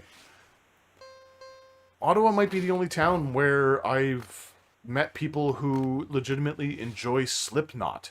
Unironically, they like Slipknot and Guns N' Roses. Okay, I'll stop. But I'm being very... Hey, it's Alfredson. I remember that dude. He's one of like their first all-star players, right?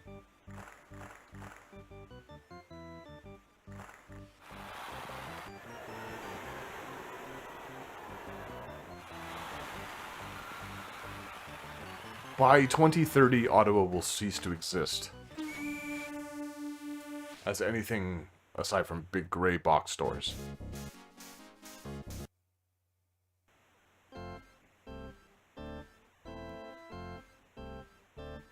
What a good way to end this stream.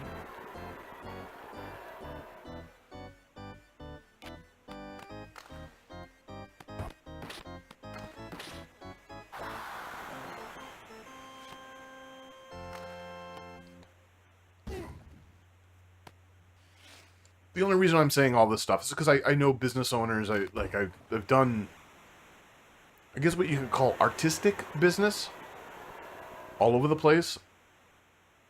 And all of the places that existed in Ottawa are now closed down. So I've seen a lot of personal friends really hurt by the way that the lack of community has destroyed that entire town. It's sad.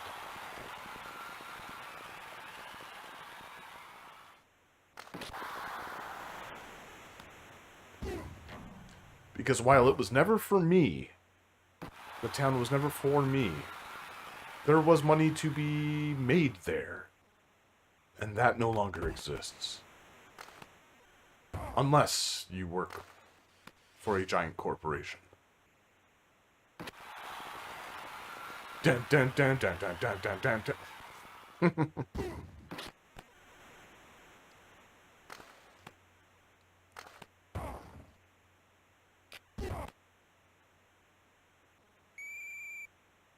They were also the only Canadian city with that,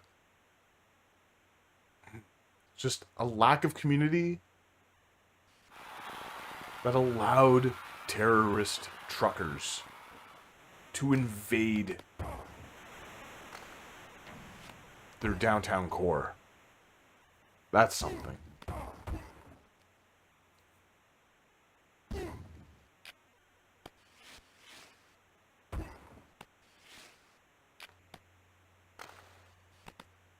What I'm saying is Canada is a great place, but it's not perfect, and Ottawa is the place that you want to avoid if you are a tourist. Oh, it's the capital, blah, blah, blah, blah. Yeah, but it also has a lot of the problems that a capital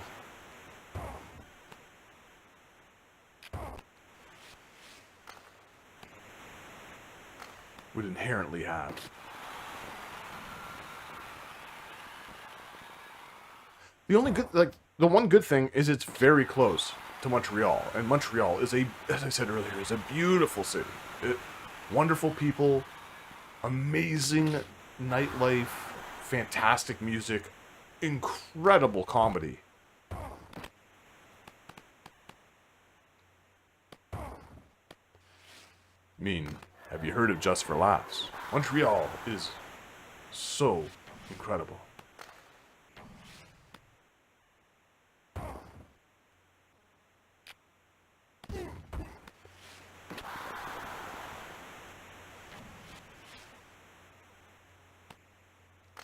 Everyone and every place has its problems, but Montreal is just a very warm, welcoming city, like a proper city with actual communities that back them up. Can I beat Ottawa here? I don't think I can. I think I'm going to lose this.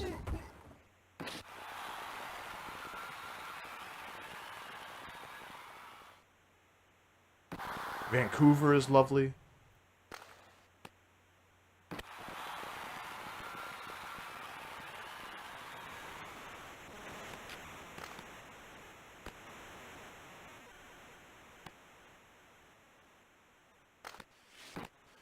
We don't speak of some of the other places in Canada because they no longer want to be part of Canada.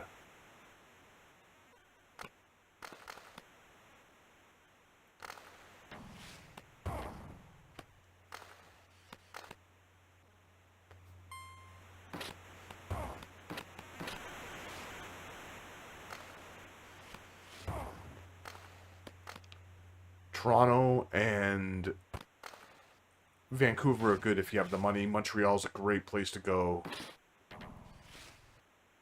if you want to experience a good quality weekend vacation. Very warm, welcoming community of people.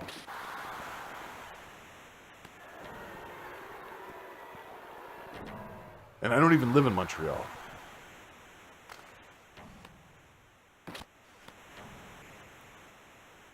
I should have passed that. Why was I so greedy? I think I'm getting tired. What has it been, like 4 hours?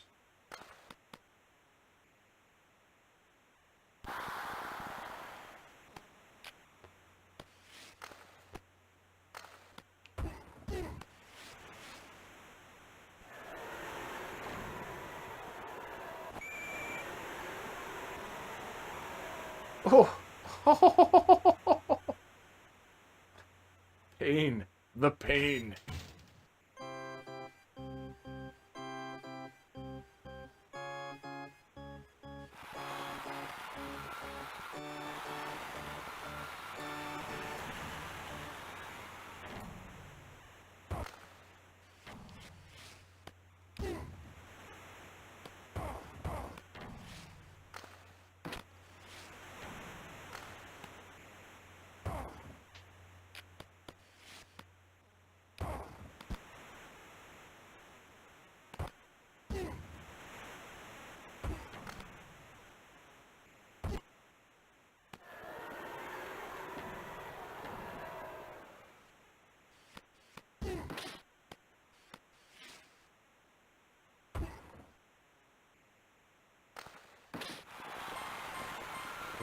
Come on. Oh, damn it.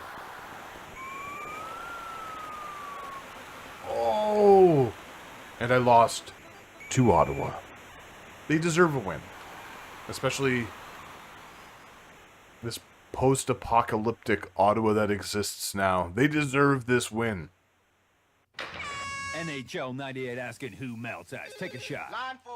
Fury, the Rocket Man. Yeah, he's off the eye chart. Show him the bye-bye stride. Ta-ta, Mr. Autobahn, line 3. How about that Zamboni guy, eh? He's pretty good, eh? No, hey, Mike from Sin City. Caesar is a blur. Splits, hits, splits. Nobody rides for free. Oh, at 10 from the Russian judge. 1-888 My House. Talking who's who of Mach 2 and dropping off key. NHL 98, the ultimate judge. EA Sports. It's in the game.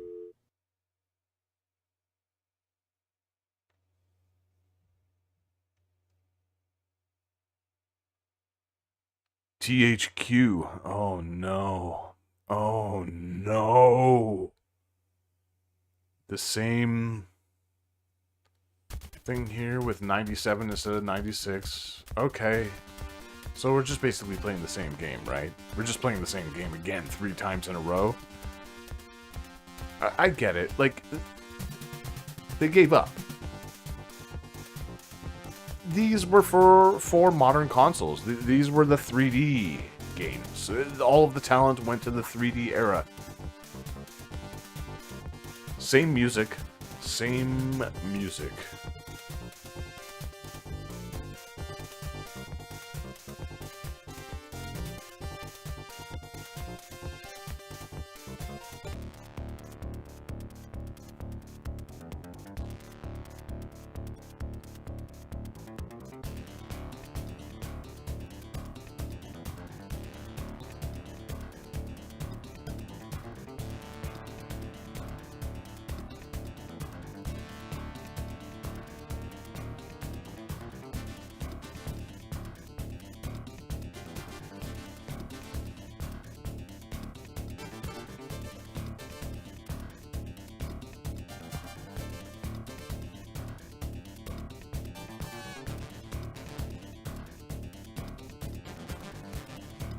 Yeah, this is all the same. You don't even get like a nice preamble. It's just the coolest game on earth. THQ. Like, oh man.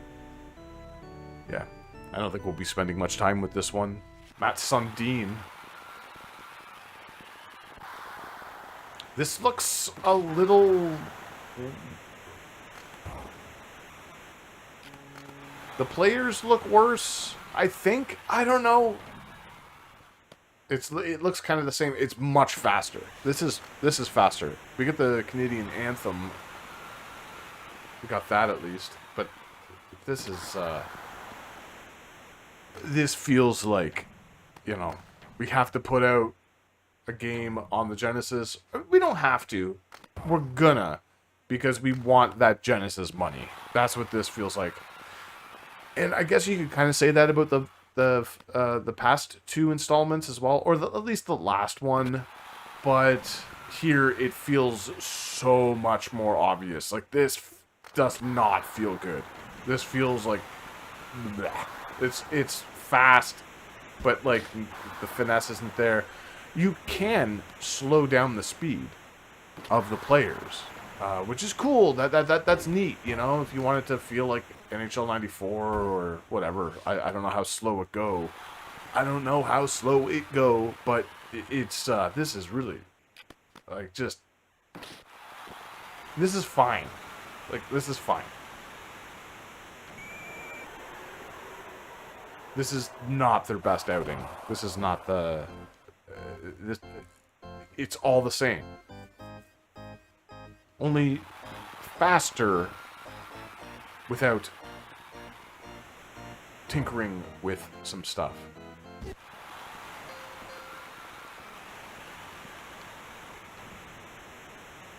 So in other words, it's a bit misleading. It's like, okay, what we got here is a faster game. But it's also like, oh, but only if you want it to be this fast. Yeah, all of the resources went into the, at the time, modern consoles. Because I had the PS1. So I had the NHL games on that console, and it, you know, I think that's around the time where I was like, okay. When the PS2 games started coming out, I bought them because a friend and I would play them and whatever else. And going back to those is still pretty rough, though. Like there are timeless classics, and then there are games that were okay. They were fine for that era, and I don't know.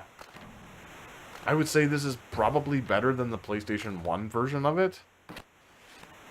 I don't know.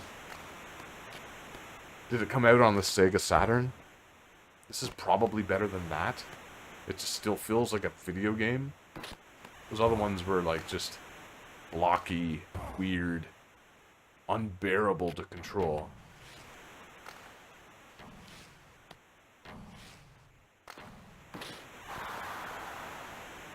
There's just no reason for this to exist.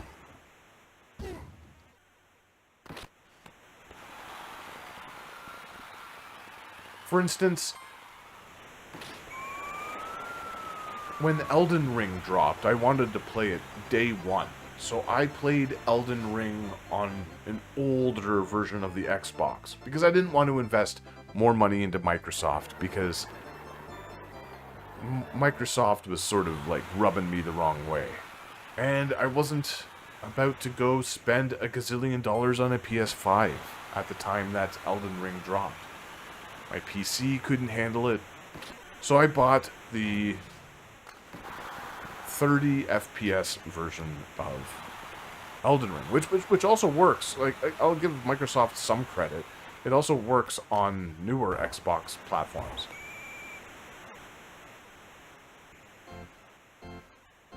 But the load times, like, all that stuff, not the greatest. This feels kind of... Well, no, this doesn't feel like that, because this is just a carbon copy of something that already existed. Maybe Dark Souls Remastered is the better way of putting it. That doesn't make any sense either. What am I even talking about? Oh, there's a goal.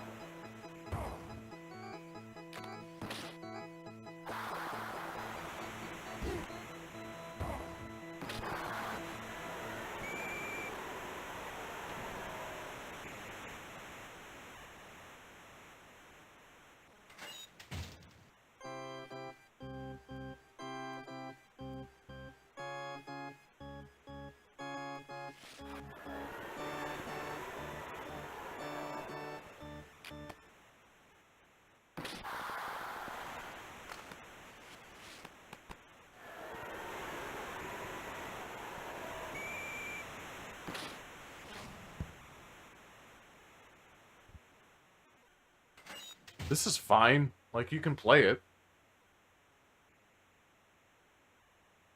You could play it. But why?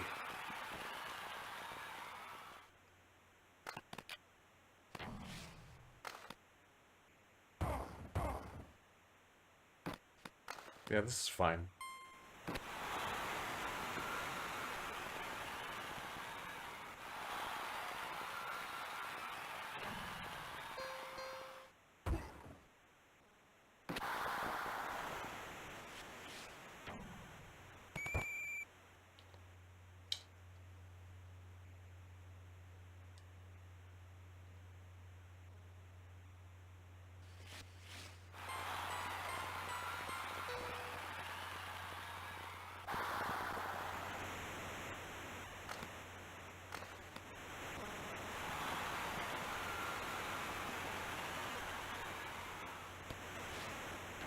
Is this game over yet?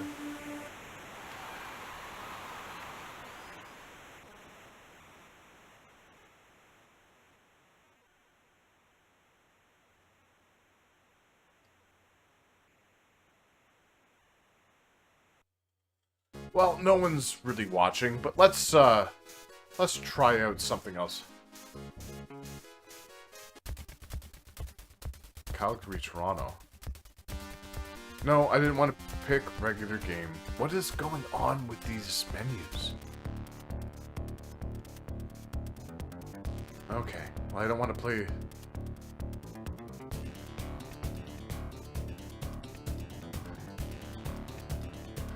EA Sports. It's in the game.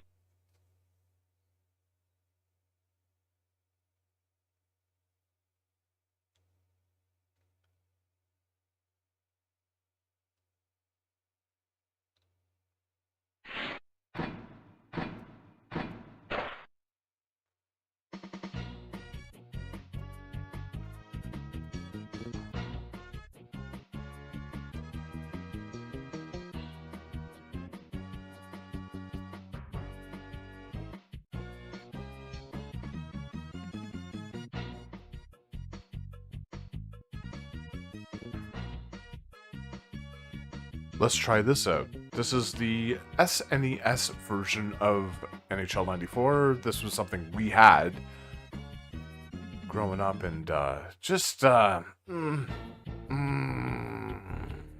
not great.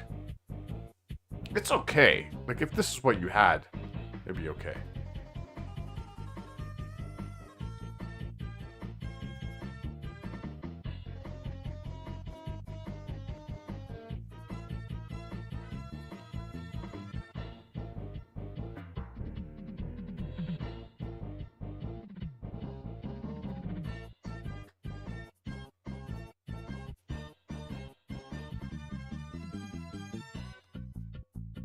Look at Ron Barr here. Just looking all sorts of splattered.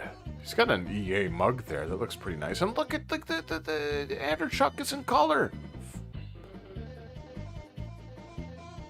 Okay. We're only going to play a little bit of this. Good bass. Good bass there.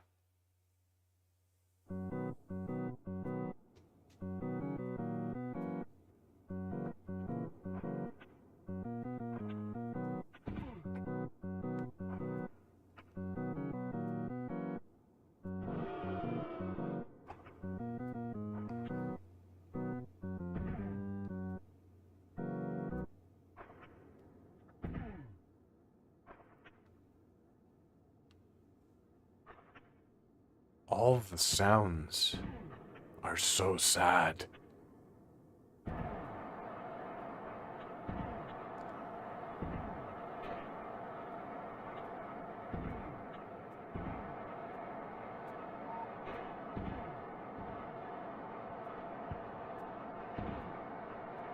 Oh my God.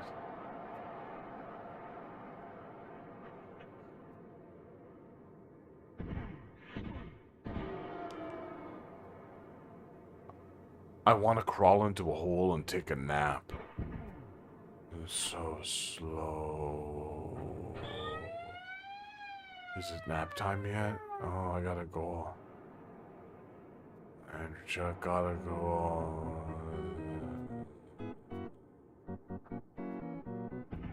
Logo looks nice. Calgary, Florida. Detroit.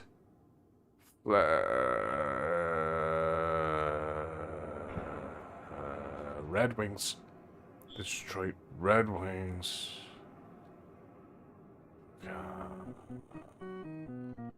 Red Wings.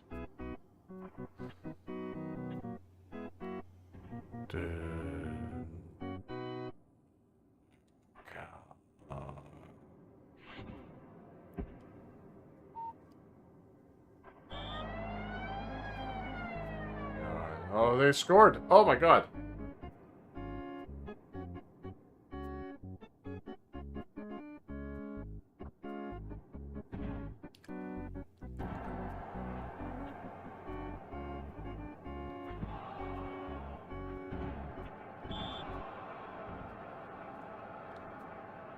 Let's look at the positives.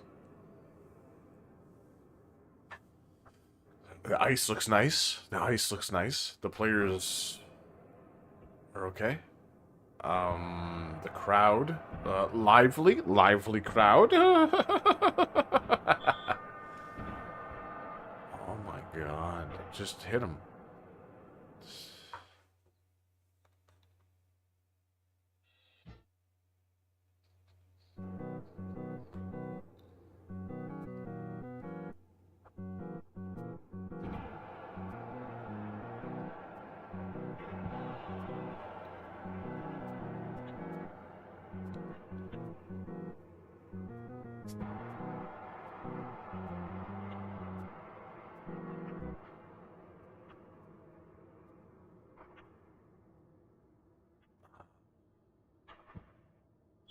Like, in all honesty, coming from the blast processing power of the Mega Drive Genesis to this is almost embarrassing.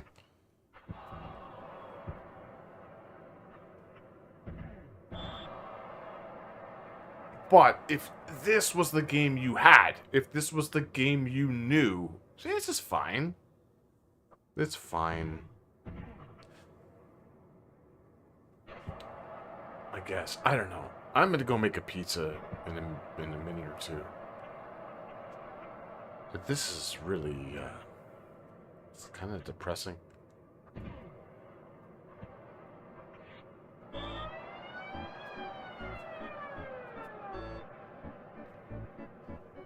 Oh, sorry. Detroit just. Okay.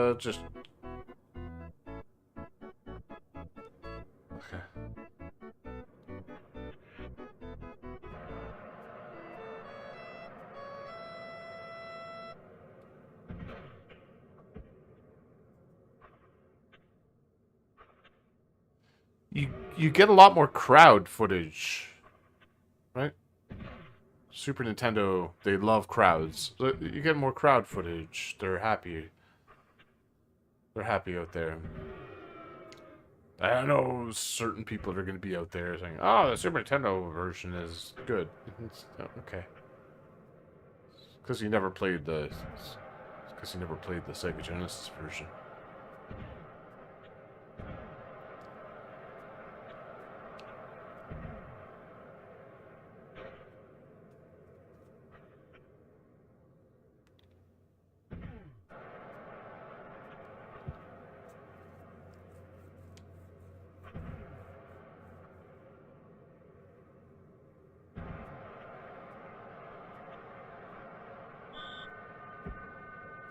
Ottawa isn't a bad city. We have a McDonald's in the core of the city town. Yeah, okay, that's fine. Yeah, this game is the Foo Fighters of EA hockey games, but I don't even think this was developed by EA.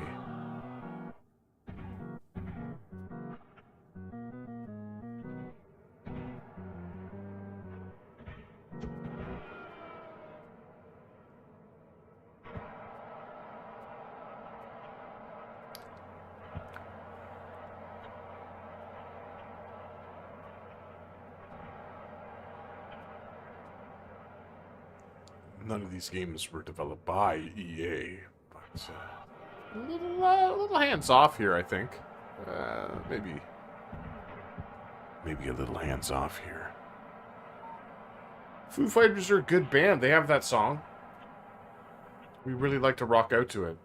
You know, the one that's in 4/4 time. And Foo Fighters are good. Hey, stop shitting on the Foo Fighters and Ottawa. Ottawa is not the Foo Fighters. Ottawa is a good band. I saw them in Ottawa. Okay. Guns N' Roses are pretty good too, still. You know, Axl hasn't lost his voice. Chinese Democracy is a great album. Actually, Chinese Democracy isn't all that bad. Foo Fighters. All my life I had something. It's really, Foo Fighters have some really good songs. It's Fake Angst. Oh my god. I'll spend $700 to go see Guns N' Roses right now, you piece of garbage. Why are you trashing EA 94 on the Super Nintendo? Well, it's, okay.